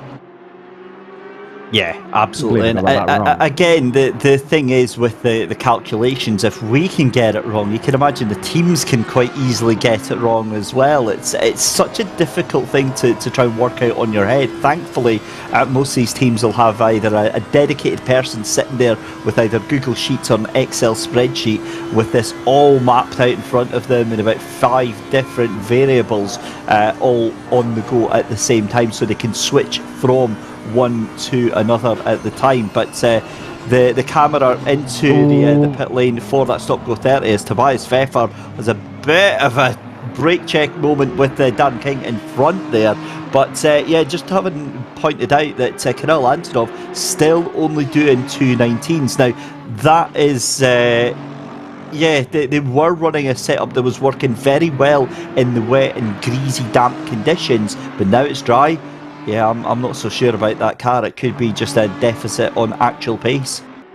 Yeah, it's not looking ideal at the moment for the Lada Sport Rosenf team, and I have to see if they can sort of march forwards and maybe adjust some things on the car over the stint that might just assist them, and changing of tyre pressures in the pit lane, something to assist in this scenario. Tobias Pfeffer, though, looking to try and make the move on the Dalkin Community car. He's got the inside of Les Combes, but is not going to commit to it. Seemed an awful lot better on the brakes into the final chicane, and will be looking to try and make a move and stop the Aston Martin from halting its progress, because the 157's been pretty quick and is definitely closing in on the potential position of a top 10 at the moment, because pace is obviously very good from the team that was victorious here last season. Out of the corner with No Name, looks really close, down the hill, gets covered off by the Dalkin Community car of King, and Pfeffer goes to the outside. It was well covered off from the Aston Martin, aggressively covered off from the Aston Martin. He means business. Is there going to be a dive to the inside of the Fania chicane? Not yet, although he almost committed to it. Oh, Tobias, calm your jets. We've still got 3.5 hours left to go, but yeah, I think it's safe to say he wants that 13th position from King right now. And Dan King, I mean, look, he knows how to make that Aston as wide as possible. We've seen from the top 9 that the Aston certainly is the favoured car right now, but they've just not been able to make that work in the Dalkin Community, still only into 13th position. And look at the gap that's already opened up over Tobias Pfeffer. That'll close down quite quickly on the run down through to the chicane just now here. The Audi very late on the brakes here. You'll see catches right back up to Dan King in front there. Brilliant stuff through the final chicane, and then starts it all over again. And Tobias Pfeffer is going to be a little bit wiser after that one, I think, Lewis. I can see they've added some. So this is the whole thing with they've had R8G joining them for this round, and potentially for future in a partnership between GTWR and R8G Academy. Of course, R8G is Romain Grosjean's esports team. Oh, it's getting a little bit cut off there once again from the Dalkin Community car. They've not had any of the colours changed. The typical colours of R8G is a blue, a darker blue, and orange. And we've still got them in the GTWR colours, so interesting to see that partnership's very much on, like, no, we're keeping our brand. It does seem though that Tobias Pfeffer should be able to potentially make a move here into Les Combes, but remember that car is heavier at the moment. It's got success ballast from Bathurst, got to go around the outside of Les Combes, has been committed on the brakes and using the sheer might of the braking power in that Audi R8. It's not quite enough. Maybe going to go for the cut back on the Aston Martin, but there was an Aston Martin still there, so had to go around the outside of Audi. Now down the hill towards Ravage. Oh, you don't see too many going around the outside here. There's respect between the two. Got the inside for the corner with No Name. It does seem like Pfeffer is going to come out in front in this scenario. Great display between the two, and the 35 kilos on board Pfeffer's car not holding him back in corner speed as he clears King. If ever you want an introduction to what's on offer here at the SimGrid, you just need to watch that past 6 corners back over and over again on loop. That is some of the most intense side-by-side respectful racing that you will see from Dan King there and Tobias Pfeffer. Despite what we saw in some of the previous laps there, I mean, that was just breathtaking to see both cars side by side for 6-7 corners at a turn here. But King's going to have to watch out now, because I think, does he have Marco Macri right on his tail there? In fact, no, that's a Conrad of the 5th place car, the 125 that's behind him there. So he can breathe a little bit of sigh of relief, can Dan King, but I don't think this is over yet. Look at how much he's gaining on Pfeffer into the chicane here. Yeah, but the Ubik events car is going to fire it down the inside and take advantage of this scenario and try and clear and just get past all this traffic. So that splitting of the traffic will help Tobias Pfeffer no end. Reminder for anyone who was joining us in the early stages of the broadcast, we had a bit of an interview with the Ubik event squad. We had Eric Neat in the booth who was telling us as to why, because normally that car is black and blue, this time it's silver and blue, and that denotes their victory in the silver class last season, where, you know, I like that. It's a nice touch. You've come here, you've won here before in class, and you think, how do we make something fitting for that? Paint the car silver. Why not? I actually think it looks very, very nice. I do like the black and blue of the Ubik squad, but I'm fairly partial to this silver. I think it looks very nice.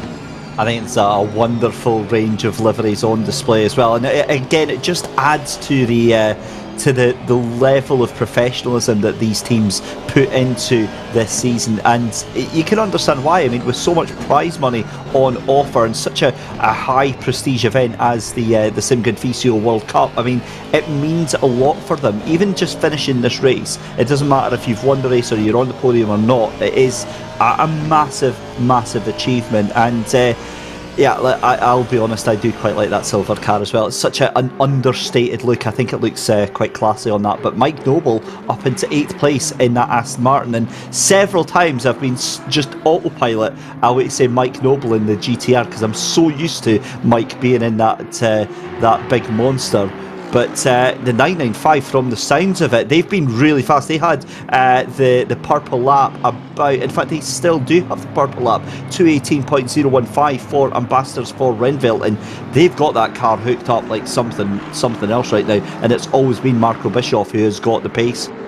Yeah, started out in not greatest fashion. They qualified in 5th and then were holding everyone back in the early stages of the race. Of course, it was yesterday, so a fair while ago, clearly getting up to speed with the car, potentially running a dry setup on it, and that was why they were struggling in those wet weather conditions. And as things have dried up, it's heading back their way. Explains why that car has been getting faster and faster. We do have an interview, by the way. I did ask if we were going to catch up with Killian Ryan Meenan a bit later in the race, and here we are. We do have Killian Ryan Meenan, of course, car leading the way at the moment in the 211. Tauscher behind the wheel at present. Things looking to be getting better and better for you. Yeah, I mean, it's tight. It's extremely tight on strategy. We're looking at every possible number we can for the cars behind. I don't want to say much, but it's tight. And see that you're running, at least on our strategy, without giving away too much, you're running fairly consistently a lap shorter than they are. Is there any sort of potential, without losing too much time, because this is kind of what we don't really understand as to how it is when it comes to the fuel saving of the Aston Martin, is there any way to save an extra lap, or are you already on the limit of what is possible? So we ran the 3 cars, so it's us, the 41 car and the 14 car, the ones we're worried about. I think Racing Line is too far back. We were all running 28 lap stints. The P3 car, number 14, are slightly offset by 2 laps, but I don't think it's enough. The 41 car is 1 lap ahead of us on this stint because we stopped 1 lap early on the wet to dry transition because our pressures were just too bad. It was too slow. But I'm pretty confident they can't save the fuel, so we're all going to have to do a splash and dash. So it's just about sort of playing that into your strategy in an effective way, which could be quite difficult. Without giving too much away, have you got a solid plan to attack the next 3 hours and 15 minutes of the race? Semi-solid. I mean, it's pretty dynamic. We don't know what's going to happen with the rain past 30 minutes from now. So the biggest problem is, because the track is dried so quick, the stints now are about 4 minutes short of what they were in the rain. We just can't make it on fuel in this car, and map 2 is too slow. So yeah, it's tight. It's really tight. I don't know is the honest answer, but I'm pretty confident we can do it. Final question before we let you get back to the team. Pace seems really quite decent from the squad at the moment, as you're continuing to pull away from the 41 Lada Sport Rosenef team. They seem to be struggling on pace quite a bit. They're fairly consistently around half a second a lap slower. Any guesses as to what could be going on? We're pushing as much as we can now to try and open the gap. They might be just struggling on pace. They might be trying to fuel save. Like I said, I don't think it's possible. Yeah, we want to be about 45 seconds, 50 seconds clear by the end of this stint or the next stint to be happy. So that's what we're trying to achieve. Well, best of luck to you and the Sidemax Motorworks squad. I'll let you get back to your team. Thanks for joining us once again, and hopefully a clear run to the checkered flag. Cool, thanks very much. No worries. Right, Killian Ryaminen in the booth then with us, giving us all the information on what's been going on in the 211. Interesting to hear that then, yeah, that we are expecting splashes from pretty much everyone towards the end of the race. Yeah, I think as well, Lewis, is that there's a certain degree of keeping their cards close to their chest. I think maybe knows a little bit more or has a bit of a better idea, but obviously given that other teams are watching and listening to the broadcast, I think they'll not be wanting to give away their hand just quite yet. But you pointed it out, he's pointed it out, it is just too close to call right now. It sounds such a cliche, and it sounds like we're just trying to keep the excitement level going on, but this is genuinely how it is. We've got no idea how this is going to pan out in the next 3 hours 15 minutes. It is Bastian Richter, are the Unicorns of Love going to be this dark horse in the back of Matters currently in third place just now? Is Kirill Antonov able to stabilise that gap? It does look like they have a little bit just now. That gap now 26.6 seconds, but they're still losing about maybe 2 to 3 tenths every single lap here, and the 211 currently getting past some traffic. But what I'm looking at here is Bastian Richter has an advantage in fuel, but also is lapping faster than your race leader, so he could be on the way to unlap himself within a couple of laps time. Yeah, that could be really, really good to see 3 cars battling out for the lead. If they don't have to come into the pit lane that extra time, if they can save enough, if they can go the distance, then things can be very interesting. But they will know at this point, they'll know if they can make the distance or not, because we're hearing again, saving fuel in that Aston Martin is just, it doesn't really work. It just doesn't happen. You can try and drive it, but you'll never save enough fuel, and you can turn the mix mode down, at which point you're too slow. So there's no real way to make that Aston Martin go further than what appears to be 28 laps, and you can prove that by opening up the live timing, clicking on all of the Aston Martins, and say, oh, everyone's doing 28 lap stints then. Everyone, all of them are doing it, because that is the very limit, that is the upper end of that car. So they'll know now if they can make it or not, because they'll just run it backwards, try and work out how many laps there are to go until the end of the race, and then figure it out from there. By the way, we've passed 500 laps. We are on the 501st lap of the Thrustmaster 24 Hours of Spa, so we're over half a... What is it, 1,000? A millennium? Yes. Half of 1,000. We'll go with 500. Yes, we've done the 500. That's a big milestone nonetheless. But I mean, yeah, look, 500 laps. What a testament to the dedication and to the concentration of these teams. I mean, I'm struggling after 100 laps. 500 laps is just absolutely brain melting at this point. And given that things are still so delicately poised, so on a knife edge, looking at the battle for third and fourth place, I think Bastian Richter starting to open things up on Kevin Siclari by about 0.3 of a second each lap. I mean, he is desperately trying to hold on to the back of Michael Tauscher, and again, I think if he can get that lap back from the leader, that leaves everything on the table with 3 hours left to go. Yeah, it could make things interesting for the battle at the front, and see if we can see the number 14 Unicorns of Love. They've got 3 and a bit hours to try and get themselves among the top lot and potentially even into a better than their podium spot. And also you've got the 191 behind them of Siclari as well. They seem to be forced into a position of making that splash. Anyway, through traffic and stuff, I thought that Tobias Vettel was able to pull away from Darren King. Alas, not so much. The 157 very much under pressure from the 38 Dalkin community car. So GTW are not able to break that. They are closing in, though, on 10th place. Gogo Panka at the moment, who's behind the 123 FFS racing car that is just down the road. Next car on circuit. So potentially a three-way fight here at the back end of the top 10. Yeah, it certainly is. In 3 hours, 10 minutes left to go. It's all building itself up very, very nicely for the next round. The pit stop's just about half an hour, 40 minutes away here.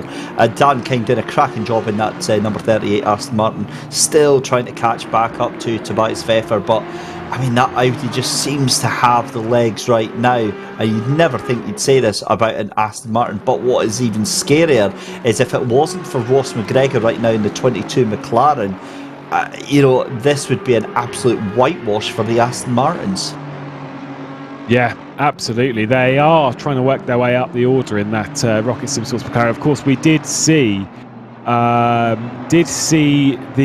BMW up there a bit earlier. Of course, a massive shame. Arthur Camera currently down in 17th spot, so they've served their stop and go 30 for G2 Esports. They were up in the top 10. They're now down in 17th, and obviously a fair way down.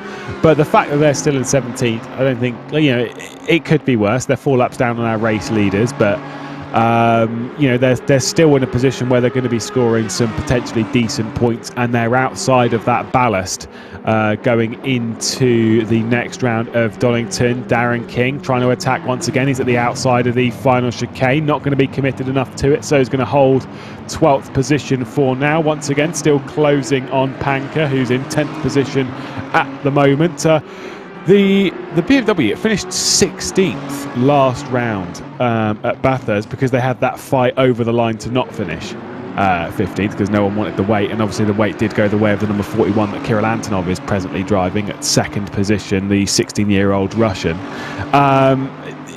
It's interesting to see the difference on their fuel strategy. Anyway, we'll come back to this in a moment anyway, because with 3 hours left to go here at Spa, we'll just jump away for a moment. You won't miss anything.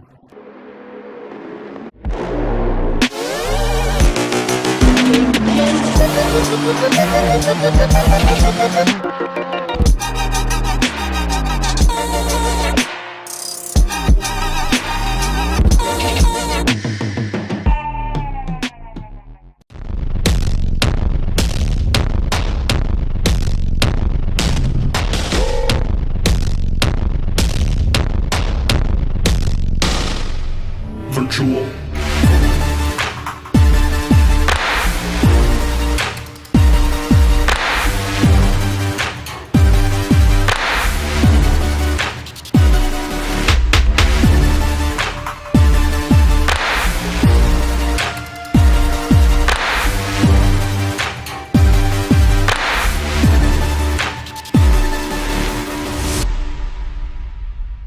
As sim racers, we always want full focus. One single mistake might cost us the race. We're always improving our skills, our tactics, our consistency, being better than the competition. However, we sometimes forget to upgrade ourselves. That's why we created Q-Focus, an all-natural focus booster without caffeine.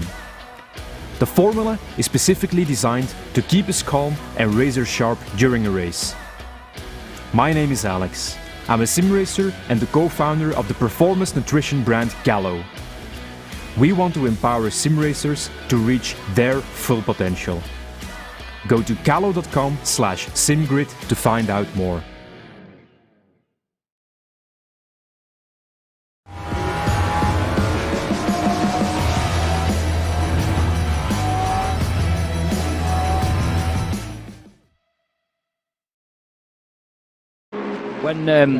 When we touched on this before, actually, I was going to ask, in terms of sim racing itself, you mentioned League of Legends, but what about Counter-Strike as well? Do you think that sim racing will ever become as big as that, not just in terms of viewing figures, but just international reach? I don't know. I mean, it's a very high, I would say, very big goal in the end, and I don't know if it's comparable, or if you could really compare these disciplines. I think, and I'm fully convinced that the basic concept of a race, so getting from A to B quicker than 55 other people, or 100 people, or 200, is a fascinating concept. So let's put it this way.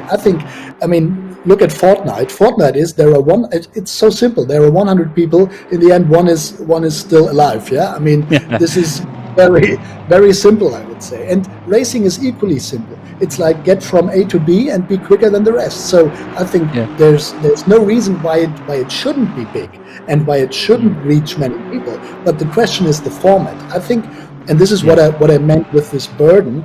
I think people know real world motor racing, and you separate yourself. Either you like that or you don't. So as a sim racing, or the sim racing community has already lost, I would say, at this moment of time, everyone who's not interested in motor racing. And I think this is not fair, because I think sim racing or esports racing could start from zero. It could really, so people should, so I don't like motor racing, but maybe I like this one. And but to achieve this, it would need to be different. So so this is what I meant earlier, that I think we have got these two sides of the story, and one is close to motor racing, but then I think sim racing must not complain that it's not growing bigger than motor racing. You know what I mean? It's like then you know what your limits are. And if you create something simultaneously which is new and which is open and could be flying through the air and I don't know, shooting rockets, whatever it could be, but then you start from zero. I mean, basically, look at Rocket League. I mean, Rocket League is having a ball. People know football. Having a car, people know racing. Okay, you do both, and it's a new story, and it worked. Well, I mean, you know, quite incredibly as well, they recently did a tie-in with Formula One and NASCAR in Rocket League as well, which came out. I mean, I honestly, I avoided Rocket League for so long because I just saw it as one of those games I'd never be good at. And I mean, I've got 2 PCs in here. My partner's got a PC as well.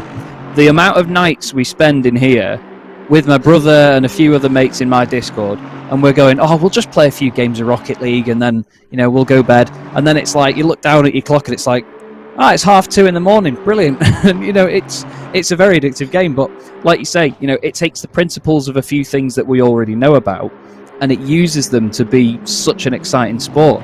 I mean, I'd say I thought I'd ever get good at it. I'm really not, but we'll have to glaze over that. But in terms of just coming back to VCO for a second themselves, obviously sim racing as an industry, it's quite hard to stand out in sim racing. And, you know, because again, it's so accessible. But in said industry, what would you say has been the biggest challenge of getting the VCO on the map?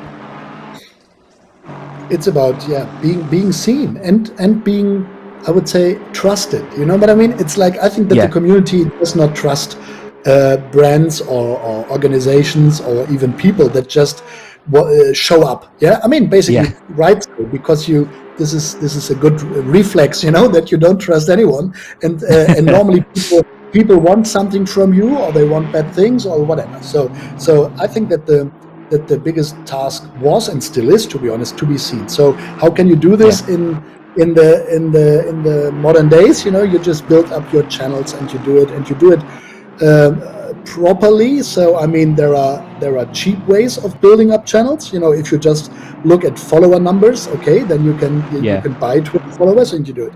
So what we did, just as an example, we did adverts, directed into the sim racing community. So we wanted to be seen. This is what advertising is all about, to be honest. Exactly. So this is what we did. So, and this is also where, let's say, a major part of our investment went into, because we always knew that this is the basic thing. If the community doesn't see us and doesn't accept us, that we are allowed to be there and to try to present them pictures, or to try to make them watch a stream of our ProSim series or whatever, then this would all fail. So this was essential. Building up your social presence and your social media presence. This is core, and I think that's also what you see now or which is also an indicator for more professional approaches. If you look at some teams that are now really raising their game there, and they try to tell their stories, and they do memes, and they do productions and videos and so on. So I think there's so much we can all do, and it could, and not like it could get better and it could be more expensive. No, it's about being creative. And by the way, this is so important when I look at esports. It's not always about money, and it's not like millions of people view things. They are just very creative, I would say, and they're doing small things, very thoughtful and very funny and entertaining.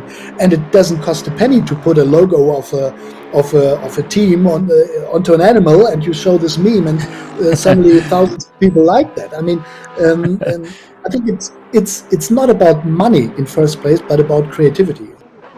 Yeah. I don't know whether that was a BS competition dig or not there about just put an animal on the car and it's fine. But no, of the zebra thing. I do love it, to be fair. But you're right though. It's one of those industries, much like other industries all around the world. You have to put something in to get something out of it. And I'm realizing that more and more in trying to build up my own business of just me going through the world of sim racing and obviously into real world motorsport as well. But yeah, it's definitely a challenging place to be. But at the same time, like you said, it can be so creative. There's so many brilliant people involved, and it can be a hell of a lot of fun as well. Obviously, along the way, in terms of VCO getting started and getting involved, what has been your favourite VCO-related projects, and why has it been? Well, obviously, I have to say that it was the Pro Sim series, because it was the biggest thing that we did. But to be honest, I have to be really careful. I love it, and I loved it, but I didn't like it when it happened, because it was so stressful. It was just, it's a completely different thing to just partner up with a series, to do pictures and to do a few tweets and Insta posts, but to be in the Discord. I think that we had overall 150 drivers in total over the season. Yeah. So you have Max Verstappen there, and Romain Grosjean, and Timo Glock, and you have got Max Bennecke, and Josh Rogers. So all the big guys from both worlds, and then do a rule book, and to do live stewarding, and to keep up with all that. So this was a huge challenge, but it was good fun. We learned in high speed. But if I may, I would say the best thing, or the most entertaining thing, still is, and I'm honest, was the first VCO Cup of Nations that was actually initiated by Williams Esports, and they asked, okay, should we team up for this? So it was the VCO Cup of Nations, and also with RaceSpot, and this was. I had little expectations. So it was like, okay, so we do it. We have Team Germany and Team GB and Team USA and so on. But in the end, these races were so cool, and it was such a big variety. There was rallycross, there was oval racing, there was NASCAR, there was IndyCar, whatever. And then it was, and I love these stories. Then it was a title decider in the very last race, where there was one guy dropping back, Jonas Wollmeyer, and it was very close, and then Team Germany won it. So I think this was at the very early stages of VCO, it was a thing. It was an example of this esports-like thing, where you say, okay, it's a new format. We are mixing things up here. We have drivers teaming up with other drivers that would normally not team up with, but just because they are from the same country, they had to.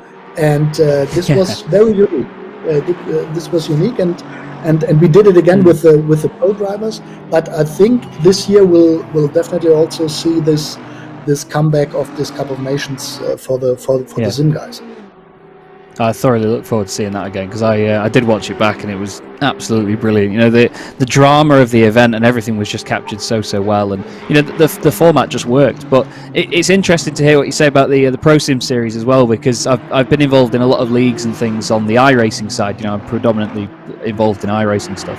I've run leagues, I've been in leagues that I've sort of helped out with, and so on. And it does take a lot when people first run one, and you think, oh God, there's a hell of a lot to do here. And sometimes people underestimate it, even on the lowest levels. Some of the more fun leagues, they still have to have rules in place and things like that. I'm running one at the moment. I've just started one, and even now, coming back to doing it again after quite a while away from it, I'm thinking, oh, flipping out, there's a lot of bases here that I've not covered. Like, it's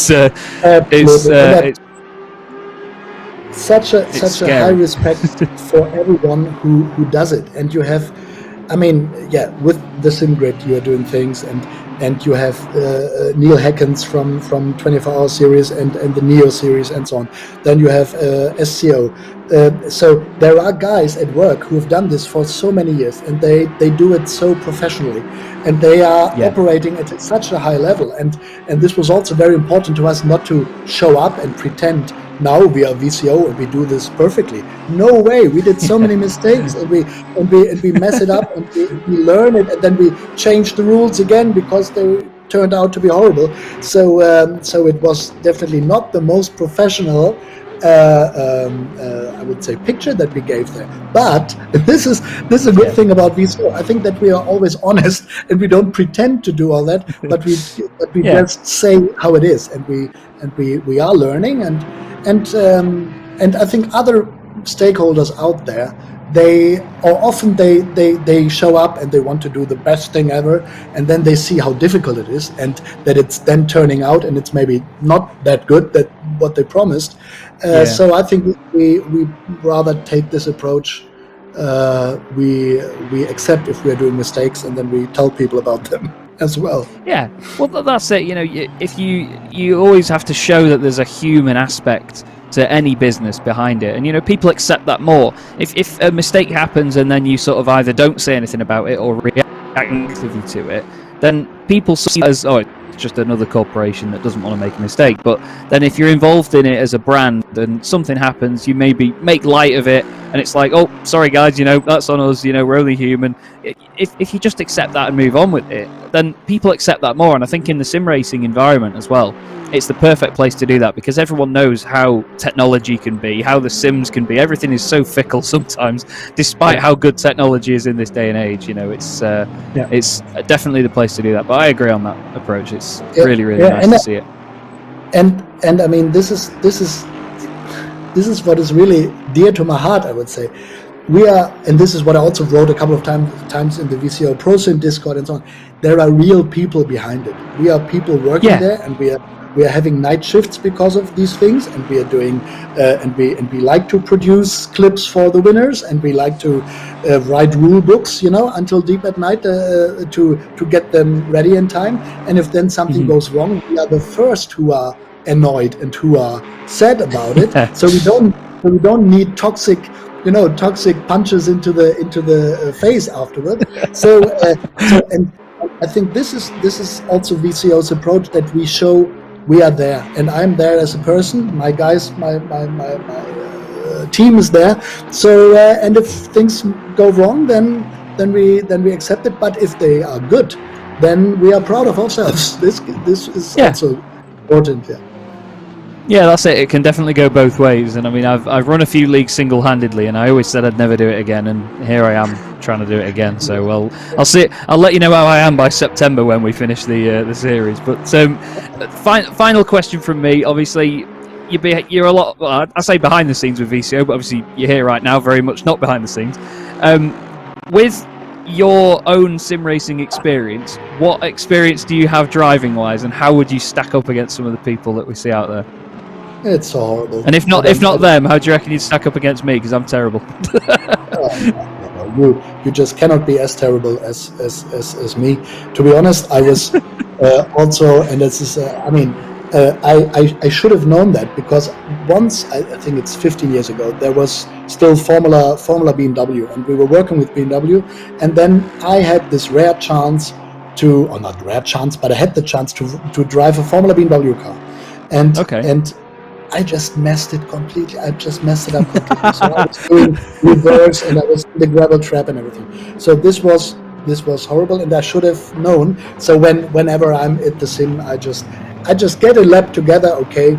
But then my colleagues, and they are not drivers, they are editors or writers or designers or whatever, and then they are 5 seconds faster, so I'm the idiot. So it's nothing that I should do. It's like just do communication and talk. I talk better than I drive. Well, there's a reason I'm a commentator, mate. Trust me. I'm better at talking than I'm driving, to be fair. But that's pretty much all we've got time for today, I'm afraid, Florian. But honestly, mate, it's been an absolute pleasure. Any final words from you before we go? Well, I mean, I think we are. I don't know if this saying also works in English, but we are on the same boat. You know what I mean? It's like having this passion, having something, as you put it. And I like what you said, that you have to throw something on the table, and you have to give something in this community or in this topic. And I think when you then get something out of it, it's such a great feeling, be it a victory with a team, or be it a success of a broadcast, and also to make that clear, every viewer who views a VCO broadcast or Race Spot or ACC or SimGrid, I mean, this is great stuff that these people are there. You know what I mean? And even if it would be just two of them, we would do the same work. And so I just enjoy, and this is no marketing blah, I just enjoy it so much to do all that, and so let's see where we go from here. But up to now, it's been the best, I would say, professional period in my life, and the same goes for my team, I would say. So we are just having fun, and we are working a lot. So thanks for having me. Not a problem at all, Florian Hasper. Thank you very much, mate. Thank you very much. Thanks, Chaz.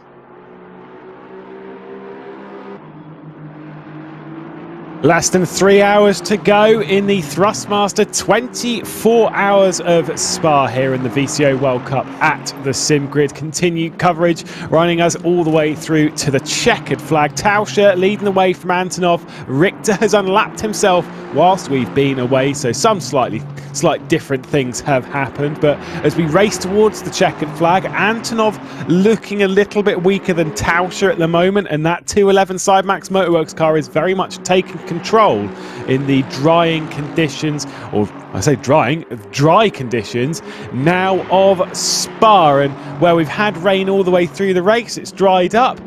Potentially some drivers are wanting that rain to return. Lewis McGlade, David Christie in the booth. And David, what a Spa race it has been. It has, and I've almost forgotten about the past 18 hours of wet weather, because it's been dry for an entire hour and 10 minutes here. So yeah, look, I think for the 41 team, as you said, they're going to be in that list of teams that are wanting it to go back to wetter conditions. But in the grand scheme of things, for the whole championship, I mean, they're going to be pretty happy with that second place at the moment. But we've spoken all about it through this last half of the race here, is that we just don't know what's going to happen with strategy. There could be quite a few of the teams, as we see a bit of dust getting kicked up there just in front of Mikhail Nowakowski for Carbon Simsport. That might have actually been the fellow Rocket Esports machine in 11th place there of Jack McIntyre that brought that up there. But strategy is going to be just the absolute monumental thing to keep an eye out here. It's all going to kick off in the next 2 hours and 3/4. I just don't know which way it's going, but it is looking very, very good for the 211 team of Sidemax Motorworks and JLO.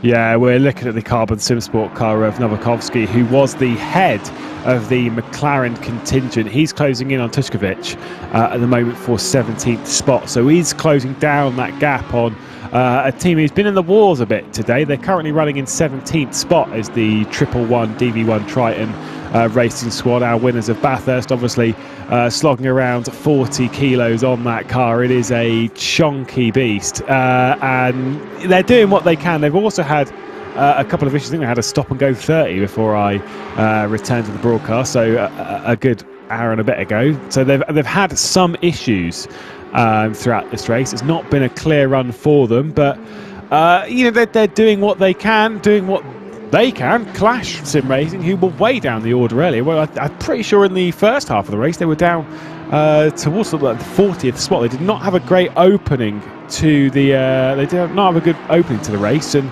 now they're trying to put pressure on the Ren Welton car, which for a time the Ren Welton Pro team was the highest climbed car for a little bit, until they had a bit of an incident down at Blanchimont. But either way, these two have found themselves in 24th position, going toe to toe with 2 3/4 hours remaining. Yeah, just thinking of our current championship leaders as we went into today's and yesterday's race. That 111 of DV1 Triton Racing Company with Mateusz Tiskevits behind the wheel just now. I mean, that's a big brute of a car anyway, but with a full 40 kilos on board on that thing, how they've managed to keep that in 17th place, I mean, that is a great result for them in terms of championship points, because that thing is, in all politeness, that's an absolute land yacht right now. It's going to be a big, hefty thing to try and keep round. And to be honest with you as well, the pace that they've got as well, staying in the 220s, is about maybe a second and a half off the pace. But yeah, solid lap times going in from the 111, and a decent performance from them to stay in the top 20. Yeah, you need to score decent points from a race like this. It's where, champions are made, from coming back from a potential disaster to at least alleviate some of that pain and score some decent points. And that's where things can get really, really important. Of course, for the drivers, the team that finished in second position at Bathurst, the Odox Motorsport squad, they're out of the race. So they finished on the podium then, and they did not repeat the feat here at Spa. And for them, you could almost argue, in such a tight championship, it could almost be done, all things considered. But you never know how things are going to unfold over the championship. Live standings at the moment, of course, courtesy of the points picked up through the other points of the race. So from the 6-hour point and the 12-hour point, the intervals, it looks like the Lada Sport Rosenef team is heading the standings from the Slidemax Motorworks JLO team, especially if they finish in that order. Slidemax Motorworks firing their way on all cylinders right up into championship contention. That would be an incredible feat for the squad if they are able to take victory today after what was a fairly disappointing run last time out at Bathurst. I remember quite a few issues. I remember them being backwards after the cutting with Killian Ryan Meenan behind the wheel. I think they were spun out with some description. They did not have a good race at Bathurst. It was like from bad to worse again. They've definitely dusted that off, and we saw that in qualifying when they grabbed pole position a couple of days ago and have taken fair control of the race. They had a bit of a tight battle with GTWR and of course with the Lada Sport Rosenef team, but they look to be, as the race has gone on, as the race has progressed, they've taken more and more strength. They've taken more and more of a hold at the top of the field. They absolutely have, and again, it's results like last time at Bathurst where really you're going to have to wonder as we get towards the end of the season. The margins are so fine, Lewis. Is it a moment like that that decides the entire championship? I mean, it does put them in very, very good standing, but we then look again to the 41 team of the Lada Rosneft Sport team. I mean, the consistency they've had so far this season has been just brilliant to see them getting right back stuck into things. When you consider last season as well, they really, really were struggling for consistency. They were finding themselves locked in all sorts of mischief and drama and chaos. And this season, I've said this numerous times about the 41, but it feels like it's a completely different team that are behind the wheel right now. They're all so calm, collected, and really thinking about things before they actually make the move.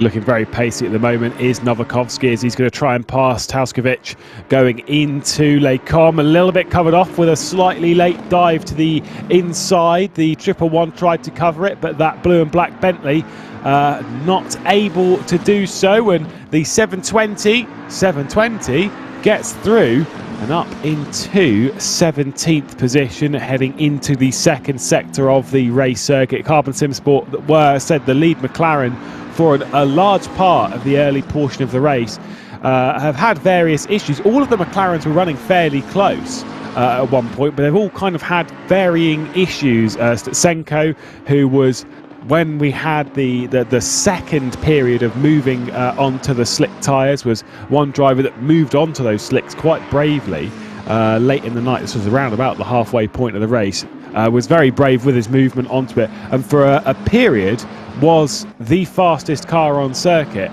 and then it all just kind of fell apart and just dropped off bit by bit.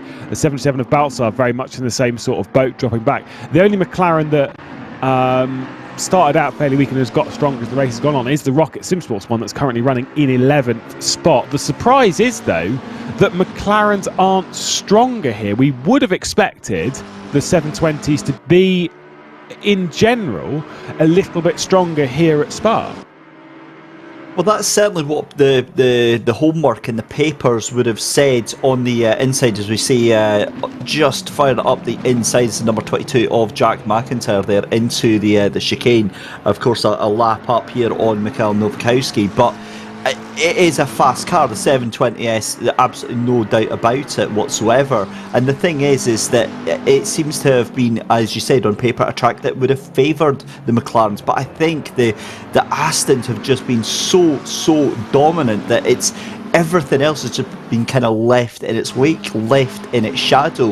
And now, maybe with the drier conditions, you're able to see them stretch their legs a little bit more, but it might be, you know, a little bit too late for the McLarens to have any sort of impact on the actual race.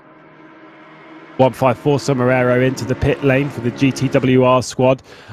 2 hours 40 minutes to go, so 100. I mean, especially if it's an Aston Martin, it's a splash and dash for sure. But realistically, the Astons, for those that aren't going to have a splash and dash, I'll get my maths right for this part.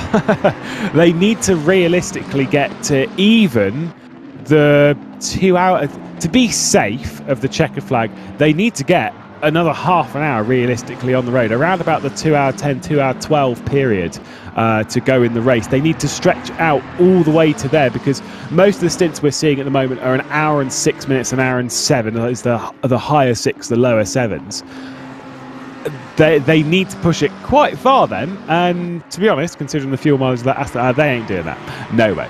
I think potentially all of the Astons need to splash. They need to do another pit stop, and a splash.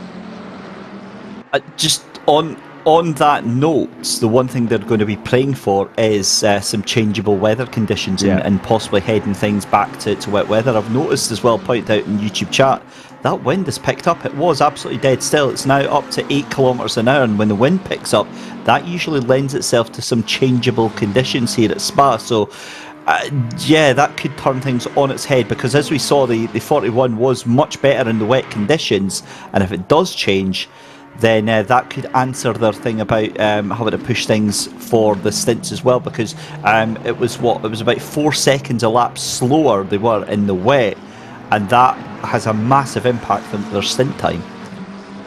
Yeah, it's crucial to get those numbers right at this point. Tobias Pfeffer into the pit lane, so expected that from them. They were pitting fairly early because, again, said it earlier in the broadcast, they've gone full out aggression on just basically burn the fuel like it's going out of fashion. Let's just try and make something stick here in this R8. They're up there towards the top 10 at the moment. Whether they can finish there is a different sort of aspect. Hearing as well that the Audis are going to struggle potentially on brakes towards the end. It did catch when we went before we went into the break at the halfway point of the race, that slightly before the halfway point of the race, some teams were coming into the pit lane and changing brakes. Now, the interesting part of that, one of them being the 2:11-hour race leader, the interesting part of that, David, is that it was slightly before the halfway point, which does ask an awful lot of questions, being like, are the brakes gonna make it? Are the brakes gonna have to? Are you gonna have to be careful in the last bit? If you're pitting, I said at the time, if I'm going to change my brakes, I want it done slightly after halfway, because at least then I know that these brakes can definitely do that, because they've just done that entire stint. Whereas now, you're going into the unknown.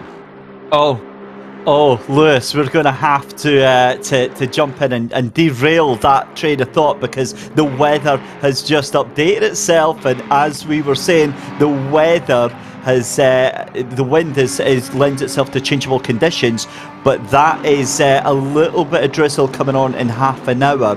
It's not going to be enough to change anything just now, but it could, Lewis, signal a complete change in this final 2.5 hours. Oh, just what we wanted to spice up the end of this race. Kirill Antonov and the Lada Sport Rosenev team, the likes of Igor Ogrodnikov and all that lot, they'll be looking at thinking, oh, thank goodness for that. Because from what we can estimate, they are running a wet setup, because in the dry conditions, they have been dropping back and back and back from the 211. And don't get me wrong, the 211 is no slouch in the wet, so I don't think it'd work out in that sense. But yeah, interesting to see the potential rain incoming. And I mean, it's on its way. It's just how heavy it's going to be, how heavy it's going to get. At the moment, obviously, it's no change. Everyone's going to be coming into the pit lane. Everyone's going to be taking more slick tyres, because it's important just to, you know, right tyres, right to the conditions. And why would you put on wet tyres when it's not going to rain for another half an hour? But yeah, with them, they are potentially going to just change a little bit later in the race, because if they have to come in at some point mid-stint, you're going to be losing an awful lot of time from the slicks and wets. So yeah, I'm not 100% sure how they're going to work that mechanic, but there's got to be something on the table for them to switch. We're seeing this battle, though, for 13th position as Jordan Cherrett's defending from Anna Freeve. At present, no way round for the 38 at the moment. These two continuing to battle post-pit stop. Oh, it's just a cracking little battle we've got going on for 13th and 14th place here. The Audi booting it out of the final corner there, and Onufriev having to get all that work to do. Again, we'll keep an eye on that one. Karim Matea here in the Kulash Sim Racing, just behind Mikel in that number 9 Lamborghini. And I tell you what, I'm on edge right now. You talked about the number 41 Lada Rosneft team being delighted with that. I can almost imagine they've been on Gumtree trying to find their local shaman to do a rain dance for that, because they've got their prayers answered. But the question is, Lewis, how heavy is that rain going to be, and is it going to be, is it going to increase over there? The other thing to bring into contention as well is this is completely different from earlier, because we've got an optimum green track right now. As soon as that water starts falling on the track, it is going to get so slippery for these cars on slick weather tyres. It's different to when it was wet and it started to dry up, because you had that gradual progression, but it's going to be much quicker going the other way. Yeah, not even that. Of course, you put water on the top of rubber and you get an exceptionally slippy surface. And so now that we've been able to put rubber down, as you know, the track's been dry, when it's wet you don't put rubber down, it's going to be pretty tragic at some points of the race service. To be honest, I can't name a corner on the circuit. It's going to be none of the corners are particularly easy, normal scenario, but when that rain does come down, this is going to become exceptionally treacherous. Remember how many teams we've seen have issues going over Radion throughout those wet weather conditions a bit earlier in the fair, even a couple in the dry. That is going to increase tenfold, as that rise up and over the crest is going to be really slippy. You're going to have to be careful. And the thing is, this is not like in practice. You can't adjust to escape. Oh, I've tried pushing it a little bit too hard, I'm going to escape and come back to pit lane and give it another go. You've got to adjust on the fly. Clash Sim Racing going to be able to make that move on the Ren Welton Pro car as well, although that Lamborghini is going to hold firm. There is contact between the two, and further still on the exit of the second part of Les Commons, further still as they run all the way through Malmedy and down the hill. That second bit of contact was very much unnecessary. I think the Lamborghini might have been aiming a little bit sharp through the corner, unless the camera angle was deceiving me and the Clash car was running a little bit wide, but a fair amount of paint swap between the two. And that's chalk and cheese, isn't it, from about 45 minutes ago, where we had Dan King up the side. I think it was, I can't even remember who it was he was side by side with, but for Tobias Pfeffer, sorry, side by side with him for 6, 7 corners, and giving each other plenty of room, and the two of them decided, no, I'm having that corner. It's a little bit of argy-bargy. The grand scheme of things, they settled down, but back to Onufriev in that battle for Sherritt, who takes over from Tobias Pfeffer in that 157, and this is just picking up where things were left off with these two. They've been scrapping out all for the past 4 and a bit hours, so cracking fight going on just now. But looks like that's the number 62 into the pit lane, as is the treble 6 car. So I mean, this is on tenterhooks right now, Lewis. As much as this is harsh, fingers crossed, after camera, don't get stuff and go 30, please don't. Just don't do that to any of us. Should be able, though, considering he's in the pit lane, we're being told it wasn't actually his fault. Apparently it ended up, for some reason, unknown to them, ended up in a too high gear, and then it went above the speed limit. And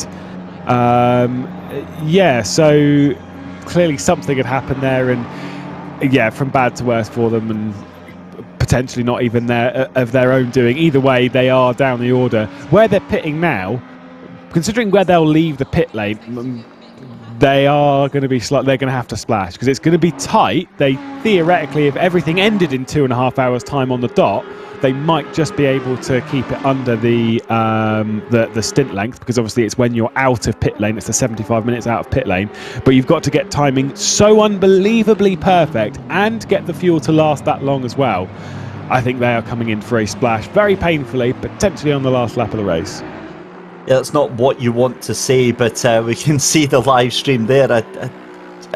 The difficulty for that team again is keeping that motivation up, Lewis, is keeping the head high and keeping yourself, going through this final 2.5 hours. There's a lot of places that they can make up through these final 2.5 hours. There's a lot to play for, and all hell could be kicking off in about half an hour's time. It's just going to be a case of wait and see, but that BMW needs to keep its nose clean, and at least they're still in contention for the manufacturer's prize on that as well. So, silver linings and all that. They'd have to do well to get beat by the Jean Lacey Esports Academy Cup car that is currently running down in 31st place. They'd have to do some pretty spectacular stuff to drop back behind that. No disrespect to the. Didn't I tell you, Lewis? I'm substituting for them this afternoon. Are you? Yeah. So there you go. It's already in the bag for the Jean Lacey team. Well, I mean, they'll be like, can we leave him out for how many laps are different between the two? We'll get David Christie to take over for the final 2 laps and be fine. Should be safe. I'm sure you'd be. What's a word? I was about to say, I'm sure you'd be lost for words. You've commentated on me before, so that's all that needs to be said. We'll leave that one and we'll get back onto the race. I'm sure you'll be fine. Anna Freeve, either way, is ahead of Jordan Sherritt as we're focused on Jordan Sherritt now behind. And we saw a switch between those two when it was Tobias Pfeffer behind the wheel of the Audi. But now has to do the work the other way round once again. And they've switched quite a few times for position. It was quite interesting to see the GTWR car get ahead of the Dalkin Community car, seeming to be quite a bit faster, even with the 35 kilos. As soon as they were ahead, though, the Dalkin Community responded perfectly with pace and was able to keep the gap. Yeah, certainly was. But your leader is into the pits. The 211 jumps into pits to do that tyre change, and 2.5 hours left to go. Oh, Lewis, what do you think is going through their mind right now? They know that they've got to take fuel. They know they've got to splash. The thing is, though, with where the rain is, I think they'll be a bit more accepting as we're seeing the 41B dive down the inside from Sim Racing Masterclass's 777. It's actually just unlapping itself at the moment. They're a bit further down the order in the Bentley. Hosseini behind the wheel, who's incredibly fast himself, as once Lada Sport Rosenef come round the first corner at La Source and start heading down the hill, they'll overtake the 211 and retake the lead of the race for a lap. They will be in, as far as our maths go, they'll be in at the end of this lap, so we'll go round and then enter the pit lane, and then it should be the 211 retaking the lead as things stand here at Spa. If it rains, it will rain. When it rains, because they've already got to take a splash, they know they've already got to make another stop at some point, right? So they've already got that in their minds. They're going to have to enter the pit lane for an extra time. If that splash per se is done at a time where you're taking wet tyres, the pain of coming into the pit lane and being forced to take that splash is nullified, because everyone's going to have to come in and take the wet tyres at that point. So in that sense, everyone's got to splash in a way. And that is the key. It's at what point do you take that splash? Do you try and get it out of the way now to get rid of it and put yourself on an even keel for that final 2 hours, or do you wait right until the last moment and potentially when the weather changes? Because obviously very changeable conditions could be on their way in the next 20 minutes or so. I've got a feeling, I just have a hunch that this is just the start of things to come with the rain. I think it's going to get very, very wet very, very quickly. If it sprinkles for not very long and then dries up again, then that could make things... and whatever it does, it's going to make things interesting.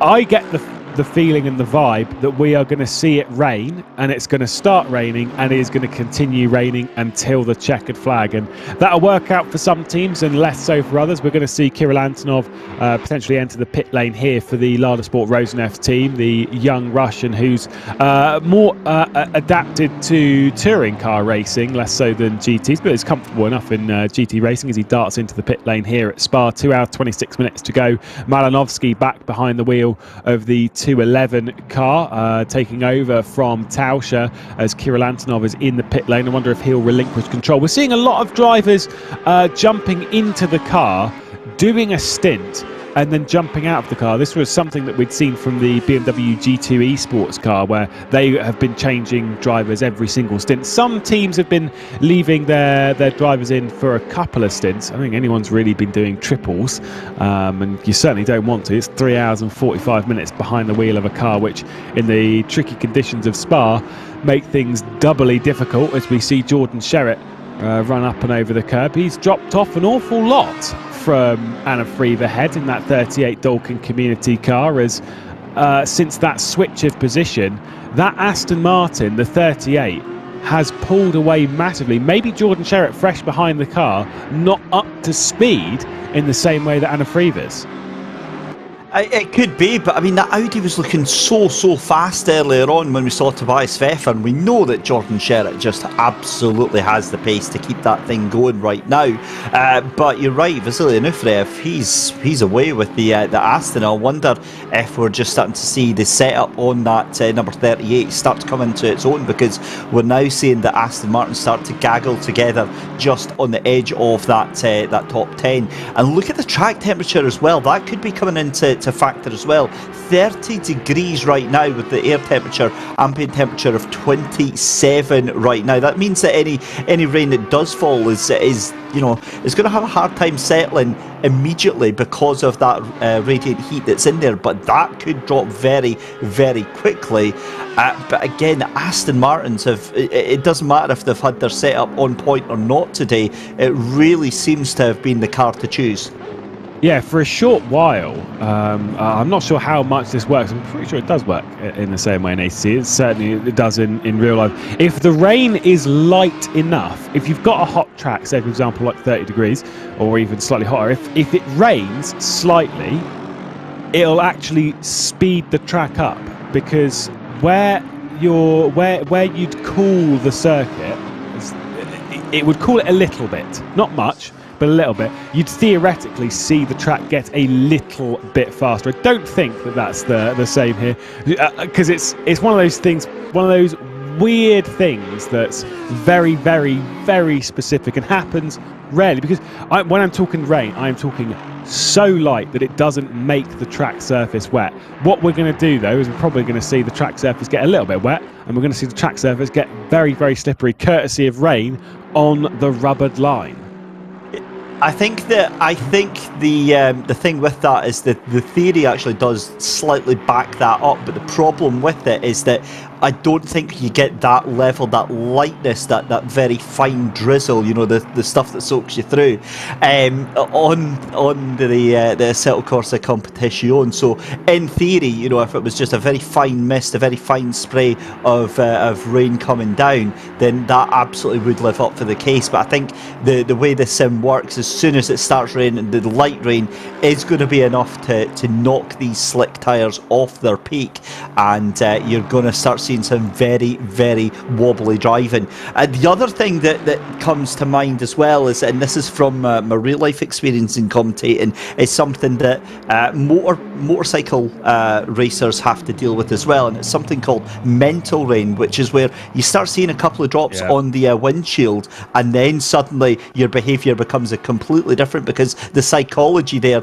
starts thinking that the rain is actually much worse than it is, and you start being more aware of, like, is the car starting to get a bit twitchy, do I need to back off? And now suddenly your brain's going 10 to the dozen, thinking about things that aren't actually there, but because you've seen the spots on the windshield, that's you're really a lot more aware of that, and that can slow you down more than the actual rain itself.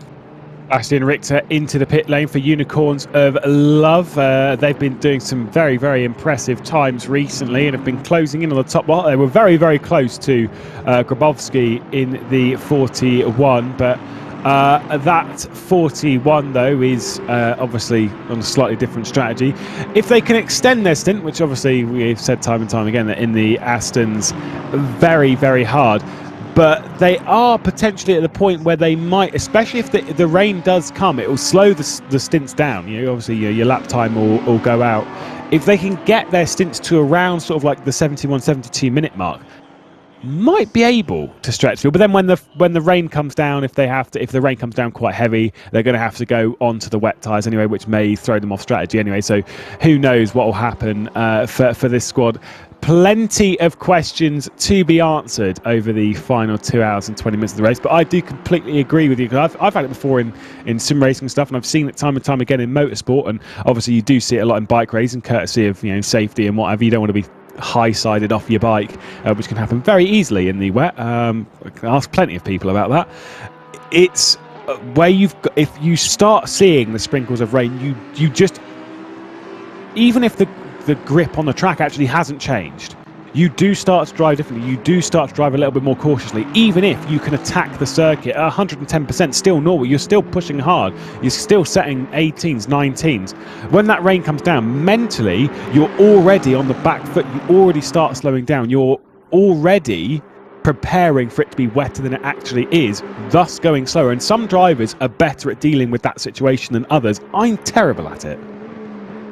Yeah, I'm not the greatest as well. It's as soon as you start seeing that rain coming down onto your windshield, it's an automatic thing. It's an instinctive thing. It's that human behaviour of trying to protect yourself, because obviously a lot of us, our first experience of driving isn't at the racetrack, isn't behind the wheel of a sim. It's from real life driving. The first thing you do when you see rain coming down on the screen, you start to ease off the throttle a bit. You want to try and look after the car and yourself, and of course it doesn't quite work like that in the both the sim racing and real life racing. These cars work best when they're absolutely on their edge, when they're at that 1% where they've got the maximum amount of heat into the tyres. But even just lifting off the throttle slightly early starts to cool the tyres down, and you start losing a little bit more grip as well. But I've got to be honest, the sky's starting to turn very, very dark here at Spa. A lot of the cars keeping their lights on, and I'm starting to notice some of the darker clouds hovering in the background. This is not boding well for the weather. Yeah, the weather's been shocking throughout the Spa 24 so far, considering the cloud coverage that we've had. The sun rather has not poked through at any point through the previous 22 hours of the running in the Thrustmaster 24 hours of Spa here at the Sim Grid in the VCO World Cup, and based on the weather that we've got coming in, it's not poking through any time soon. Hope you're not claustrophobic, because the overcast conditions certainly make it feel a little bit more tighter. You're almost suffocated by the clouds above. The 995, by the way, did jump into the pit lane. Just caught that on screen as he just ran into the pit lane. The ambassadors for Ren Velton.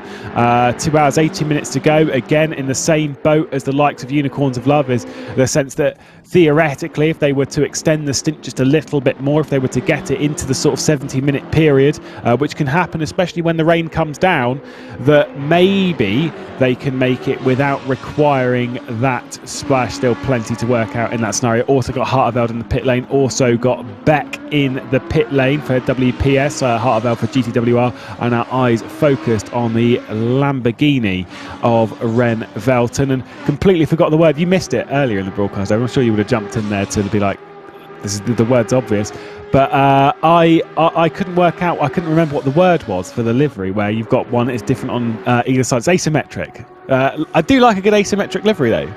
It does look the part, does it, with the what is that? Is that teal and orange? Or, well, blue and orange anyway. It's a fantastic looking livery, and it does make me slightly jealous, because I have tried to turn my hand at livery editing before, and I've got to be honest, I think I would have had a better job given a 5-year-old some Crayola. Would have turned out a little bit neater than what I can turn out. But yeah, they look fantastic. And again, we've said this before, Lewis, but it just adds that extra level to the competition. It shows how serious these teams are taking the competition, and not only that, representing the various partners that they personally have brought on board. And you know, we're at that stage now with sim racing where these teams have got, you know, quite big backings from some big companies behind them, and small companies as well. And it just feels awesome to be kind of part of that little ecosystem right now. Yeah, plenty of good liveries on the grid. I mean, I've made my fair share of liveries in sim racing, less so in Assetto Corsa Competizione. I do know that making liveries in ACC can be quite difficult, as the Williams Esports squad in the pit lane there from inside the top 10, because how it differentiates bodywork and stuff as in more of a realistic sense, it can be quite difficult. Whereas back in the day, you used to open up a template, you'd get the side of the car, you'd just draw a square on it, and then you'd run away, it'd be fine. Livery design has become so complicated, especially with various material system. I mean, look at the number one car on the grid, the Porsche, that they've run various different materials as the PPR Esports car that run, it's a matte black, you can see it here, matte black with a slightly shinier black, and then you've got that metallic gold. All the materials kind of working together to sort of contrast, and it's something that's, you know, been in sim racing for a little while. You've been able to adjust the outlay, you've been able to adjust how shiny something is, and how matte something is, you know, based on its refraction, etc. But it's something which has become more and more featured in recent times, I think, where we've had this push forward in the Assetto Corsa Competizione and iRacing and RVAC too as well, of like having different materials play. And some livery designers love putting in the extra bit of time to make that work. Other people like me, I've done the livery, I'm going to send it off and I'm going to walk away. It'll be fine. I'm done. I'm going to be a complete nerd here. Spec maps, specular maps is one of the big hot things in sim racing just now for the liveries. That's what adds the luminosity, adds the shine and the shimmer and all the different reflective effects that you get on the car. And they really do. They look absolutely amazing. And, you know, like the Jean Lacey Esports Academy machine here, they become, you know, iconic. They represent the brand, and you kind of associate the brand with that colour scheme and with that design scheme as well.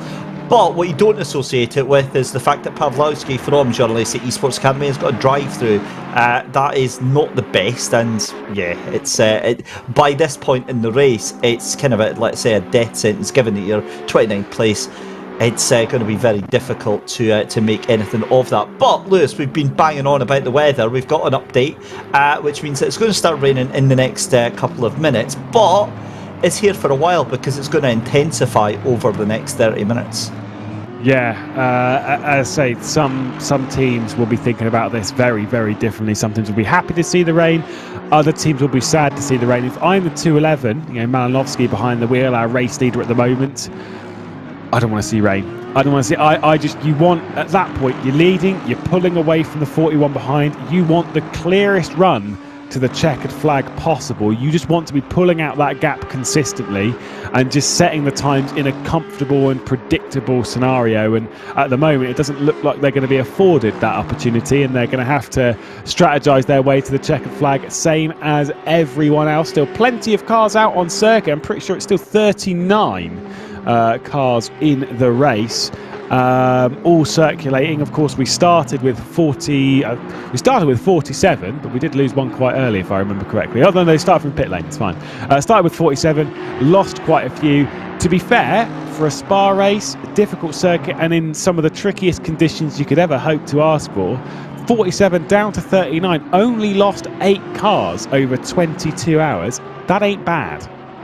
It's not bad. I don't think it's going to be the final story. I think there's going to be 1 or 2 more going to be joining that hallowed list of DNFs for this race. But again, it goes back to what we were saying earlier. Even if you finish in 39th place, the sense of achievement you feel at finishing one of these 24-hour events, Lewis, is absolutely immense, because the work that goes into these things is just beyond belief. I mean, we all think that, I certainly thought as well, watching sim racing and doing the occasional endurance event, that it is a straightforward thing. But what we're forgetting is that the level of competitiveness on this top split is just absurd. I mean, it is like you've got, maybe say it takes 80% of a learning curve to get good at something, right? And you think these guys are 95% to 99% of the ability on Assetto Corsa Competizione. These are the best of the best, the cream of the crop, and they are doing everything that they possibly can to get a 2/10 per lap over the car in front, over everybody else. So the determination and effort and work that goes in from these drivers, who are quite often doing maybe 4 or 5 other championships as well, is just off the chart. And really, you wouldn't ever believe the amount of effort that these drivers go to prepare for these races. Absolutely. 194 out of the pit lane. Set, if it was to remain dry, 100%, just a single more stop before the checkered flag to reach that end of the race. Alas, with the rain coming in, who knows at this point if it doesn't come down too heavily, they might be able to stay on the slicks for long enough that they could come in with an hour and 15 minutes. I mean, that's an hour's time. That's a very long time away. But if they can stretch it out that far, this is one of the cars that's been really pushing the limit of their stints. They've been taking it all the way out, basically, over the 75-minute period, and really pushing the limit. So they're one of the teams that would be, if they can pit with an hour and 10 minutes to go, hour and 15 minutes to go, they can definitely make it to the checkered flag, because they've been able to save fuel in this Bentley quite nicely. It's just about getting to that point and keeping it on the road. To your point on the competitiveness of the field, I've raced on a fair few competitive fields in my time, and some people love it. I like it to a point, but it is a stress that you cannot imagine, because in this sense, perfection is the only thing. It's currency, right? And it is the only thing that is worth a damn on a field like this. You need to be perfect. And when you're against other people that are able to nail the lap every single lap, hour after hour after hour, you need to find a way of matching that. And it is, trust me, it is mental focus that you just can't quite imagine until you actually try it yourself.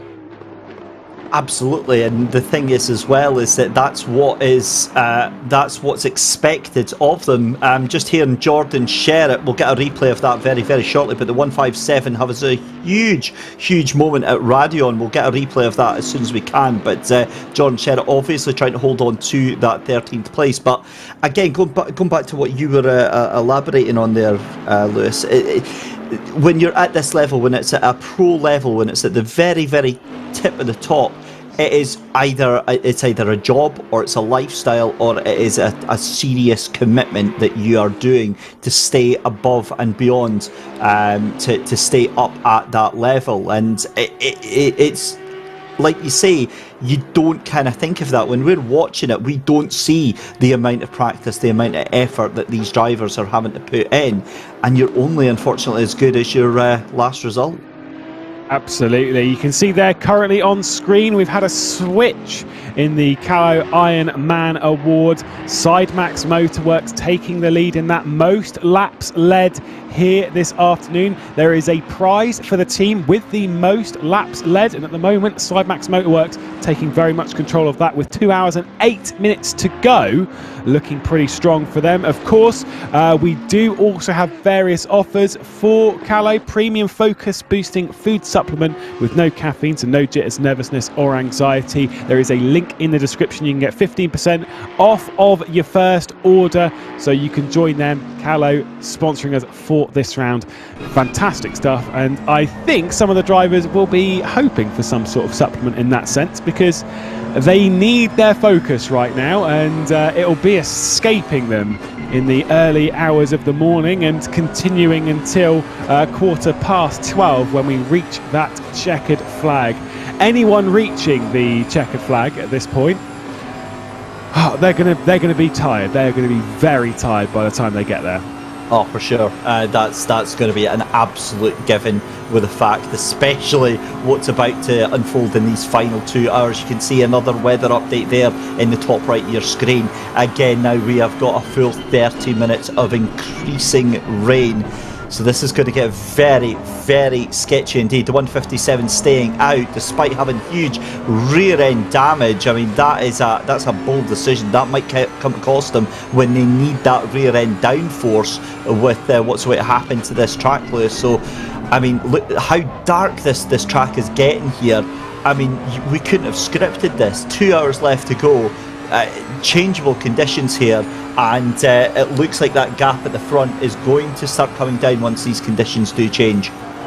Yeah, at the moment, things could be looking quite good for the Large Sport Rosneft team. Oh, there we go. Jordan Sherritt once again. 2 laps in a row. We heard that he went for a spin over Radion again, and we caught the tail end of that. Jordan Sherritt. Mistakes.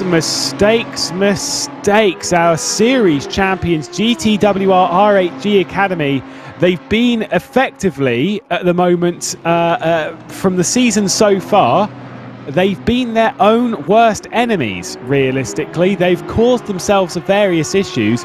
Great bunch of guys, really nice team, and they've got great mentality, and they are incredibly talented, but I'm not sure what is going on with the squad. They're not driving like champions right now. Yeah, it's going to be difficult because there's obviously some rear end damage on that thing, and goodness knows what he's done to it on that incident alone. I mean, that track condition has now dropped from optimum to fast. It'll drop to green even quicker, and this is going to be the slowest lap of Jordan Sherritt's life right now. Surely he's got to bring that thing into the pits very, very shortly.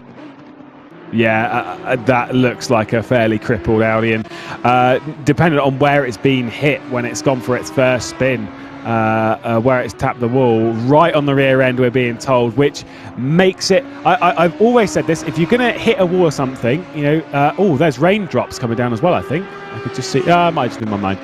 No, it is rain. It is actually raining. It is genuinely raining here at Spa again. Right, okay, so we'll cover that in a second. If you're going to make contact with anything and you're going to damage the car, you always want that damage to be on the front end, because if it's on the front end, it's predictable. It's just really bad at turning in one direction or the other. When it's on the rear end, though, it can be unpredictable. It can be really like slippery. You can be turning, it's fine, and then boom, then it goes. Let's take a replay as to what happened to the 157. This is a bit early, but this is, I think, towards the first time that it went off at Radion. Either way, David, rain is coming down. Yeah, it certainly is. I'm just looking here. This is on the... Oh, that's the chicane. So he's absolutely overcooked it on the brakes. I wonder if brakes are actually an issue here. He's maybe not able to get the car stopped off, because that's twice now at the exit of Eau Rouge and Radion. So he's going to go across here, and this is going to be the precursor to it. So again, it's the whole classic case, Lewis, of accidents leading to accidents. Now, right, giving you an idea of his mindset, right, he's rattled right now. He's just went straight off at the chicane. His adrenaline's absolutely coursing right now. He's thinking, right, come on, settle down. I need to get this on again. And 9 times out of 10, this is always going to lead to another accident. Gets it over. I bet he takes too much curb here. Takes a little bit. Car's unsettled. Yep, that's all it is. and straight into the barrier there. That is huge damage on the back of it. Gets going again, but I think that's going to be the first one of his other accidents, because we saw there he was stopped stationary on that second time for a lot longer there. Look at the rain starting to come down here though. Jordan is a very lucky boy, and into the pits he goes. So Lewis, I mean, like, accidents lead to other accidents, and if I'm honest, I think it's get another driver in there, let Jordan get a little bit of a rest. If he needs to do a final stint, fine. But this is starting to get very, very tricky now. Track condition going from fast to green, so it's deteriorating very, very quickly. This is the question though with the 157, is that obviously they've hit the barrier, they've had to come into pit lane because the damage is too much. Now, if that had happened in 2, 3, 4, 5 laps time, they might have been safe, because they might have been able to come in, get on the wets, and at least then, you know, some of the pain's gone. Whereas right now, I'm assuming that it's still going to be very much slick weather conditions, because the track's hot. It's 30 degrees still on the track surface, so it's still hot enough that the slick tyres will be the advantageous tyre. You don't want to go onto the wets right now, because they're just going to melt away and go, and it's just from one mistake to another. It goes from bad to worse, and the 157 now down in 17th spot, close to the drivers that shared the podium with them back at Bathurst. Dominic Bly behind the wheel of the 111, now down in 17th and 18th position for the two drivers or two teams that were on the podium a good few weeks ago, as there is the DV1 Triton Racing team, championship leaders heading into the round. Certainly not so after it. Yeah, they've really struggled with that extra weight that they've got in that big bad Bentley. But I mean, like I said before, great job that they've stayed into the top 20. So, you know, again, it all is about consistency through this championship. Giorgio Simonini jumping into the 157 Audi that we saw in the wars earlier on. So GTWR Racing Team deciding to swap out Jordan Sherritt. And again, I have to personally clarify, right? Jordan is absolutely well qualified to be in here, an incredibly fast sim racer. We know he's got a lot of time in the tank here. Unfortunately, it's just a difficult race for him. Again, cutting that exit curb again. Thankfully, no contact there, so he's just spun the car. Needs to get it up into first gear, gets it going again. That's fine. They'll let you get away with something like that. It's just a spin. It's when you cause damage to the car, that's when it becomes an issue with 2 hours left to go. So yeah, again, Jordan will come back next time out at Donington, and he will be a completely different driver. Yeah, they need to brush off whatever's been going on recently and focus on the next 3 rounds of the championship, trying to take advantage. Of course, a reminder as to how things are going to unfold over the rest of the season. We are back not too long. It's the 26th of June, and we return to the 12 hours of Donington, and then we have a little bit of a break. We come back in the end of August to have on the 31st for the 12 hours of Kyalami, and then finalising the season 2nd of October, so a fair run before we reach the checker flag of the season in general, when we do the 24 hours of the Nurburgring. So 2 more 12-hour races and a 24-hour race left on the calendar once we pass the halfway point, courtesy of 24-hour races being on either side of the season. Once we pass the halfway point of Donington, we are officially halfway through the season, and I'm sure some teams, that have enjoyed a good run here at Spa, considering the success ballast, 40 kilos, Aston Martin maybe not so good at Donington. Some teams are going to be hoping they fly through Donington and don't really, just kind of forget it, just move on and get to the next track when we head to Kyalami. There's another look at the spin from Jordan Sherritt. So easy to do, especially as conditions are going to worsen here at Spa. We're going to see quite a few more backwards up over the top, I think. Oh, that's definitely not going to be the last time we see that in the next 2 hours of track now, down to greasy conditions, and that's only going to deteriorate to damp and then to wet over about the next sort of 25 minutes. So given that we're away to have the rain intensifying very, very shortly, you can see there the clouds moving very, very fast indeed. That rain looks heavier through that camera angle there. Remember that some of the angles will be a little bit deceiving because the camera is zoomed in, but you can see it on the windscreen there, just that's enough to unsettle the driver. That's enough to make the driver switch into that wet weather mode of driving and think, right, okay, we need to be a little bit cautious, especially if they're trying to push these slick tyres. And it's still, absolutely, as you point out, it's still slick tyre weather right now. It's still not even thinking about putting on to wet tyres. Way too early. Anybody that has changed onto wets right now will be burning those up. If they change in 10-15 minutes, that's completely different. That might be a good spot for them, but for just now, still slick weather, just driving with caution. But look for that gap to Grabowski and Malinowski starting to come down very slightly over the next couple of laps, because that's them now tied for pace as your race leader and second place. But more importantly is the fact that Maciej Malinowski currently in traffic at the moment. There's live standings of the championship for the teams just now. Lada Sport Rosneft still in the lead by a good 18 points at the moment over Sidemax Motorworks. But again, you see, Lewis, just how quickly the championship can be turned all around. We've only had one round in, but great result for Lada Sport Rosneft if they get that so far. Again, it's how I brought it up earlier in the broadcast on how some teams have done well in the first round, other teams have done well in the second, and a bit of a throwback, at least from our point of view, where we did the Best of British Championship, and remember to George Boothby, who missed the first round, then did the next two, and because he won the next two, he was leading the championship. And it's just about that the inconsistency of others is something which some drivers need to take advantage of. Those points being taken if the teams finish in their current spot. So it would be leaving Spa that Lada Sport Rosneft would be leading the championship. That was points just before the 154 had its, or 157 rather, had its issue. And then came back into the pit lane. Simonini behind the wheel of that car, now down in 17th spot. So things looking good for the likes of Lada Sport Rosneft and of course the Sidemax Motorworks team heading into Donington. But as we've said, that there is success ballast in the series. It's 40 kilos for winning a race. And you go to Donington, maybe in an unfavoured car there. Obviously the Aston's great here, not so good at a very different circuit. You're basically making yourself an invoice that you're going to have to pay in a month and a bit's time when we head to Donington. So, yeah, you win some, you lose some.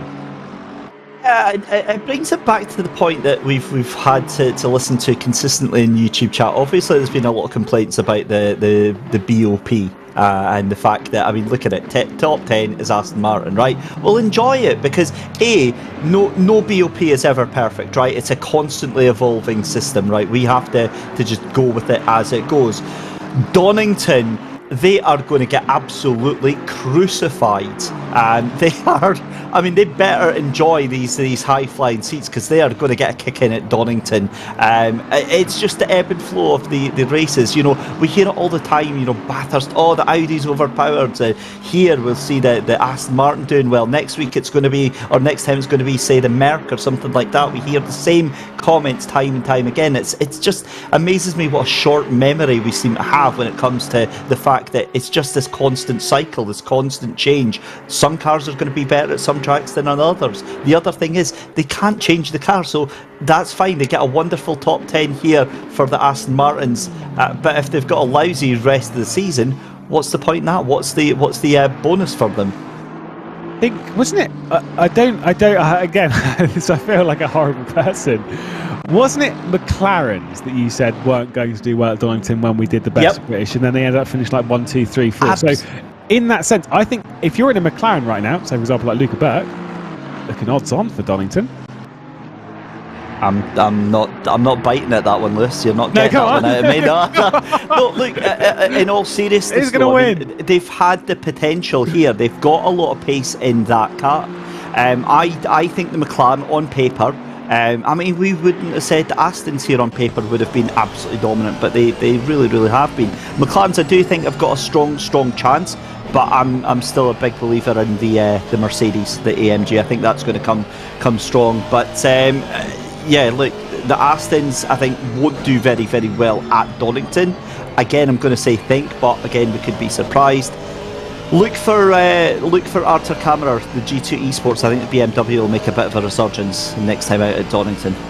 I agree. I think that BMW could be quite strong. Merc-wise, we don't have too many Mercs. We've only got a couple on the grid, one being the SG Stern car that, being respectful to them, they're having a great time. Don't think they're going to be contending for race victories anytime soon, but they are enjoying themselves on the grid, so more than happy, happy for them. But you've got the Grip Hacks car. That one has shown that it can be quite fast on occasion, so maybe keep your eye on that Merc.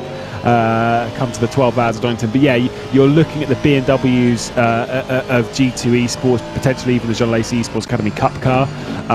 And then you've also got like your McLarens, you've got the Ferraris. Thibaut Probst in that GTWR car, he's immensely fast. You've obviously got the 157 GTWR Simonini in that Audi, the series champions. They're going to be potentially in contention at the front, and at least in their current spot, no ballast running from 1st to 15th. So Arthur Kammerer is going to get himself a little bit of weight. Actually, they're going to finish, if they do finish where they're going to finish right now, their whole 15th spot is better than what they did at Bathurst. So who knows, might still be all right heading over to Great Britain. For some teams though, for those Astons, we're saying that the Astons are going to struggle next round out. There are a lot of teams, though, a lot of Astons here that really haven't taken advantage in the ways the other team. First through ninth at the moment, cool, all well and good. But you've got some like the Greek Souvlaki squad that's currently running in 23rd spot. Clash, who sure they had earlier issues and they've worked their way up the order, but there are a few teams that really haven't taken too much out of the advantage that the Astons have had, and they're still going to struggle next round anyway. The other thing that kind of annoys me a little bit about the BOP discussion as well is I feel that it massively disrespects the individual drivers and the individual teams as well. So it's like, it almost makes it like the top 10 Astons that are there are only there because they're Aston Martins. Well, you've just pointed out, Sherdakis and Pertil down in 23rd and 24th. You've got Knight down in 28th as well. Just because you've got an Aston Martin doesn't guarantee you that you're going to get a high points position on that. You've then also got to fall back on having a great team of great fast drivers and having the strategy and having the luck of the draw as well on the day. So yeah, it annoys me slightly, but I mean it's trying not to take anything away from the amazing performance that the entire top 20 field. It's all about being able to deliver on what you've got. You can have the fastest car, but if you're not able to put that to the best effect, it's absolutely useless.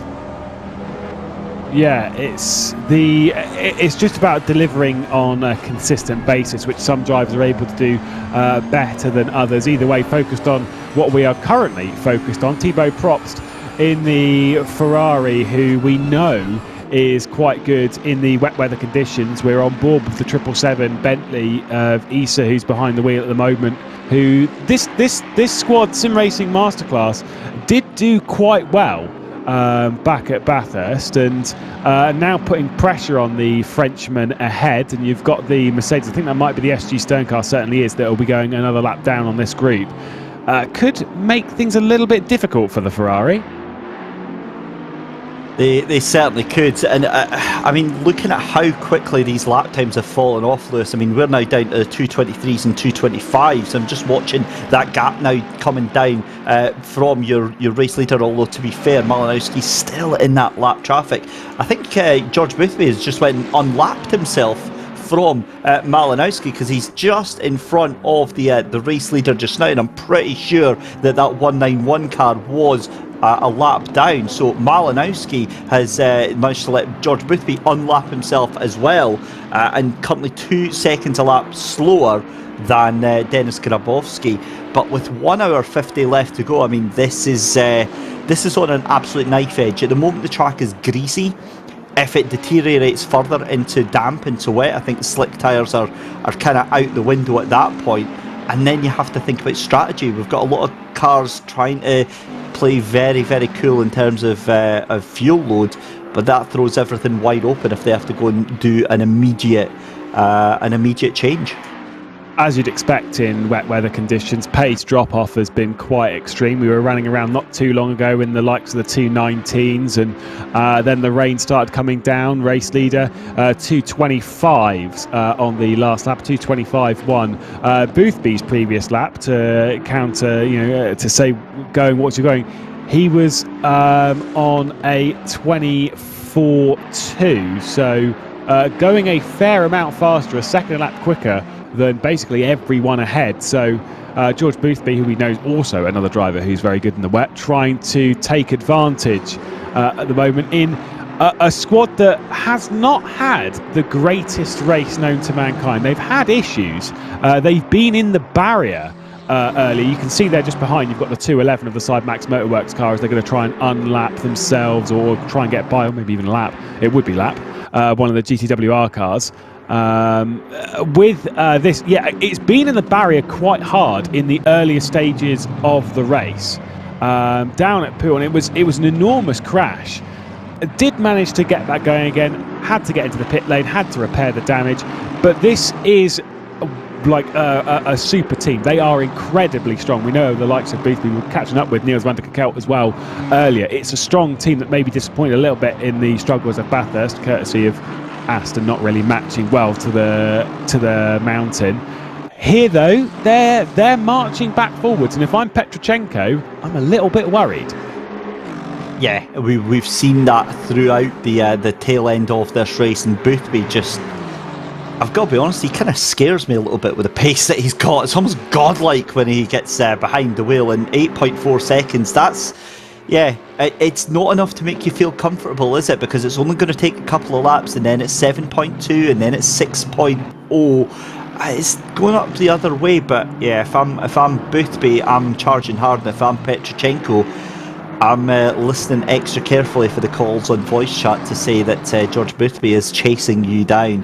Again, the thing with Boothby is he can catch up to Petrochenko, but it's going to be a completely different matter getting past whatsoever. I'm still thinking that the Unicorns of Love might be on a very different strategy from them, because I think they've only got one more stop to go. P23 is having an absolute mare. The 149 McLaren, Lewis, is stuck in the pit lane. He's got the accelerator on and the car won't move. Yeah, you can see them, that we've got them towards the end of the Grand Prix loop. Not 100% sure. I won't say Grand Prix loop, I mean the Grand Prix pit lane. Currently stuck. Not sure what is going on with the Yazheat Pirelli car. It's a day that's gone from bad to worse. They were doing all right, and it's just slightly going downhill. I can see. I have opened up Yardier's stream, and he's less overwhelmingly happy than normal, but still doesn't look. He doesn't look depressed. He just looks a bit confused. Doesn't really know what's going on, does Jaroslav Honzik, and it does seem like it is a solid F moment for the Yazheat Pirelli squad. Don't know what's gone on. Could it be fuel, maybe? I don't think so, but he's been there for 2 minutes, and I've got to be honest, I've not seen Jardier look this. He's not impressed, is he?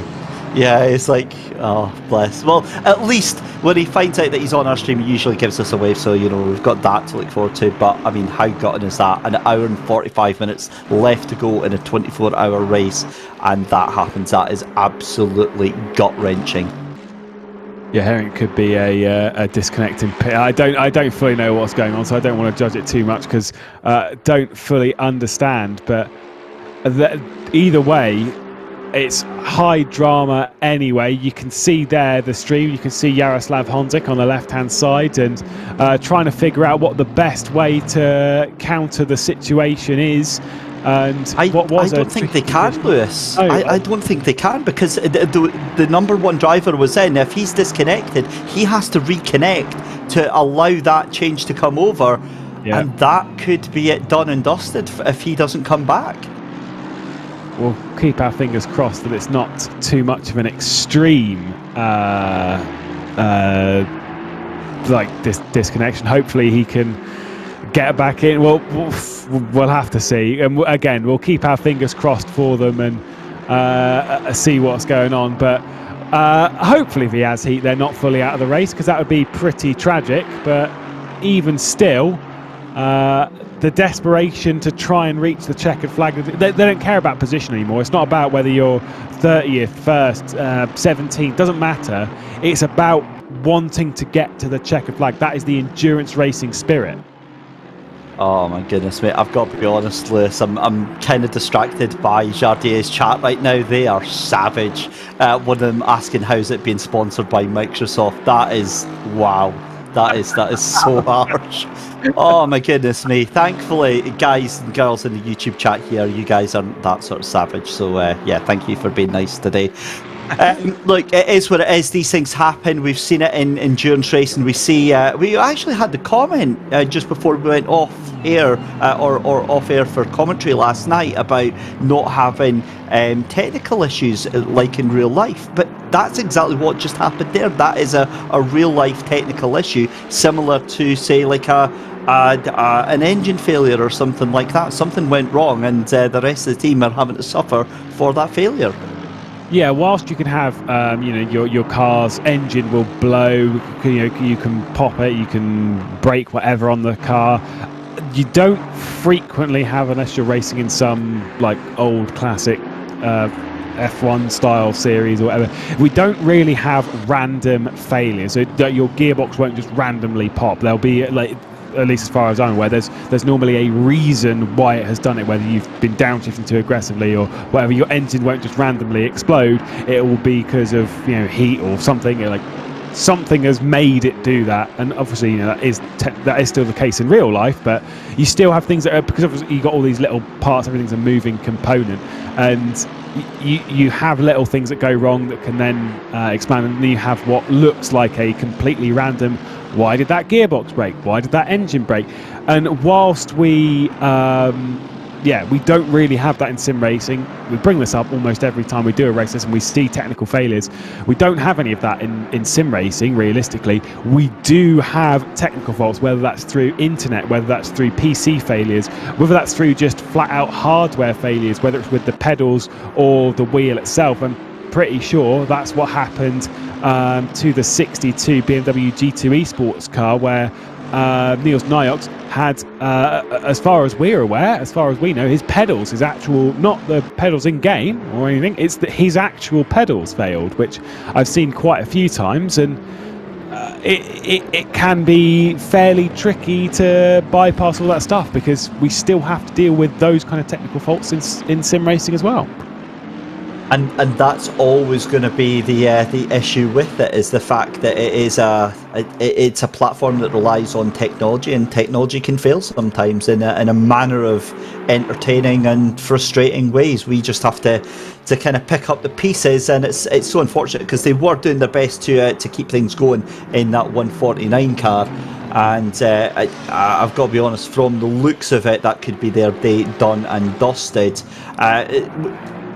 They're still stuck in the pits there, but it looks like the controls are locked, so it looks like Statsenko has actually disconnected. So the good news is Jaroslav Honzig will be able to get back behind that car.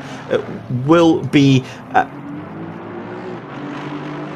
I'm just hearing that it's now going in as 0 laps, so he's going to be stone last at the back of the field, and it's massively frustrating, this. Did just get word as well from, speaking of pedals issues and real life stuff, did get word from Jordan Sherritt that with some of his issues, his pedals had moved off of his rig, which to explain why some issues happen, that, and I don't know if anyone's had that before, if you've you're racing on pedals that have carpet grips or whatever, and you try and brake, and then the pedals move when you're trying to brake. That is you cannot drive with that. That is absolutely undrivable. Just a bit of a shame. I don't know how the pedals come loose, whether it's just a screw that's dropped out or whatever. Like, there's any number of things as to why the pedals can move around like that. But yeah, either way, huge shame. Does explain why there have been some issues, but clearly a driver not happy with how that's unfolded. Bit of a shame. We just have to hope that they come back stronger next round. I've got absolutely no doubt, and I did say that earlier on about that he is one of the fastest drivers in here, and it's so uncharacteristic to see that sort of incident happening twice in a row. And look, these things happen, unfortunately. Again, it goes back to the technical failures. It doesn't have to be an internet failure; it could be a real life failure on the hardware that's going on. But like I've done that myself, where I've tried to bodge a pedal, you know, when it fails halfway through and the mount goes, and you're trying your best to have like duct tape going on it and everything like that. And yeah, it's a big F. It's not going to happen. And yet, to be honest, if that's what's happened there, I mean, he's done really well to hold on to that. But yeah, it's a difficult one, and I've got no doubt that Jordan will be back, better, stronger, and yeah, it's one of those things, unfortunately. Yeah, it happens to quite. I'll tell you right now that I don't have carpet grips on the bottom of my pedals, but I do have Velcro. And read into that what you will with carpet and stuff. Like, if there's something that I have known from some sim races, is the desperation to go racing and to be a part of the group. Sim races will do whatever they need to do. I was once chatting with a friend who had his wheel. He was racing on a Logitech G27, and he had it clamped to a breakfast bar in the kitchen, so quite high up off, right? Because, you know, breakfast bar's fairly high. Then racing on what was almost like close to a bar stool, so like, again, very high. How do you get your pedals up to that level? Put them on a box, just a cardboard box like that. How do you race on that? I can to do so. I can equal that. So one of my good friends, John Monroe, fellow Scot, an incredibly fast sim racer, has got I think he's got a Logitech wheel, but he's got the most like un-sim racing like setup at all. It's literally just a desk, a wooden desk with the pedals underneath and a screen in the middle. And he's able to do things that I could only dream about doing, just because that's the way he's used to doing it. So again, you see these drivers that, and the amount of times I've seen it as well, folk getting into sim racing after that big buzz last year, spending thousands on this massive overarching setup, and then wondering why they've not got the lap times to match it. And then it's literally, you know, you're not guaranteed the results by spending more on this equipment, but having it secured in is a massive thing. I've got a little metal cockpit, and I've got my pedals actually bolted into that cockpit so they don't move about, and that's a recent thing for me, and that is absolutely huge. That's made all the difference on the bottom of my Thrustmaster pedals, and it just gives you that confidence. It gives you that knowledge that they're not going to move. I've had that before, where you know you've got the little grips underneath that dig into the carpet, and yeah, when they start moving, it's fun times. Yeah, I've always said when it comes to like you, because I've had it again, like where you through carpet grips or whatever, and you get on the brake pedal, and you never have the faith that if I hit that pedal, it's not going to move. And you know, particularly with brake pedals, if you don't have a load cell, you tend to add modifiers or some sort of description to make the brake pedal a bit heavier, because you want to put quite a lot of force into the brake pedal, because that's how you feel how much pressure you're putting in by basically sticking a big old rubber thing behind it to try and just, you know, create resistance.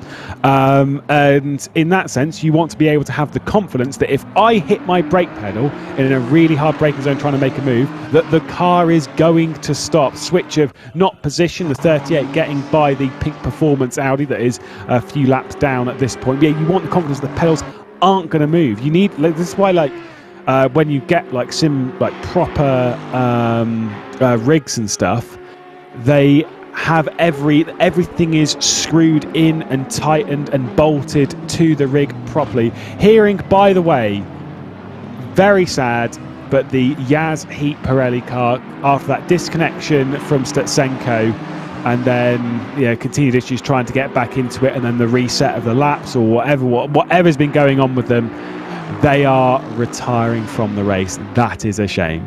Yeah, certainly is, and the kind of writing was on the wall with that one, but you still hate to see it. It's especially gut-wrenching being so close to the end of the race, and it was a spirited attempt that they did in that Yaz heat machine, but it just wasn't to be this time out.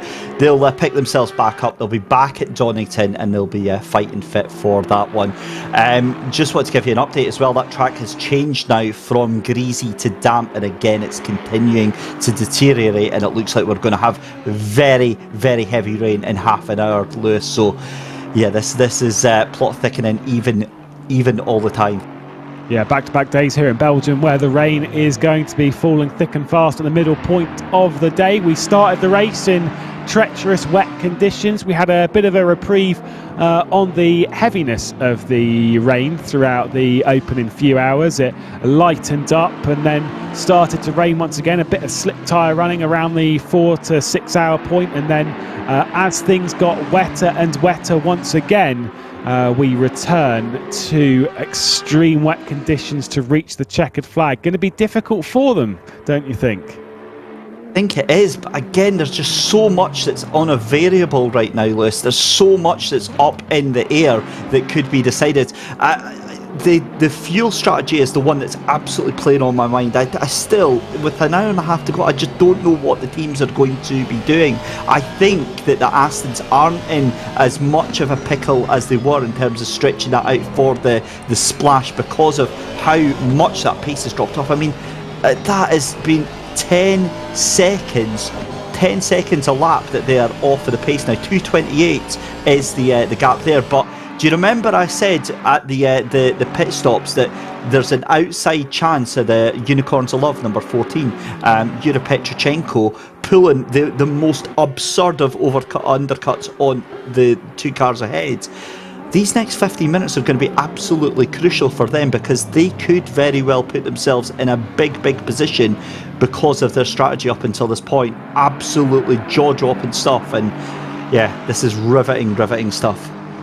Yeah, we are approaching potentially I'm going to say for most people, penultimate, but potentially even for some, the final pit stop of quite a few over the running in the Thrustmaster 24 Hours of Spa. We are closing in on the checker flag, just an hour and a half to go. At the moment, the 211 continuing to lead the way. They've taken the top spot, at least at the moment, in the Callow Ironman award, looking to get themselves some of their products, and at the moment leading the way in the race as well, under a fair amount of pressure though, at least on the timesheets from the Lada Sport Roseneft squad, who are 40 seconds behind but waiting for any sort of mistake from the 211.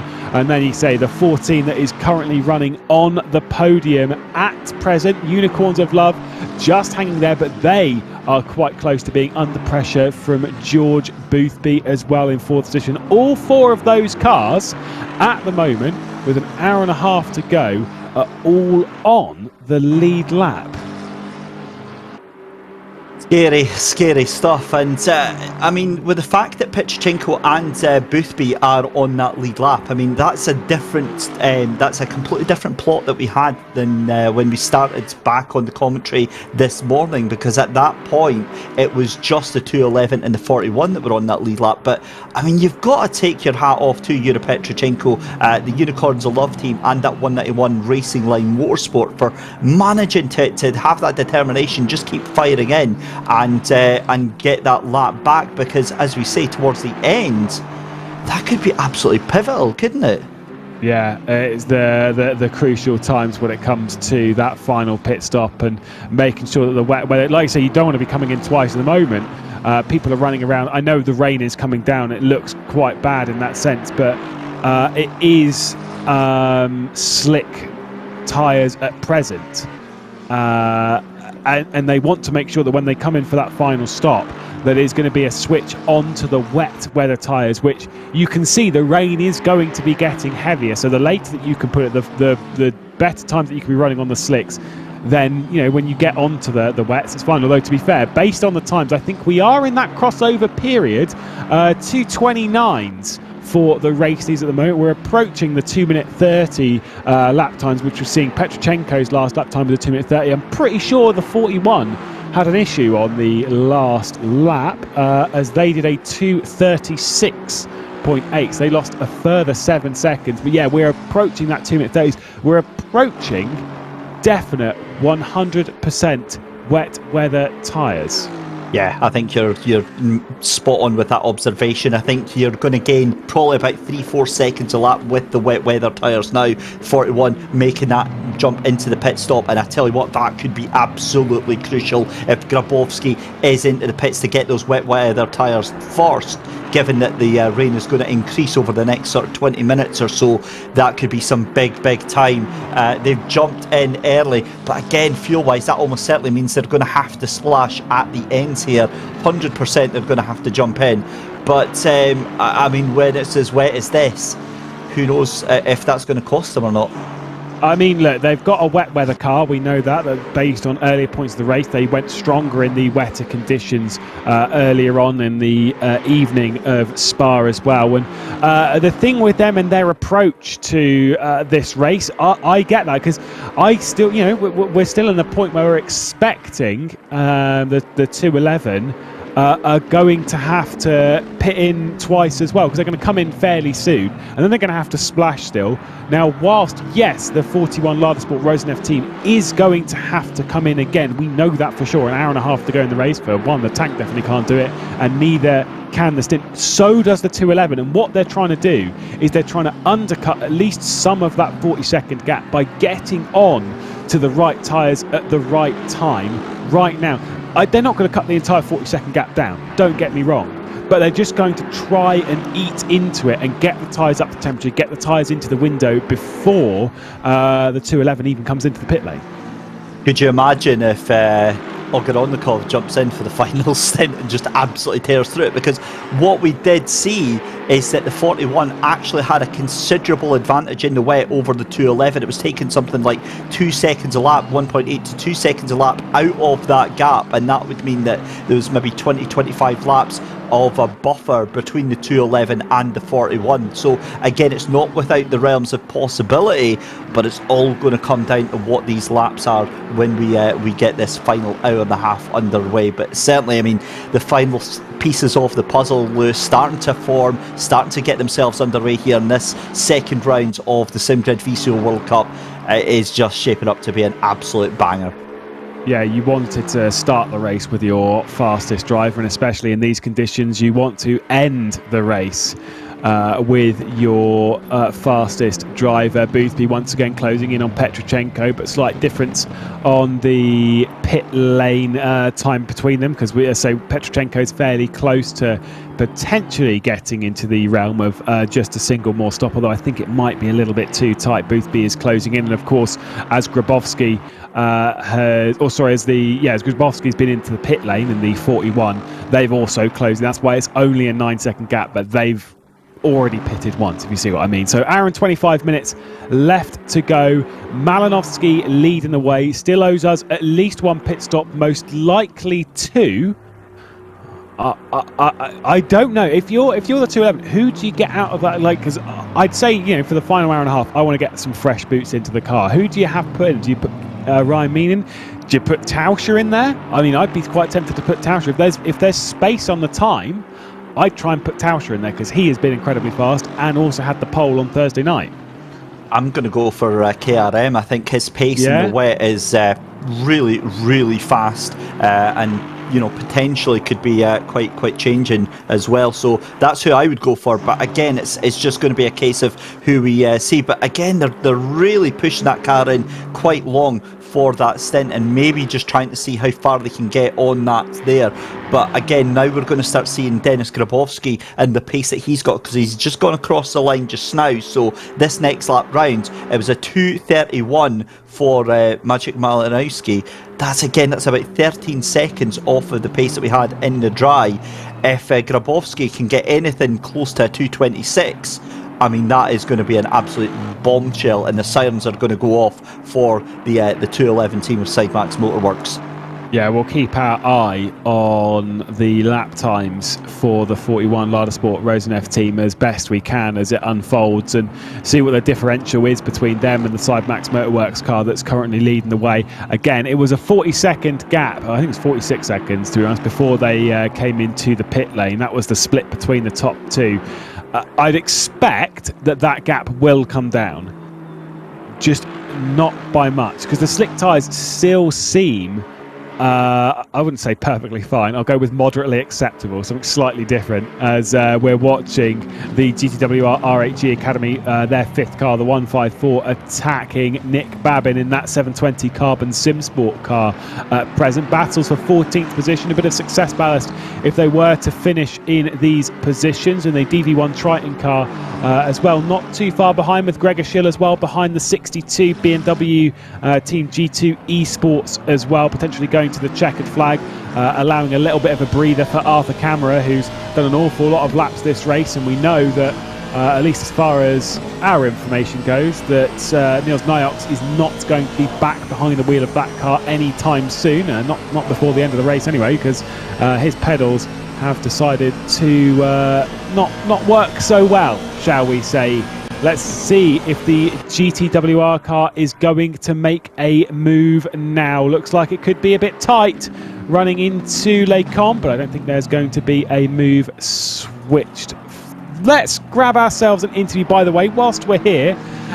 We'll go with Jan-Marcel Dietrich, who is a part of the Unicorns of Love squad. I'll drag him into the interview booth now, and we can catch up with the team that has been, for one, a bit of a surprise in the race, and the fact that they've been so very, very strong. Currently running in third spot, and to be fair, on strategy, look to be in a very, very good position. Talk us through how your race has been so far.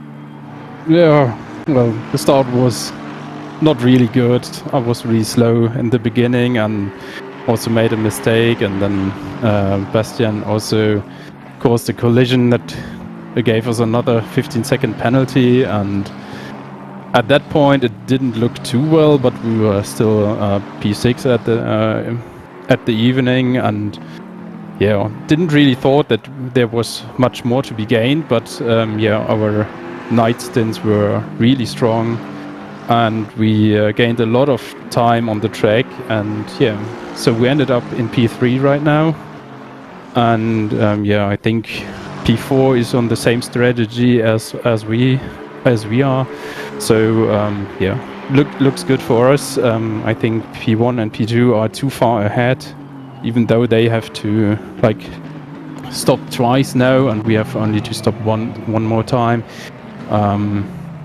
We will not be able to catch them. More wet weather obviously coming in. It seems to be getting heavier and heavier. Does that kind of fit into what you'd want for this race? Did you want more rain? I'm not sure, no. Our setup was also we thought of a 50-50 race, 50% wet, 50% dry, but it was mostly wet now. So maybe we could have been a little bit faster if we had a proper wet setup. So not really prefer, we do not really prefer the wet conditions, but it still was in the night our pace was good, and more rain is coming, so we'll of course switch to the wet tires soon, and then I think it's no problem to stay ahead of P4. Don't really want to give too much away, so feel free to completely dodge this question. Is there a requirement of a splash before the end of the race? Do you need a little bit extra fuel? Are you expecting to come in the pit lane twice? No, we have enough fuel currently to go as long as we need to do just one more stop, but it's more the question, when do we want to stop in terms of lap time, because the slick tires are really slow right now, so it's how much risk do we want to go, how early do we want to stop, but still not too early such that we end up with an additional stop. That would be really bad, but we could I think go for another 20 minutes or so. in terms of view. Oh, very good. Well, final question then, very quickly, before I let you run back to the team and what could be a very good result then. Currently on the podium, you qualified in third position as a team on Thursday night, so pace clearly quite good here at Spa. Was that the expectation coming into the circuit? Yeah, it was clearly that the Aston Martin will be the fastest car on the track, and especially in those rainy conditions as well. So, yeah, we really knew that a top 10 finish is a must-have here in terms of the championship. And yeah, actually qualifying was quite good, and our race pace, like as I said in the beginning, it was not really good, but then we learned how to drive, and yeah, really happy to at least bring back P3 now after we dropped back to P6. Well, best of luck to you on grabbing that podium. Hope the strategy all works out for you and the wet conditions don't bite too hard. Okay, thank you. No worries. We have Marcel Dietrich there joining us from the Unicorns of Love. Pretty intense battle that was on screen there between the 154 and the 720. We'll go from one interview though very quickly into another one. I just accidentally clicked the wrong channel. We'll grab Jaroslav Honzik into the channel, and very quickly, let's just ask Jaroslav Honzik of Yazheat Pirelli, talk us through what happened there at the end of the race for you. Hey guys, so unfortunately, out of nowhere, when my teammate was in the pits, suddenly he started lagging on my screen and his internet just died and he got disconnected, unfortunately, when he was like 100 meters from the pit stall when I was supposed to drive the next stint. And because he was driver 1 and his internet was down for 10-15 minutes, almost 20, we just tried to like rejoin with with different driver, and it didn't work, obviously, because you can't do that. It will just reset the car. So yeah, we had to DNF, unfortunately. Nothing else we could do, unfortunately. A bit heartbreaking to see it happen so close to the checkered flag. Unfortunately, these things, I guess, happen. Focusing on the positives, though, did you and the team, did you have a good time at least through the race? Had some fun out there in a very tricky Spa? Oh, I mean, like, we enjoyed the conditions because it was really tricky. It was very hard to drive and such, so it was fun. But unfortunately, the pace wasn't good, you know? Like, our car with those 25 kilo ballast was a bit struggling. So our pace was always good when it was, like, greasy and then dry. You know, like, we were really flying when the conditions went to drier.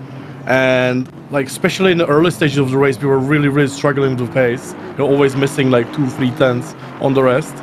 But it was great fighting with the conditions. Yeah, I really enjoyed that. Like, the weather was so hard, so challenging. It was good fighting with the track for 22 hours. Who knows what the weather's going to be like when we head to Donington, because you never know, British weather might creep in. But it's a circuit which might see the McLarens go quite strong, and also for you, potentially, well, I'd say no potentially, but you're not going to have any weight going into it, which should mean that, you know, potentially you'll be towards the upper end. Oh, we're definitely going for the W. We definitely going for the W in Donington. Yeah. No ballast, you know, good track for us. All Aston Martins, which is also good on Donington, seems to get a ballast. So I think we're gonna be quite strong there. Looking forward.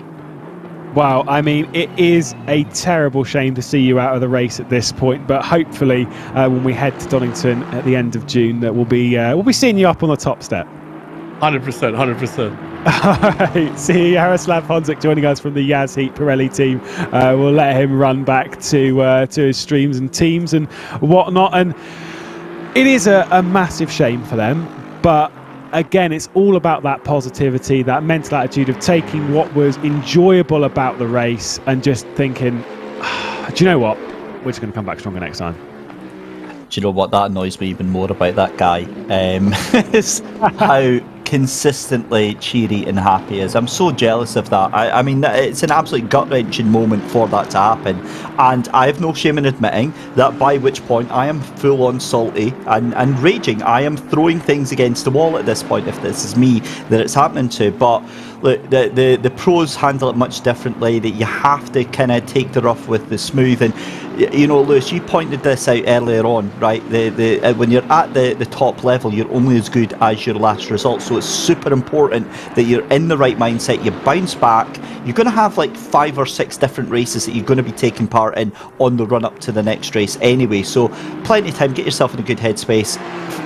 You know, by the time we hit Donington, we'll have completely forgotten about today. I've only ever, and this is sort of a touch wood moment because I don't really want it to happen at any time soon, as we're seeing Team ACI are up inside the top 10 earlier in the race. Unfortunately, things fell apart a little bit for the Triple Eight, and they now found themselves back behind the number 28, another team who saw things fall apart over the night time, the WPS Racing team, and they're battling out now for 25th spot. Yeah, I've only ever had one disconnection properly from sim racing, and I remember how I felt at the point. And normally I can be quite aggressive. If I get hit off by someone, there's there might be a few swears. We'll go with that, shall we? I just stood up and walked away. I had no words. That it just disconnected on the starting grid for a race. We're starting from 4. I just stood up and left the room. I couldn't. I was like, I can't add anything to the situation, so I'm just going to leave it, because otherwise, yeah, like, a wall is going to receive the glorious face of my fist as I'm absolutely fuming. But no, some people are just super positive at all times. Sometimes that's even worse when you just stand up and walk away, because it's that, you know, things are so bad that you can't even bring yourself to react to it.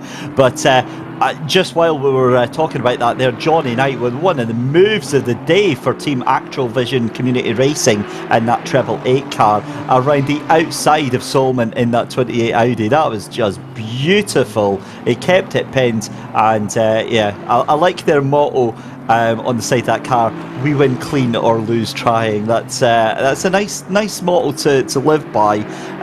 But I mean, 25th place, they're not going to be too unhappy with that one, especially given the quality of the fields, as we see Tobias Pfeffer for the GTWR R8G Academy up in 18th place. Yeah, fighting with Gregor Schill. I do like that, that kind of terminology. Say winning clean or lose trying. For me, like with sim racing and stuff, we go through phases where people drive badly, people drive well, people drive badly, people drive well. It goes up and down and it yo-yos. But I do like that when you find the right teams that you can race with, and you're like, it's not about, oh, I'm going to give you 3.5 car widths to that. It's like, no. It's racing hard and racing clean can be in the same bit. They're not mutually exclusive. You can have the both. And it's about that sense of just respecting your competitors, and I do like that motto, because it's certainly one that I think a lot of other teams and drivers, not only in sim racing but in motorsport as well, could definitely listen to.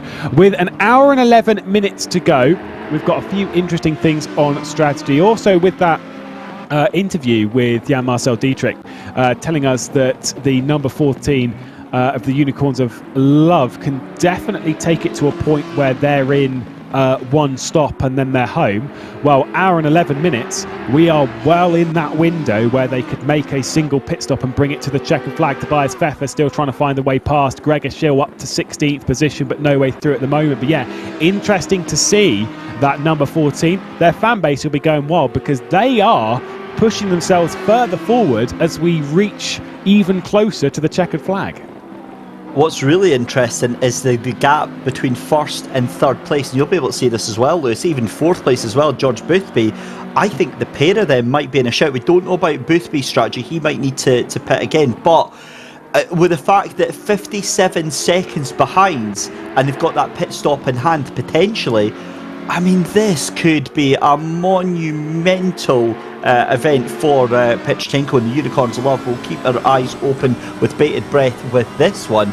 But yeah, I think we're going to go with maybe 10 minutes to go. We'll see cars coming in with a splash and dash. But looking at the lead again, I can see the tables turning for the number 41. Now, remember, I said this is what we were watching out for, because that 41 seems to be set up for whether I'll come back to that in a second. As I see Tobias Pfeffer moving one way then the other and gets the cut back over Gregor Schill. They're side by side, a drag race down the start-finish straight is going to be Tobias Pfeffer round the outside. And we're 23 hours in an endurance race, and we're still having cracking little ding-dong battles like this, Lewis. Yeah, and the outside line running through La Source normally seems to pay dividends all the way down, because you get that straighter exit. They're still side by side. Are we going to be side by side up through Eau Rouge? Gregor Schill and Tobias Pfeffer still going for it in the wet. And it is going to be Gregor Schill hanging on for now. He did have to skip over the top. And Tobias Pfeffer, who is right there, they were fighting hard to try and make that stick. And finally, we saw someone attempt to side-by-side at the bottom. And it is the BMW just hanging on for now. Tobias Pfeffer now trying to go around the outside, but no way round. And the 62 hanging on the 157. Oh, he's going to find a way through surely, because Tobias Pfeffer, the speedy young German, he is looking aggressive right now. He certainly is. And look, you literally mentioned about 15 seconds prior to this about how fighting hard and fighting fair are not mutually exclusive, and that's exactly what we're seeing here from the 157. A little bit of paintwork being exchanged there. Oh, and that pushes the BMW wide but keeps them still side by side. And knowing Tobias, he's going to let that BMW back through. And this is awesome, because the sense of rivalry between these two right now is going to be immense, and the 157 is going to want to get that move done fair and square, because the sense of achievement when you pass someone, when you're fighting someone as hard as this, is absolutely immense. Yeah, this is less of the racing. There's a bit less of the racing clean, more of just the racing hard in this scenario. They are really pushing each other to their very limits. Little bits of contact between them as the door is wide open, and Tobias Pfeffer is trying to get through. There's the further bit of contact, and on the catch, Tobias Pfeffer makes contact with the 62. For my money, I think that potentially, at least from that angle, the 62 was pinching a little bit hard running through Stavelot. Would have to take a second look at it before making a decent judgment. I'm sure Race Control will have an opinion on that one. Tobias Pfeffer just correcting into the perfect side to spin out that BMW. Also, other drivers in the pit lane a bit further up coming in for their final stop. Yeah, there's that meme on the internet, isn't there, of the kid with the stick poking at something going, come on, do something. That's exactly what the BMW and the Audi were doing to each other there, and that is the world's most predictable accident through on the corner there. I mean, you saw that one coming an absolute mile off, and yeah, it is one of those things. Personally, for me, from the brief moment that we saw there, 100% a racing instant. The two cars leaning on each other, lots of contact, lots of nudging beforehand. You know, if it had went either way, it would have just been one of those things. But yeah, Tobias Pfeffer breathing a bit of a sigh of relief now. He gets to streak away from that BMW, and the BMW into the pits there just now. And the gap between first and second place now, Lewis, down to 22.5 seconds with just over an hour left to go. By the way, and we will join them before they reach the checkered flag, but obviously the racing that we have here in Split 1, great, exciting, thrilling. We're seeing a race unfold, but a reminder to you all that there is a second split of racing happening, another 24-hour race happening behind this as well, running the same circuit, slightly off kilter on time, because they're running what is for this race, I think 45 minutes, or roughly 40 minutes between. Their lead is separated by less than a second, and they have 24 minutes to go. Speak about pressure, that will definitely be it. Let's take a look at this incident once again. So the 62 leading the 157. The door will be open as Gregor Schill runs a little bit wide into campus and eyes up the opportunity to Tobias Pfeffer, gets to the inside, and I think there's going to be a little bit of a pinch as we lose them behind the trees. Oh, it's not as much of a pinch as I would have thought. No, actually for me that changes things completely, because what actually happened was Tobias Pfeffer puts two wheels onto the curb washes him off to the left hand side, and that's what causes the contact there. Race Control I think might take a very, very different viewpoint on that from what we saw on the angle on the broadcast. it looked like it was a racing incident, I'm now having to think that might be Tobias Pfeffer to blame on that one, at least marginally. Yeah, I'm not 100%. It's not an easy one to call because it looked like there was space given, but it looked like he was as close to the white line and the curb as possible. Either way, for Tobias Pfeffer, that is it might be a penalty, it might not. We'll have to wait and see. With GTWR R8G Academy, they've already had 2 drive-throughs today. Potentially a third, although I'd say a drive-through is pretty harsh. This will be a really good angle to see it from. This is on board with Tobias Pfeffer with the 62 BMW ahead. Got to go through Fania, and then we get into campus where the door is open. Just watching the cars coming through this left-hander here. This is going to be exactly where we see it here, and we see that the BMW overcooks it into that corner a little bit late on the brakes here, and this is the point where it goes onto the curb there. See, that's what washes it out, and that's what causes the contact. And not only that, he keeps the foot in and causes that second contact as well, which is the one that spins him around. I think, drive through, I think is a bit harsh. I think at most maybe a 15-second penalty for that one. But the problem with that is that the 62 is now, it had to be in the pits twice. It's it's not the best there. What has happened to in fact, Yuri Petrochenko, has he went into the pits because Boothby now shown in 3rd place? Yeah, I believe Petrochenko was in the pit lane a couple of laps ago. I did just catch him running down into the pit lane. So they have switched. They have been in pit lane at slightly different times, trying to reach their way to the checkered flag. Here is George Boothby. Can see that he is behind Petrochenko. Can see that he's behind Petrochenko by not very much, though. There is 7 tenths between them, and that is legitimate because that pink car, the pink and black car directly ahead of the Racing Line Motorsport Squad, that is the Unicorns of Love vehicle that is being driven by Petrochenko. An awful lot of pressure on their shoulders by George Boothby behind. So a tight fight for the final spot on the podium, at least for now. Hour and 2 minutes left to go. And as far as my numbers go, that George Boothby should be able to reach the checkered flag, the same as Petrochenko, without making another stop and without breaching the driver time. The 2 leaders, though, will have to come into the pit lane once more.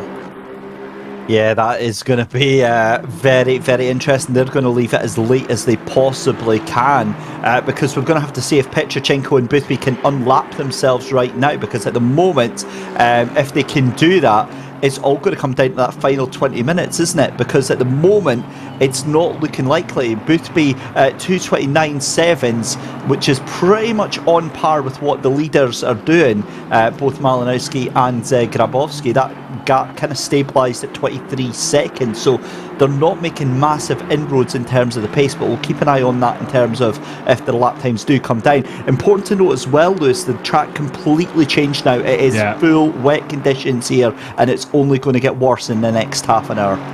I think it's going to be getting worse all the way up to the checkered flag. It is going to be a hard run in Romagnoli into the pit lane in the 164 that has done an awful lot of leading today, has led the second most laps, 2 centuries worth of laps at the front of the field as the 164 car GTWR Racing Team 4 that took the lead after only, I think it was 3 or 4 laps in the early stages, slipstreamed their way by the 211 that started from pole position.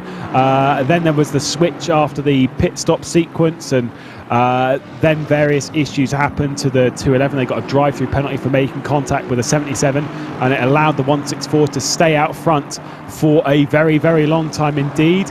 However, over the night stint, that all-important night stint, Malinowski and the 211 car with the likes of Killian Ryan Meenan as well behind the wheel, joining them, Kondaccioglu and of course Michael Tauscher, all of those working together to push that squad forward and to lead the race with an hour left to go here in the Thrustmaster 24 Hours of Spa. They are leading from the Lada Sport Rosenef team, who have been leading an awful lot when it comes to the transfer over with the interval points. They've won an awful lot of points from that sort of section, whereas now at the race does look like they may well be destined for a potential second place finish when we hit the checkered flag in an hour's time. Just starting to wonder, one of the questions that we've been talking amongst ourselves behind the scenes, Lewis, is obviously the 211 and their brakes. Just hearing word that their rear brakes are getting pretty paper thin from the looks of it. That's not what you want when you're pushing hard with an hour left to go, because you need that confidence in these conditions, and having brakes like that, I'm starting to get a little bit worried for them. It's going to be tight for them. We'll have to wait and see if they're able to look after their brakes enough. I wonder if we'll get a word from James Parker on that, of course, our analyst behind the scenes, who's been feeding us various bits of interesting information. My question would be, if they are going to come into the pits again, actually I'm not, they are destined to come into the pit again. They will, yeah. How long does it take to change the brakes? I'm assuming it's not a short process. It takes a while, right? Oh yeah, they'll lose a lap, nearly. So it's about 40. I think it's about 40 seconds to change the brakes. Off the top of my head, I can't remember exactly, but it's going to be a very long stop, 45 odd seconds. So they're going to lose a lap in advantage, because that extra time in the stationary, it's going to be well over 2 minutes in stop time. So it's not worth it. I mean, it's the arse out of the race. They're going to have an advantage because they're a lap ahead. So they will have a cushion that they can look after their brakes in for the final 20 minutes if they get critical. But with the indicators on, it's not critical yet. They will still be able to make it, but it will be close.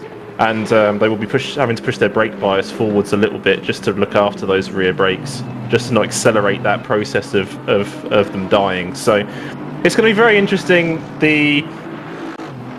It all comes down to if Petrchenko in the Unicorns of Love car can unlap himself and then put the pressure on the two that have to do the extra stop, the extra splash and dash, or if they stay a lap behind until the pit stop comes. So it's all going to come down to their wet weather pace. If they can light up the timing screens and gain 25-30 seconds, then at least puts them in the window towards the top two and makes them nervous. You know, it's just that extra pressure. So it's going to be very interesting to see. Going to be my question, is there anything that they can do? So you said about moving the brake bias forward and stuff. Is there anything, because obviously it's the rear brakes that's going on, so if you move it forward you put more pressure on the front brakes, just to clarify.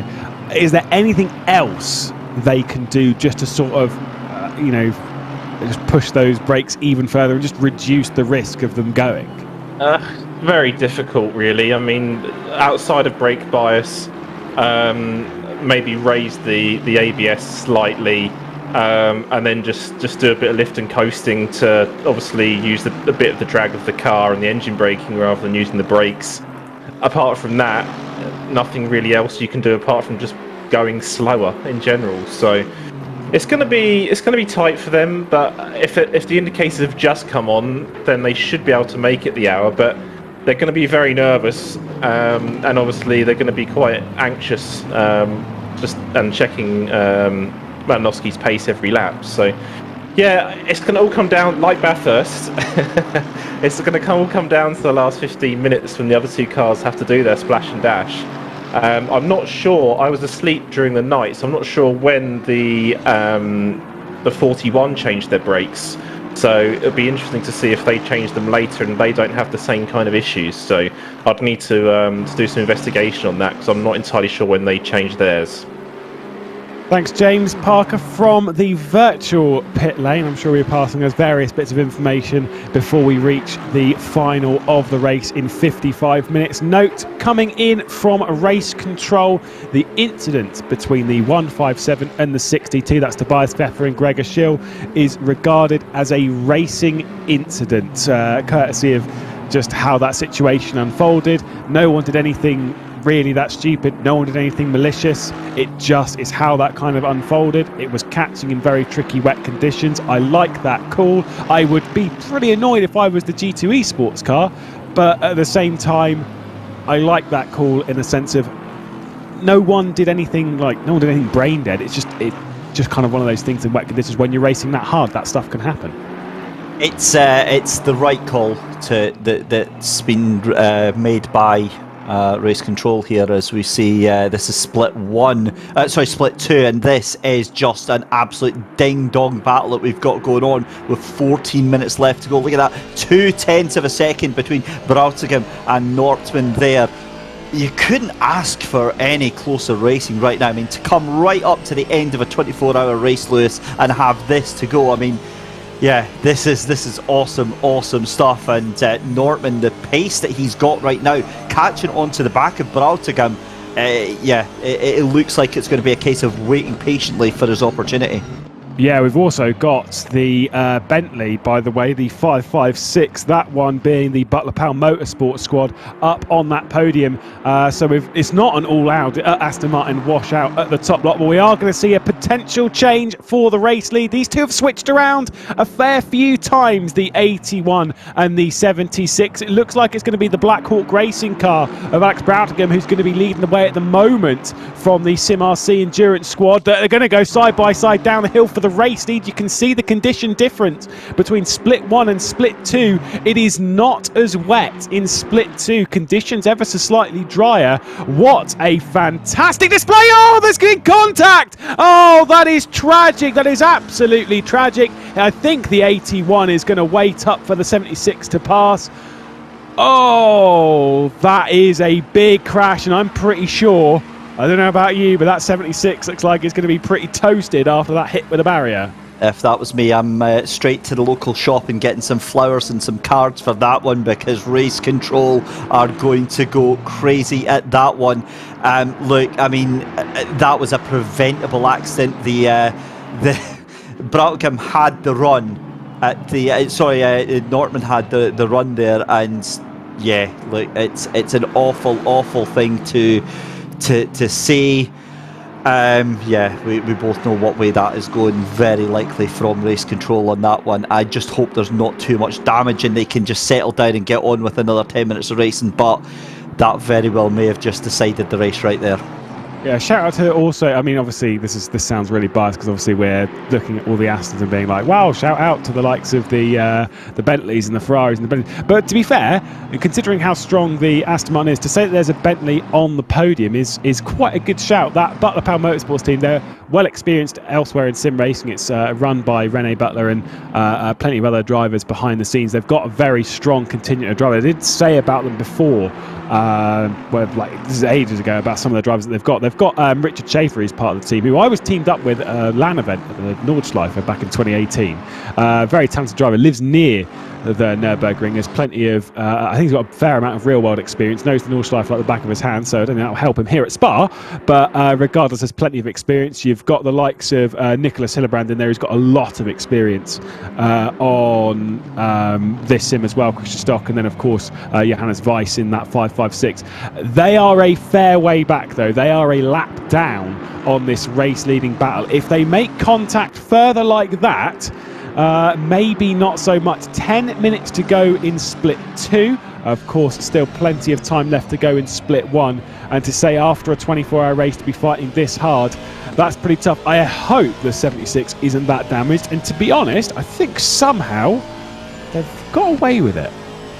Yeah, look, I mean, what do you do if you race control? Because that was obviously a very, very naughty incident. There was no malice there, but I mean, both drivers should have thought a little bit better with it. And hopefully, I mean, best case scenario is put down to a racing incident and they can get on with it again, right, as long as there's no damage to that car in front. And they can, I think, if they do see it's going to be a racing incident, that kind of takes the pressure off and they can just knock lumps out of each other again. You know, who doesn't want to see more of this in the final 10 minutes of the race?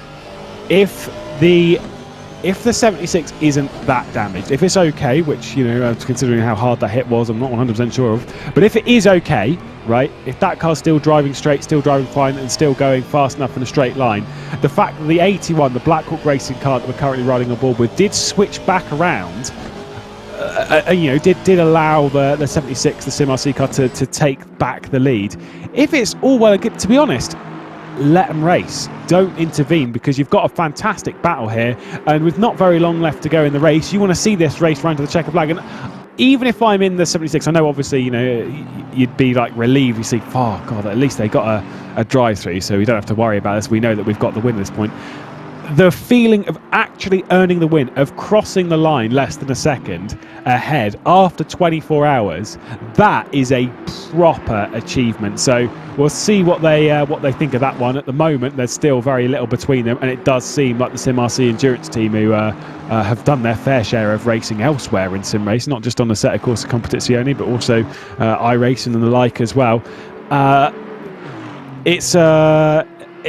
Seems like I say, back to normal on speed, and it also seems like they've got a fair amount of lap traffic that might play its way into it, which we'll also see in Split 1. A reminder that Split 1 still has 50 minutes of racing to go, running 3/4 of an hour behind Split 2. Normally it should be half an hour, because we like to see the end of the Split 2 race, and then we'll jump back into Split 1. But at present, for the Split 2 race, they are rushing towards that checkered flag.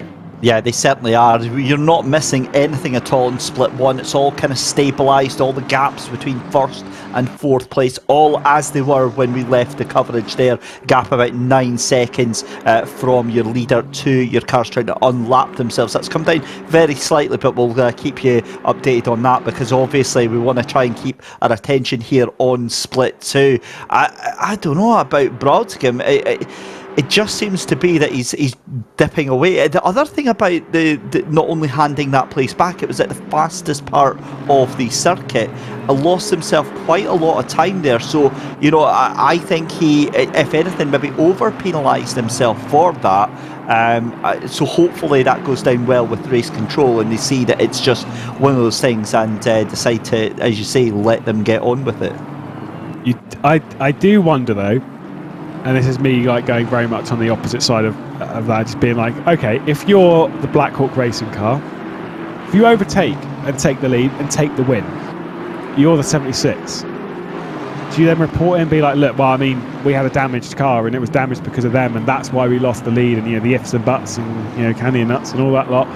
Like, I wonder if that would play its part. Side by side on your screen at the moment, left-hand side is what is happening in Split 1, 47 minutes, 40 seconds to go. Right-hand side of your screen, Split 2, 6 minutes left to go in the race. 1 second separating the top two Aston Martins at the moment. There are also plenty of battles up and down the order in this one. We'll keep our eyes focused on this race lead, because to say after such a long period of time that we've got two cars so close, I mean, we'd be talking about this being like, wow, after 6 hours, you know, after a 12-hour race. But after a 24-hour race, after one of the hardest things that you can do in sim racing and motorsport, tackle a circuit for an entire day with perfect precision, especially when it's a circuit at high speed and commitment as Spa, and in the tricky conditions that we have had, yeah, if anyone's getting paid in sim racing these days, they have earned their paychecks. And a hefty paycheck, I hope it would be for them, but might be just a bottle of beer and a box of Haribo for them at the end of this one, in all honesty. But Brodskim still trying to hunt that lead car down of Hannes Nordman for SimRC Endurance team. But I mean, that gap's now up to just over a second with 5 minutes left to go. We need to get the rocket boosters on, because it's starting to look like Nordman just stretching away a little bit, especially there as comes up through Eau Rouge and through Radion. This is looking like the race might be settled. Yeah, potentially. I mean, you never know how much it can swing. Still expecting them to do this and then another lap and then another lap based on the time. Actually, it might just be... No, that surely is right, because it's not 20 seconds from the start finish. No mind, ignore me. So it should be 3 laps. So 2 laps when they cross the line.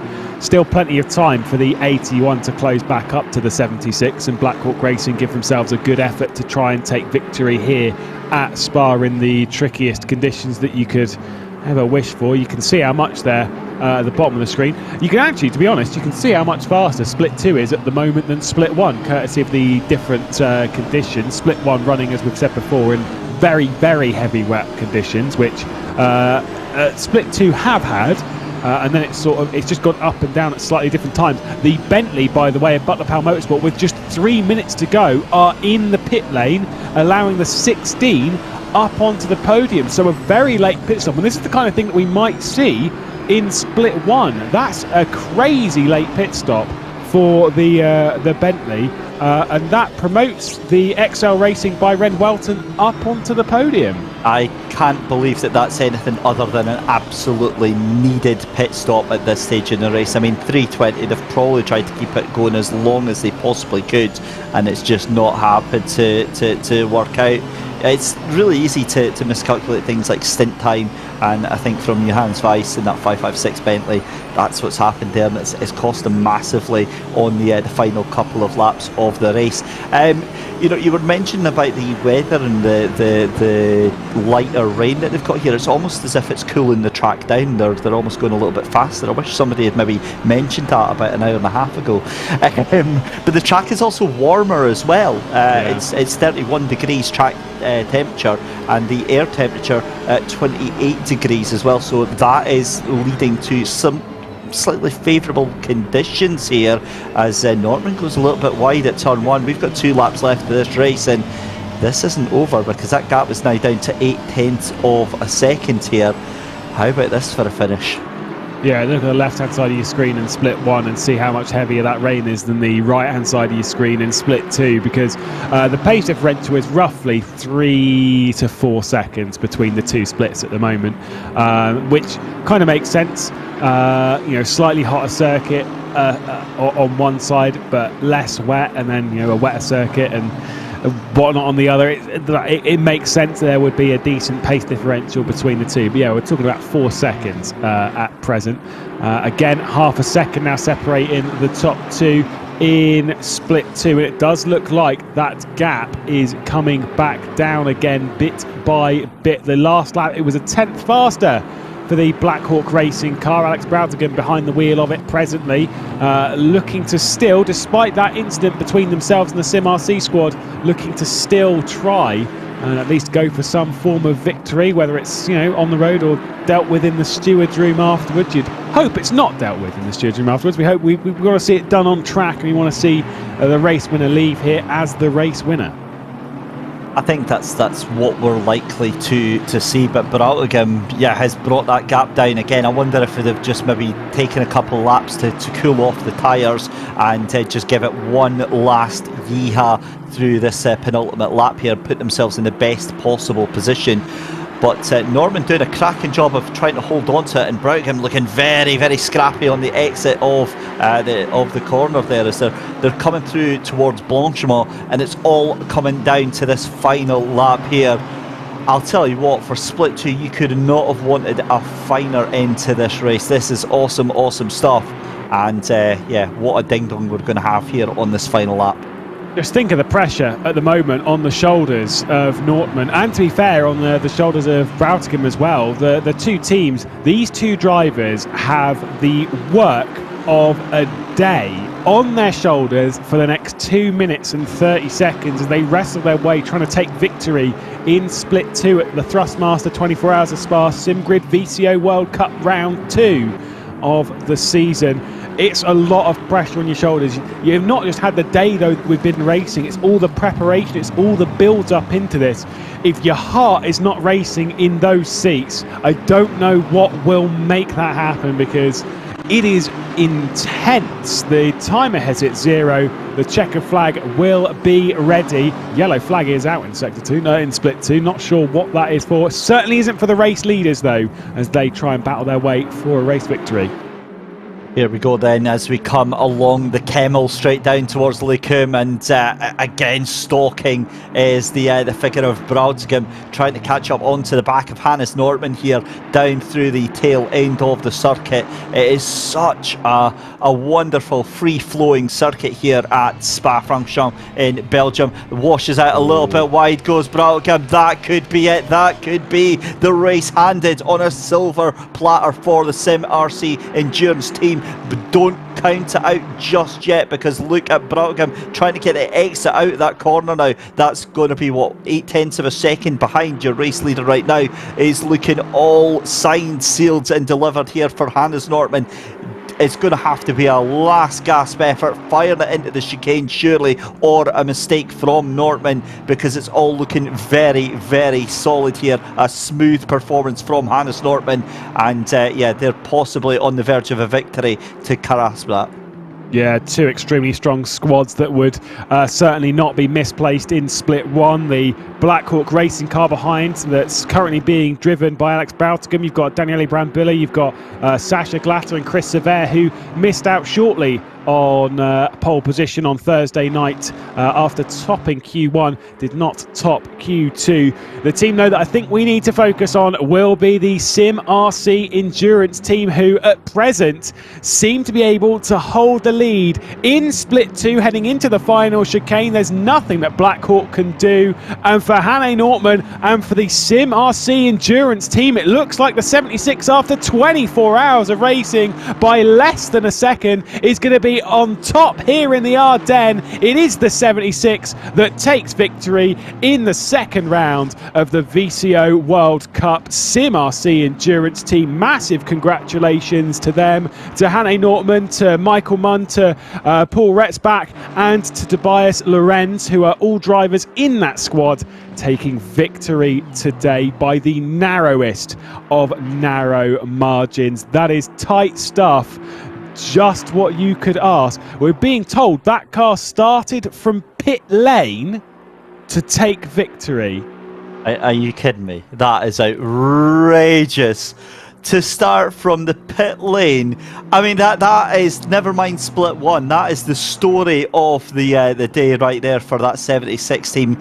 Can you imagine just how delighted they are, Lewis, right now with that performance? That is one of the stories of the season right there. Wow, I don't know quite how to describe that one. As far as our stats are, and as far as the notes we were passed by James Parker, yet from the pit lane to the top step in 24 hours. That is a pretty good day of racing, if they do say so. That is impressive stuff for the 76. Of course, we can't go anywhere because Split 1's still racing away, and they are going to be racing hard for the next 40 or so minutes and trying to chase their way down to a victory. 37 minutes 45 seconds left on the clock. The battle for third as Petrochenko has pulled out from George Boothby. It was very close after the pit stops, but they have separated, and the 14 taking that podium fairly strongly at present. But we do know the top two, Malinowski and Grabowski, both have to come into the pit lane for at least a splash at some point soon.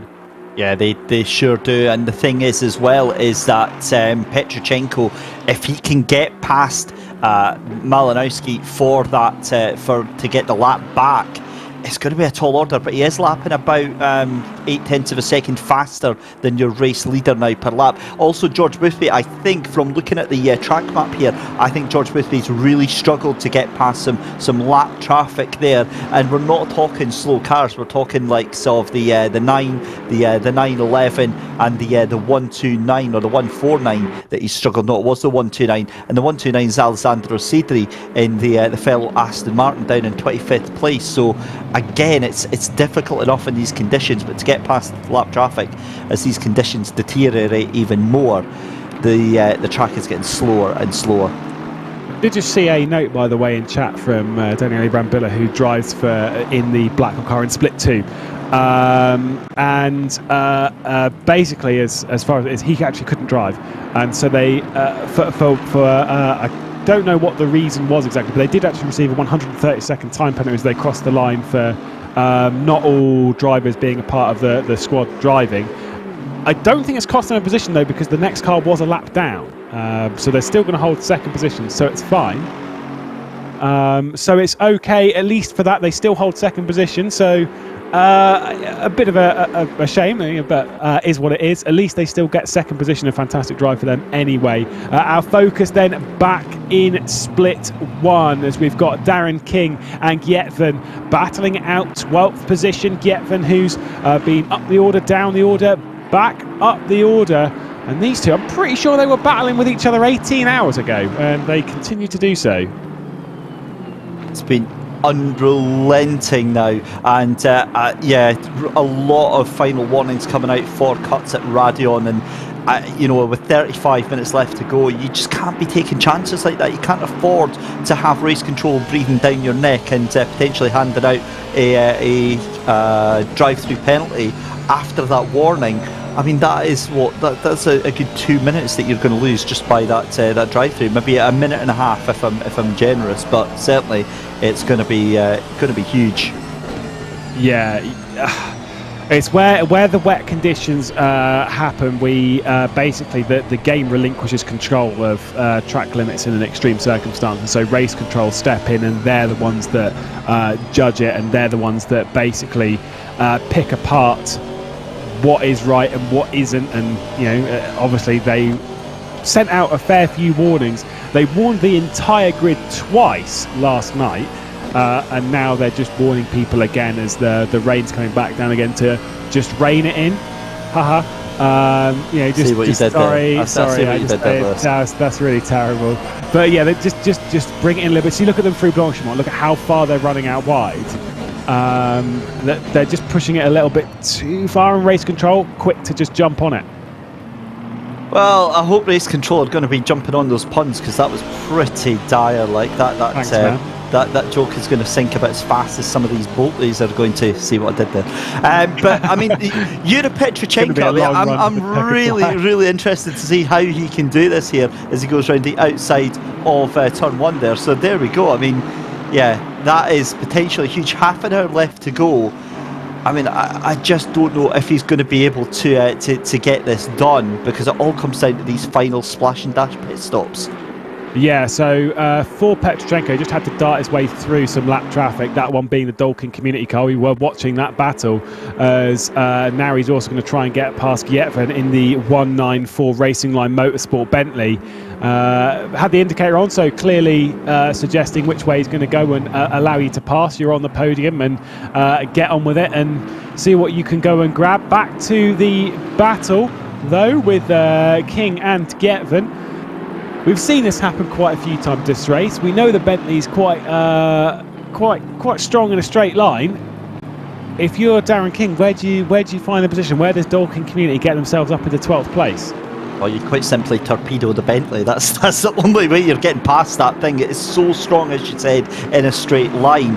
It seems to be the exit of the corners. That's where the Aston has the run on the Bentley. We switch to Zahiressa in the Bentley, trying to chase down. That is Andrea Benedetti in the 32. In front of him, of course, the GTWR Racing Team Red.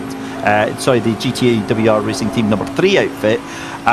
Just 0.4 of a second up the road, and again, moments like this is just where you have to ask yourself, right, how much do I want that 20th position? How much are the points worth to me? What is the risk reward ratio going on right now? That's the only thing that has to be going through your head at all of these times. But yeah, like I just don't have a clue what's going to happen now in this final half an hour, because King and Gyetven just knocking lumps out of each other right now. And who knows which way this is going to go. Yeah, there's a few battles on circuit. Trying to keep up to date with which ones anyone needs to come into the pit lane from this lot. All of these drivers should be good to the checker flag, including this one that we were looking at, Darren King, as he's now going to go around the outside. Seen this one work a few times. It gives you the inside for the next part in the final chicane, and the 38 and the 194 giving each other enough room, but it looks like the Bentley is going to have to drag off of the final chicane and going to continue to hold that position. If he can draw alongside and hold it there with Darren King and try and make something stick around the outside of La Source, we've seen that one work on a few occasions. This is not going to be one of them. Other battles down the grid, of course, we saw that one between Issa and Benedetti. You've also got Nico Solomon and Jonas Sovalainen battling it out for 26th spot with very little between them. So plenty of battles approaching that checkered flag. And it's kind of one of those things where, as we saw in Split 2, they were all very close in the final moments of the race. Yes, sure, it's not for the lead, but they're still battling out as if it were so, with very little time left on the clock. Absolutely, and it's been this way for the entire race as we see the two of them going into Lakeum side by side again. Still a lot of respect being shown up until a little bit of a nudge. That means the Bentley's going to have the inside line for that right-hander, forcing the Aston Martin out wide, but it's still foot firmly down on the accelerator again round the right-hander here into the... Oh my goodness me, that is so wild. Look, this is what we were talking about earlier, the respect up until, we'll just ignore that little nudge there. But the Aston absolutely trying to give it what for, and the two of them still side by side as we come into double gauge. Yeah, fair pull. I think it might be the advantage for the Dalton community. A bit of a hip and shoulder there as well. The Jean Lacey Esports Academy Cup car as well, trying to close in on this. That is a good few laps down, so not a worry for position. Shermatinsky behind the wheel and the slightly less colourful car than what we've seen him drive in other series. I know you're a big fan of his work and other stuff, particularly a bright pink and yellow BMW GT4. Here goes Jonas Sovalainen. It's going to have to be around the outside at Blanchimont. I think he is given room for the 28 WPS car, and there was the position change there. High commitment, and it was sorted there. Sovalainen up to 26th, and whilst all this is happening, the 129, which is currently driven by Siddy, that is, of course, the Clash sim racing car that's worked so hard to climb up the order. Drive-through penalty. What can you say? That's almost certainly going to be for drive-through. Sorry, for track limits on that one. Not. And it's not. Oh, we've just heard that there's a crash at Radion. Ross McGregor's been involved in that. It looks like it's just been a spin. So it was the car 9 and 129 on lap 559. So avoidable contact. So the number 9 then, that is the Renvelton Pro team that were involved in that one. Yeah, that Lamborghini currently driven by Chris Herker. Let's see if there's much damage. I think so. He's just lost it on his own. We're hearing from Ross McGregor for the Rocket Sim Sport squad. No wall hit either. So just a bit of an embarrassing slip and slide. The man who lives very easy. He should be used to this kind of weather. Wet weather. Lives not too far away from Knock Hill. Has visited that venue a few times, more from a photography standpoint, should be used to this kind of torrential rain and wet weather. But yeah, clearly just overcooking it a little bit. Thankfully, no damage on the car in the 22. The lead non-Aston Martin currently runs just inside the top 10. What are you trying to imply about Knock Hill and the weather climate that we have up here, Lewis? Because you'd be absolutely spot on if you were trying to say that it rains an awful lot up here. The saying that we have up here in Scotland is that if you can see the top of the hill at Knock Hill, then it's a way to rain. If you can't see it, then it is raining. So that's the two conditions that we have up here in Scotland. But again, comments that we've had throughout the stream about it constantly raining here at Spa. Well, I know plenty of 24 hours at Spa where it has just been this consistent on and off level of rain. Look at last year as well. We've had numerous 24-hour events that have had this torrential type of rain. I think it was not the Dubai that ended up getting postponed for about 12 hours because of the rain that they had over there. So, like it or not, rain is a part of 24-hour racing here. But just looking at the battle for Yuri Petrochenko, 2.1 seconds behind your current leader. He is desperately trying to unlap himself right now, and with good reason. Where's your race leader gone? No. Lewis, no! No. That is... I don't have words. Oh my God, I'm just absolutely devastated. I do not have words. The 211 that has been out front for so long, now disconnected from the race. That is absolutely horrible. At the moment then, the 41 will take the race lead. That is hard stuff. And if I am one of the drivers, I would be in tears. I do not blame them. Someone needs to grab them a good few beers, because that is going to be harsh. Either way, Lala Sport Roseneft leading the way at present. Petrochenko in the Unicorns of Love closing in, but Grabowski owes us a pit stop. The 41 will be potentially taking top honours here unless the 14 can do anything about it. You really hate to see it. That is gutting. That gutting doesn't even come close. I feel quite emotional for them, because having been in quite a few 24 hours, and I've caused issues as well, I know how upsetting that is for me, but to do that 25 minutes before the race end, that is just absolute heartbreak for them. Look, again, as horrible and as callous as this sounds, this is what endurance racing is. That we see that. Look at Le Mans the other, just a few years 16. Ago with Toyota, and it was absolute heartbreak. These things happen, but again, it's just a case. You just have to roll up your sleeves and get on with it. But my attention now, immediately my eyes dart to Yuri Petrochenko in that 14, because the 41's in the lead, but I'm not convinced. I don't think that they've got what it takes, and I think it goes from bad to worse, because I think they've reconnected, and I think it's put them right back at the back. It's what happened with Stutsenko when they were trying to get Jaroslav Honzik. And when that Yasheet Pirelli car tried to rush their way back onto the server, they joined in the wrong way. There is a specific way to do it, which, yes, doesn't sound ideal because of just how things... It's just various limitations on the platform and the issue that's been caused. All of that work may well be thrown into bin. They would still focus on the positives. At least they would still have taken the interval points. They would still have been, in decent positions at the 6 and 12-hour points. But I genuinely, I don't even. It's not many times that we are lost for words in the commentary booth, but that is certainly one. That is unbelievable heartbreak.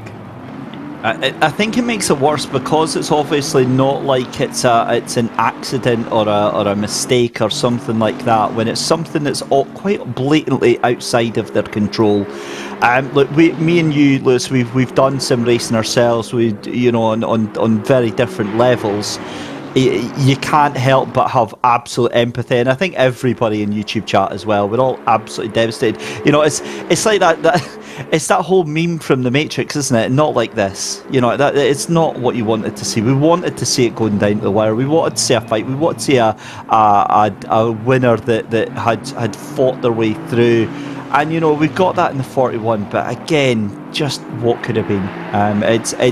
I honestly feel just about as upset as I can imagine that they are right now. It's absolute heartbreak.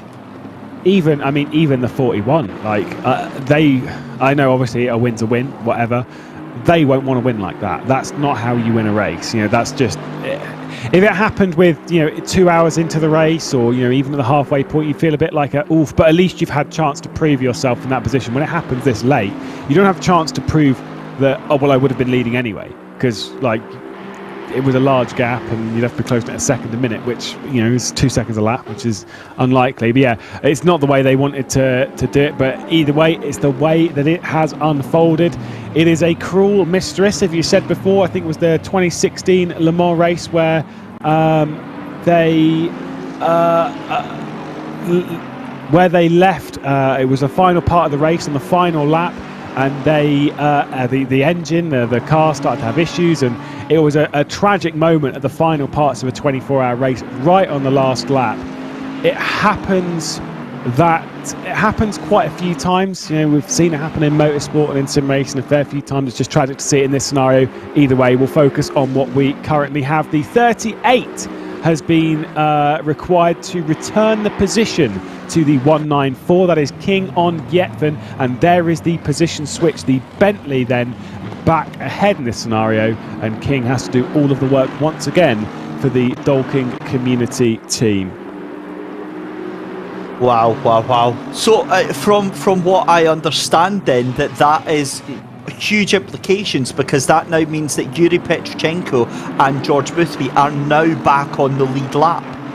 Boothby 10 seconds behind Pichchenko, but again, that essentially means that they've done that hard work at unlapping themselves, and now, fair enough, they're nearly 2 minutes behind your current race leader of Grabowski, but they are lapping quicker by about a second, almost a second and a half per lap here. And I'm wondering on the fuel, how much of a stop is Grabowski going to have to do here? Yeah, I'm not 100% sure. He's going to lose a lot of time. It's going to get fairly tight. But speaking of fairly tight, there we go. Give the position back. Instantly take it around the outside of Lecombe. That was a pretty solid move from Darren King, getting ahead of the Bentley.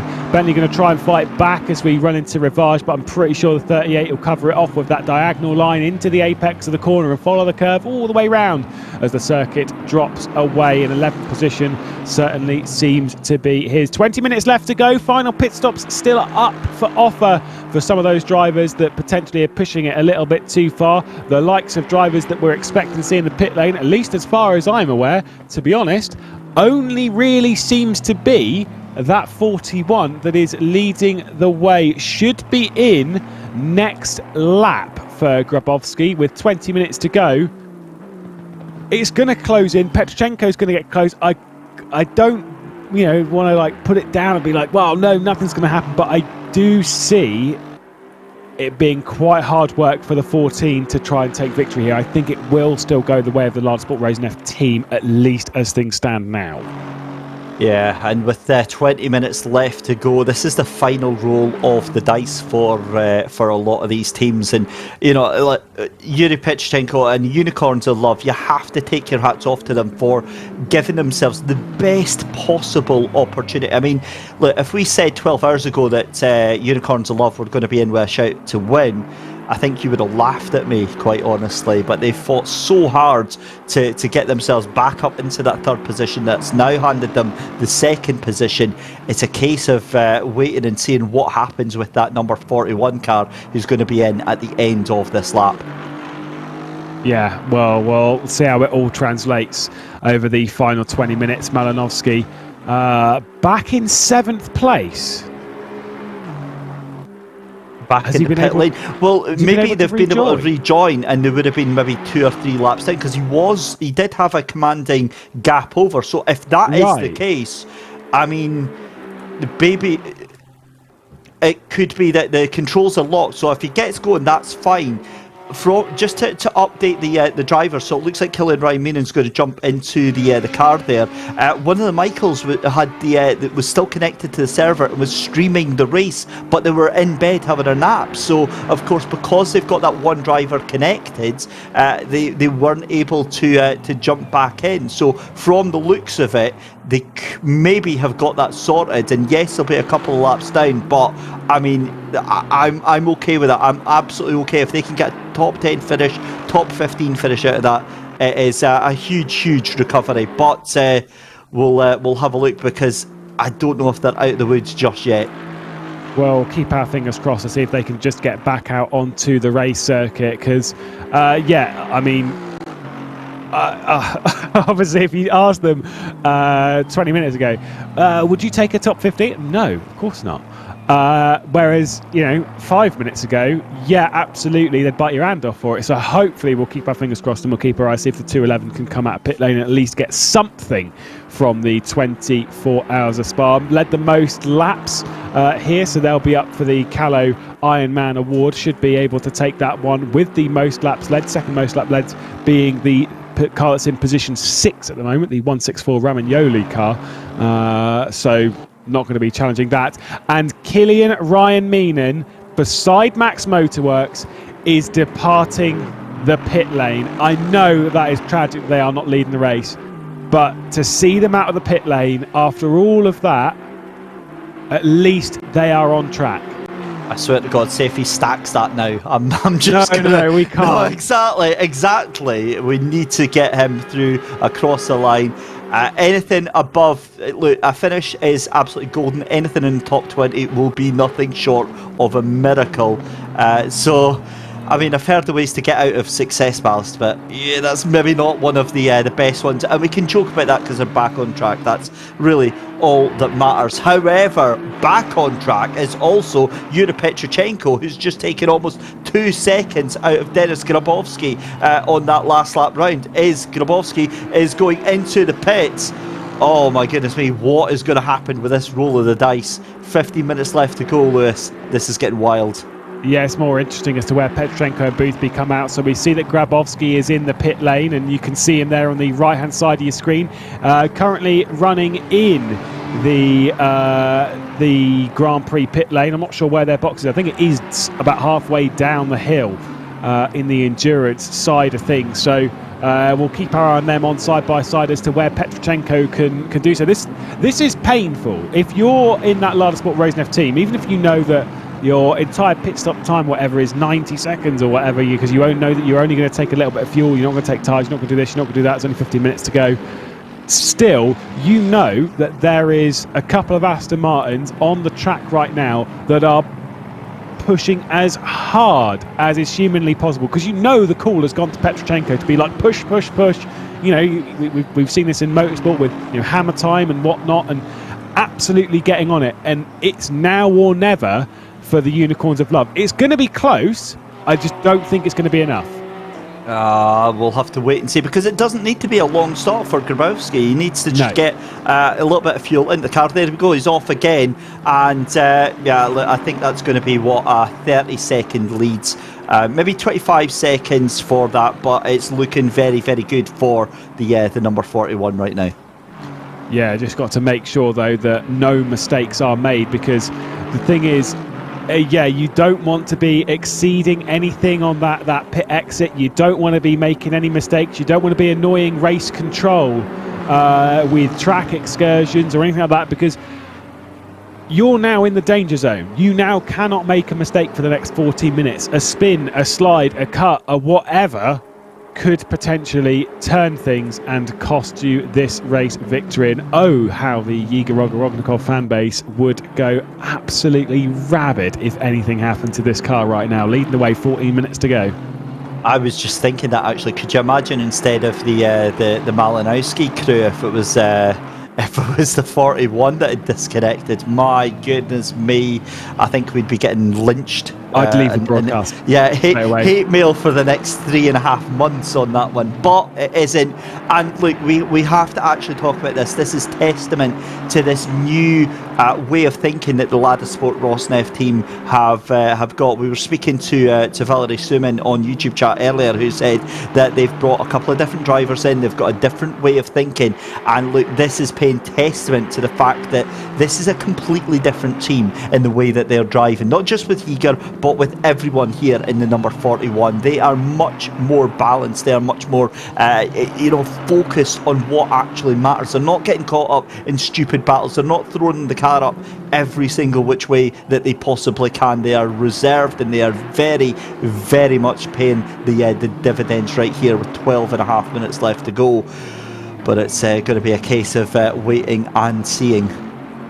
Well, testament to that is the only driver who is in the car that was in the car at Bathurst is Yiga Rognikov. The rest of the drivers were either like Kirill Antonov racing in Split 2 or whatever. They've jumped in for this round. So Grabowski was not racing in Split 1 last round. The lineup was Gregory Ivanov and Shevratalov, who were joining Yiga Rognikov in the 41 machine at Bathurst, whereas obviously the split and the change has seen things go more in a potentially positive way, because the switch of drivers, no matter which way you look at it, clearly has worked.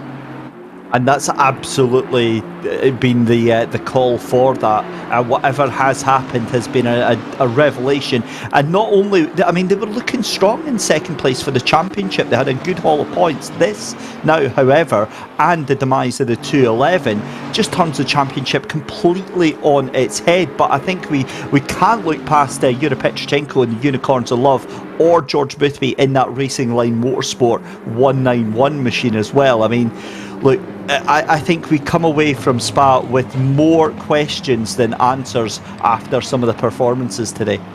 apologies, by the way, Grigory Ivanov did do Bathurst, so I was completely wrong. It was only Shevratalov who they've switched, and then have added 2 new drivers to that outfit. So completely wrong on just about any fact that I could bring to the table. Now, it was first that hour thing that I was just making up as I was going along earlier about how they had to pit, and now it's this. Oh, terrible run of form. You need to pick up on me a bit more on this, David. I'm harsh with you on it. What can I say? I'm just not one for throwing under the bus, and also I didn't know, so I just kept my mouth shut on that one. Yeah, I don't blame you, but no, sometimes you just need to just jump in and just tell me I'm completely wrong on broadcast, because you know that I will with you. Yeah, but though, these two battling it out. This happened earlier. I swear it's happened earlier in the race. These two switched position, and we thought the one was going to run away from the other, and then they just came back together again and just held firm. And I get the feeling that this is going to be a battle for the next 10.5 minutes, because these two cars will not separate themselves. No, they're absolutely not. It's been the way it has been for the past 23 hours and 45 minutes, so I'm not expecting anything to change. But the great thing is that Dan King isn't just sort of streaking away. Getvand still has him within his sight, so it could be a last lap lunge. But from Getvand's point of view, I've got to be honest, I think it's done. There's really not all that much more to gain by harassing that Bentley. Pushing the Bentley further than it actually can right now. If I'm honest, settle with the 10 minutes, get the results, a good result, and if King comes backwards, then absolutely push it. But yeah, I think it's a good day at the office. Yeah, weighing up the risk and seeing what is worth it. If the opportunity is there, take it.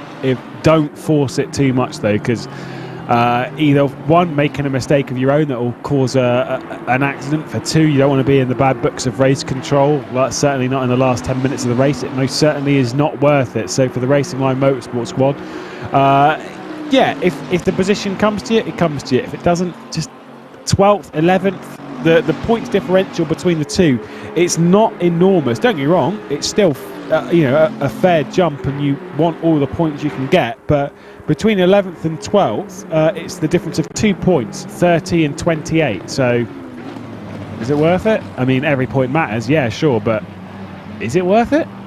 Nah, not really. Yeah. Don't take any major risk. It'll be fine.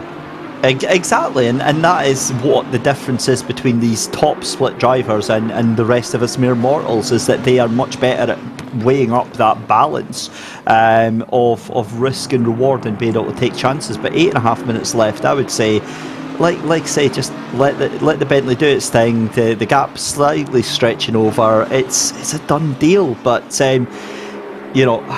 hats off to second and third place. So yeah, great effort from them.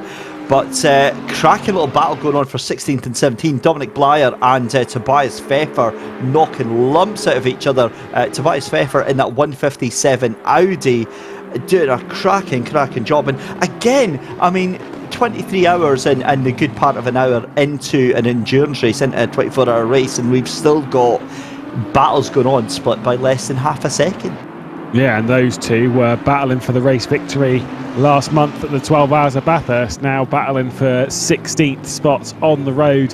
At present, Bentley versus Audi. Both of them will be, if they hold their current positions, escaping ballast for the next round. So should be good, at least in that sense, to try and recover something at Donington Park.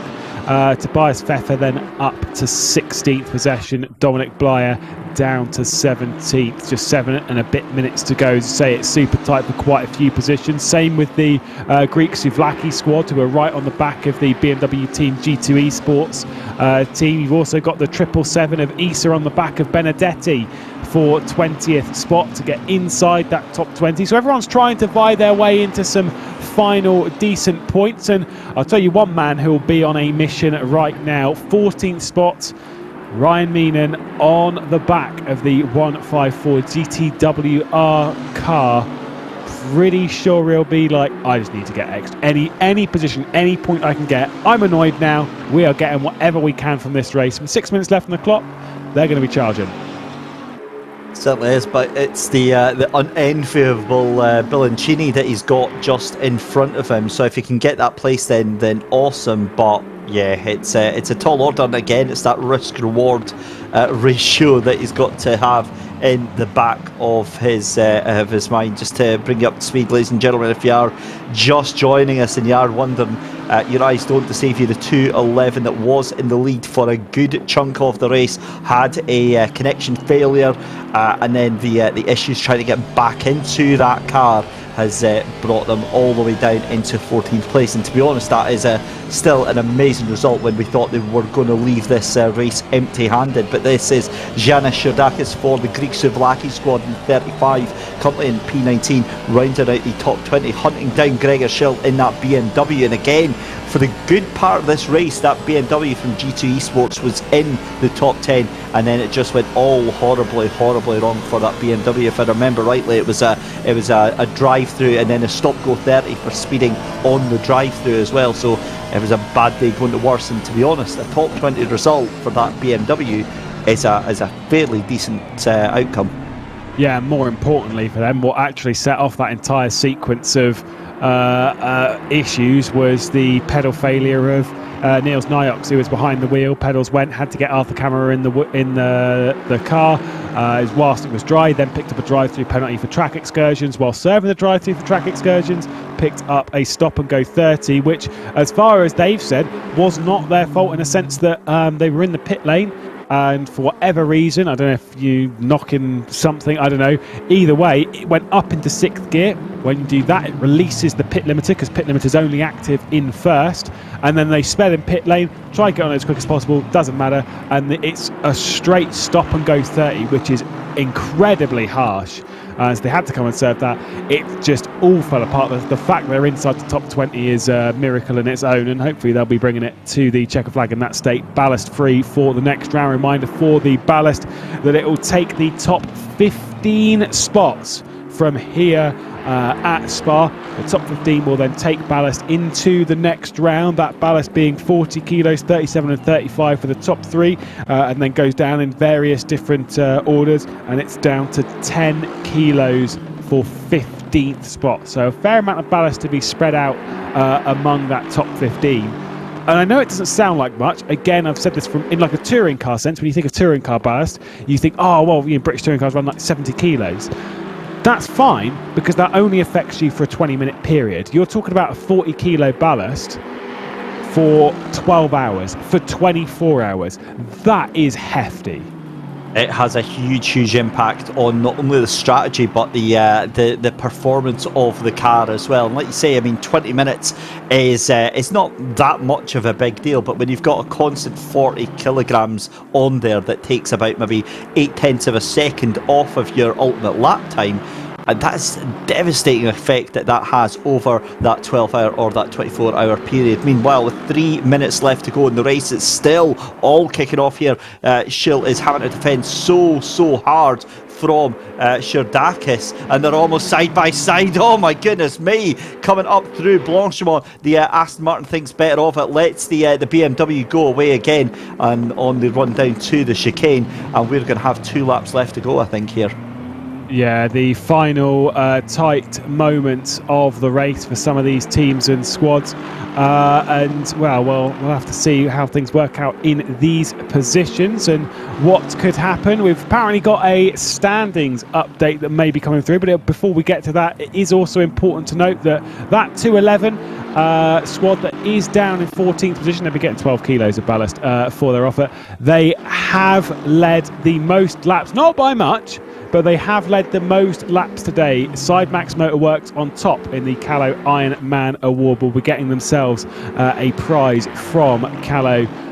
So at least it's something to take from it, as well as the interval points for good measure at present. Still leading the way, 30.8 seconds. I was going to say, by the way, there is the point standings. Look at how much Lada Sport Roseneft are leading now, with the 211 dropping down the order. They'll be taking maximum ballast into Donington. Let's just imagine, though, that let's say that 40 kilos, you set it up right, you get the ballast perfect, and you get the car set up to work really well with the weight, and it only costs you a tenth a lap. Only a tenth. Doesn't sound that bad, does it? Well, here, if you think of a tenth a lap, that is nearly a minute over the entire race, and that is every single lap, and it's not a tenth. You're talking, like you say, 4, 5, 6, 7, 8, 9, maybe even up to a second, depending on how you've got it. that adds up really, really quickly. So what seems as something not so bad and fairly ominous at the start really snowballs. It does, and that is where the endurance part of the endurance racing comes in, because you have to add all that calculation into your strategy as well, and have to think about exactly how that is all going to pan out. But I've got a feeling from the looks that Denis Grabowski is coming through the just starting the second half of the lap here. This is going to be the last lap that we are on. And it's gone from being the bridesmaid, is what I was commenting on earlier, to taking the W in quite dramatic fashion for Lada Sport Rosneft. Yeah, for the squad, what needs to be said? I know that the champions of our hearts for some of the drivers and teams out there will be that 211, to lose out in such tragic way with the race victory in the final moments of the race. Either way, the focus and the attention will head the way of Lada Sport Rosneft, who will be coming through the final few corners. The curiosity would have been whether Petrochenko and Boothby were able to close down that gap. They didn't have to make that final splash. In the end, it did not matter. And for this squad, slight changes for them coming into this round. They keep Igor Ogorognikov and Gregory Ivanov, but they add Denis Grabowski, who's behind the wheel now, and the young Russian of Kirill Antonov to the squad, who is in split 2. And what a way to translate, because adding those drivers, the wet weather of Spa, the Aston Martins, they are going to come out on top. And the Thrustmaster 24 hours of Spa, after really not leading very much of it, they are on top when it matters, and 80 points, and the championship lead goes the way of Lada Sport Rosneft, leaving here at Spa. We'll head over to Great Britain to do the 12 hours of Donington in a month's time, but for them, they were under the radar for most of the race. They were in the right place at the right time, and bam, there they are on top. They're going to be absolutely delighted with that result. A huge victory there for the number 41 Lada Rosneft Sport team. But it's still all going on right now, because this is the battle between Gregor Schill and Janis Sherdakis coming through the final couple of corners. Oh, this is just going to end in tears. You just have that gut feeling, because the Aston trying to get past that BMW that is so wide, it's unbelievable. We've got just 3 corners left to go here, and the Aston, it's all going to come down into the final chicane. Let's have a look here as the Aston Martin, just to confirm then, Unicorns of Love taking second place there from Yuri Petrochenko crossing the line. It's the 191 Racing Line Motorsport taking third place as well. But here comes Janis Sherdakis for the Greek Souvlaki squad. He's too far back, surely coming through. Blanchard takes a bit of the curb on the inside as well. He's going to try and throw it up the inside. This is going to be one hell of an outbreak. It's not going to work. The Aston has to jump and try and take the cut back. The BMW G2 Esports of Gregor Schill going to take that 18th position. Janis Sherdakis in 19th. What a finish that was. Yeah, fantastic stuff. By the way, just being told that the race winners, of course, being Lada Sport Rosneft, will all receive Thrustmaster Y350 CPX 7.1 powered headsets for all of their drivers, for all 4 of those, and looks pretty nice. Love a good 7.1 surround sound headset. Really, actually, I think less so in sim racing, but also if you're playing first person shooters, really does make an enormous difference, because you can tell where everyone is. It's almost like cheating, but it's just using your sensors properly, so it's fine. So fantastic prizes up for offer. Of course, the Callow Ironman Award will be going the way of the 211. Hopefully we can catch up with the 41 Lada Sport Rosneft team. But yeah, for some of the teams, they've come to Spa, they've taken full advantage of the balance of performance. It was a very much an Aston Martin affair. They've taken advantage of it. They've come out either on top, on the podium, in the top 5. They've been the stronger outfit that they can be. Really important for them to do so here, because with that ballast heading into Donington Park, which will be a circuit which is going to be heavily affected by ballast, because it's a circuit that's not normally nice if you're on a heavier car, could be really important for them. I think it absolutely will. Bathurst is going to play such a key point in Donington in next month's race. But the other point as well is that I really cannot wait to see all these complaints about the Aston Martin BOP at Donington, because quite honestly, the AM is going to get absolutely nuked with the ability that it's got at Donington. It's going to be a completely different race. We might find another brand that is doing very, very well, but I really don't think we're going to see for the rest of the season another performance like that, where we almost have a top 10 lockout for the Aston Martin. Also, a bit of a shout out from the 125 as well. Neat, who was in the interview booth prior to in the 125 Ubik car, jumped up into fourth position. They qualified, they were in the top 7 before they went into Q2. Then when they got into Q2, things didn't go quite so well for them. They ended up not setting a lap time. Did come up the order though to finish in fourth spot, so power to them and good stuff indeed. It was a brilliant drive and tough stuff, but we will grab ourselves an interview from Michael Mund, who is a part of the Sim RC squad. Let's grab him in here from Split 2. What a race it was. Tight battle at the end of that Split 2 race. Looked pretty intense. Talk us through the mindset of the camp. Yeah, hello everybody. We still cannot believe what's happening today. From starting the race from the pit lane, instead of pole position, it was we have technical issues with I have no audio. So I couldn't make the start, but I can fix it in due to formation lap, and then we rushed through the field, dropped back a few times. The rain starts, the rain stops. We nailed nearly every tire pressure, so we didn't lose a lot of time in the pits.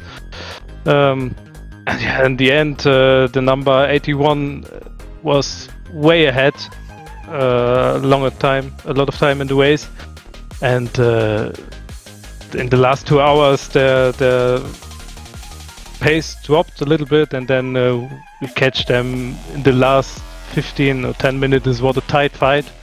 They hit us, we hit them, little small touches. And then in the end, we won. Unbelievable, still.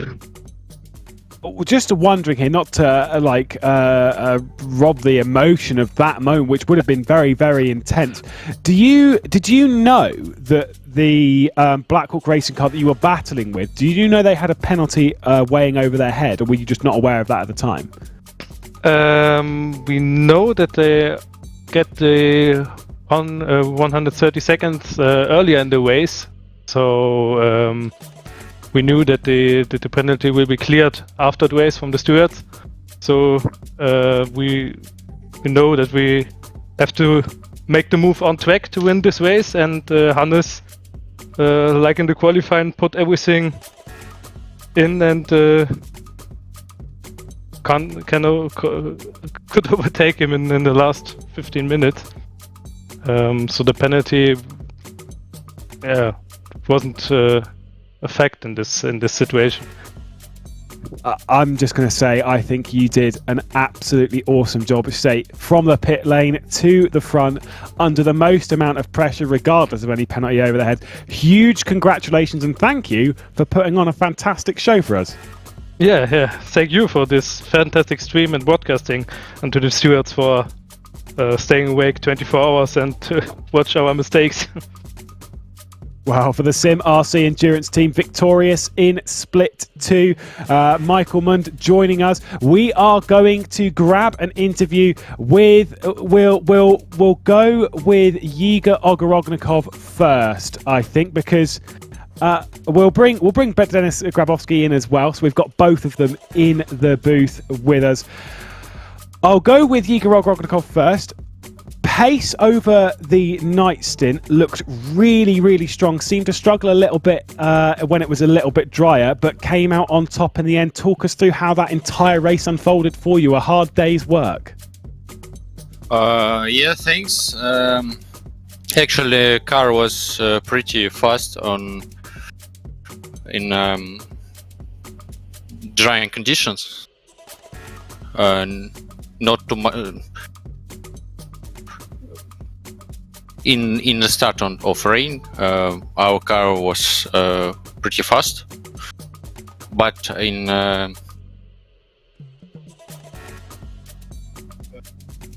then. Okay, sorry. I will try to. Yeah, I will try to say what my teammate wanted to say. He isn't great. He doesn't have great.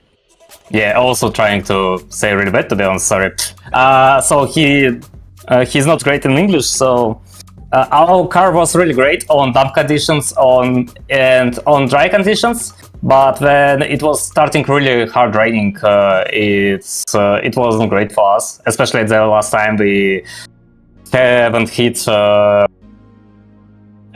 sweet spot on pressures. Okay, but well, overall, yeah. Oh no, carry on. But overall, car was really great, especially if things that setup was made one day before. I do want to ask you though, so obviously in the final moments of the race, in that final half an hour, the 2:11 disconnecting, what was the feeling in the camp about that? What was the feeling behind the squad?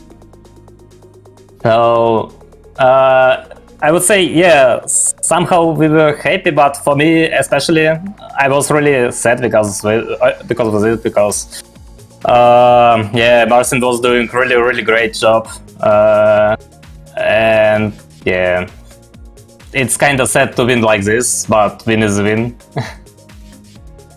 It certainly is, and you are now in the lead of the championship, heading into Donington. Any final words from either of you? I would say first, guys that invited me to drive this, because like a few weeks ago I didn't even think that I will drive here. And second, for SimGrid, for awesome organization, and for viewers. Without trying to throw you under the bus, anything else from you, Yiga? Yeah, we're very glad to that we first in championship. We do not expect that results. In third round, we will have 40 kilo ballast, yeah, but also we will try all our best. So we will see how it will. Well, congratulations to you. Great win. It has been a long day, so we'll let you go. I'll grab the final opinions from David Christie on a tough affair at Spa. Well, what can we possibly say about that? That is probably one of the best SimGrid VCO World Cup races I think we will have had. It had everything: changeable weather, changeable conditions, heartbreak, drama, intrigue, the potential for something manic happening, snatched away from us right at the end. I mean, yeah, it's just been absolutely amazing. Got to say a huge thank you to Mike Yao and to Michael Hamlet. We at least got some beauty sleep, Lewis, but those two absolute warriors keeping things going behind the scenes. Yeah, they desperately need to run off and go grab themselves a coffee, and probably even more so some more sleep. Also, massive thanks to everyone who's been on the broadcast. Of course, Alex Goldschmidt as well, Angus Fender, Handover, who was on in the morning, and James Parker is behind the scenes at all times. throughout our little run, giving us bits and bobs of information. Same with Michael Hamlet. And a thanks to all of our sponsors, AK Informatica, Coach Dave Academy, of course. You can go and get yourself some setups and various coaching sessions, to Thrustmaster as well for sponsoring the 24 hours of Spa, for VCO for bringing us the World Cup, and of course to Calo and ExpressVPN. Links in the descriptions to how you can get yourself some good deals on their products. Hopefully we'll see you again in a month's time when we return. The 12 hours of Donington is next, round 3 in the VCO World Cup, coming on the 26th of June. Subscribe to the channel for all of the broadcasted content and get onto the website and get yourself racing. Thank you very much for joining us. I've been Lewis McGlade. David Christie has been alongside, and until next time, bye bye.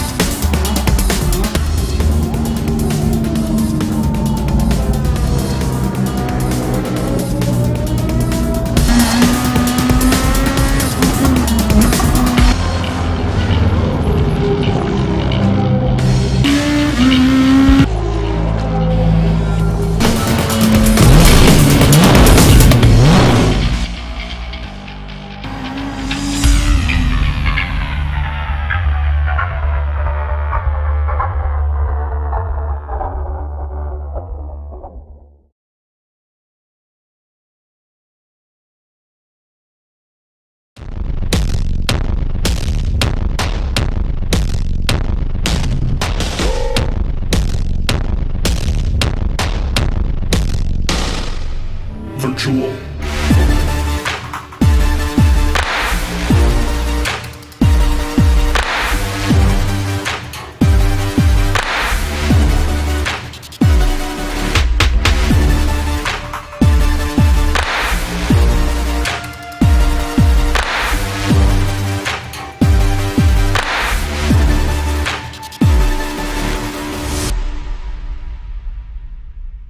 As sim racers, we always want full focus.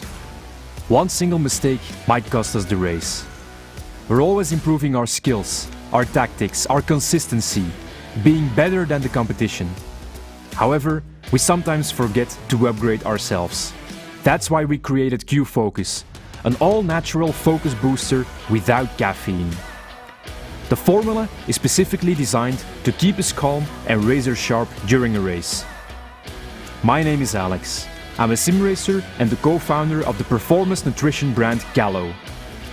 We want to empower sim racers to reach their full potential.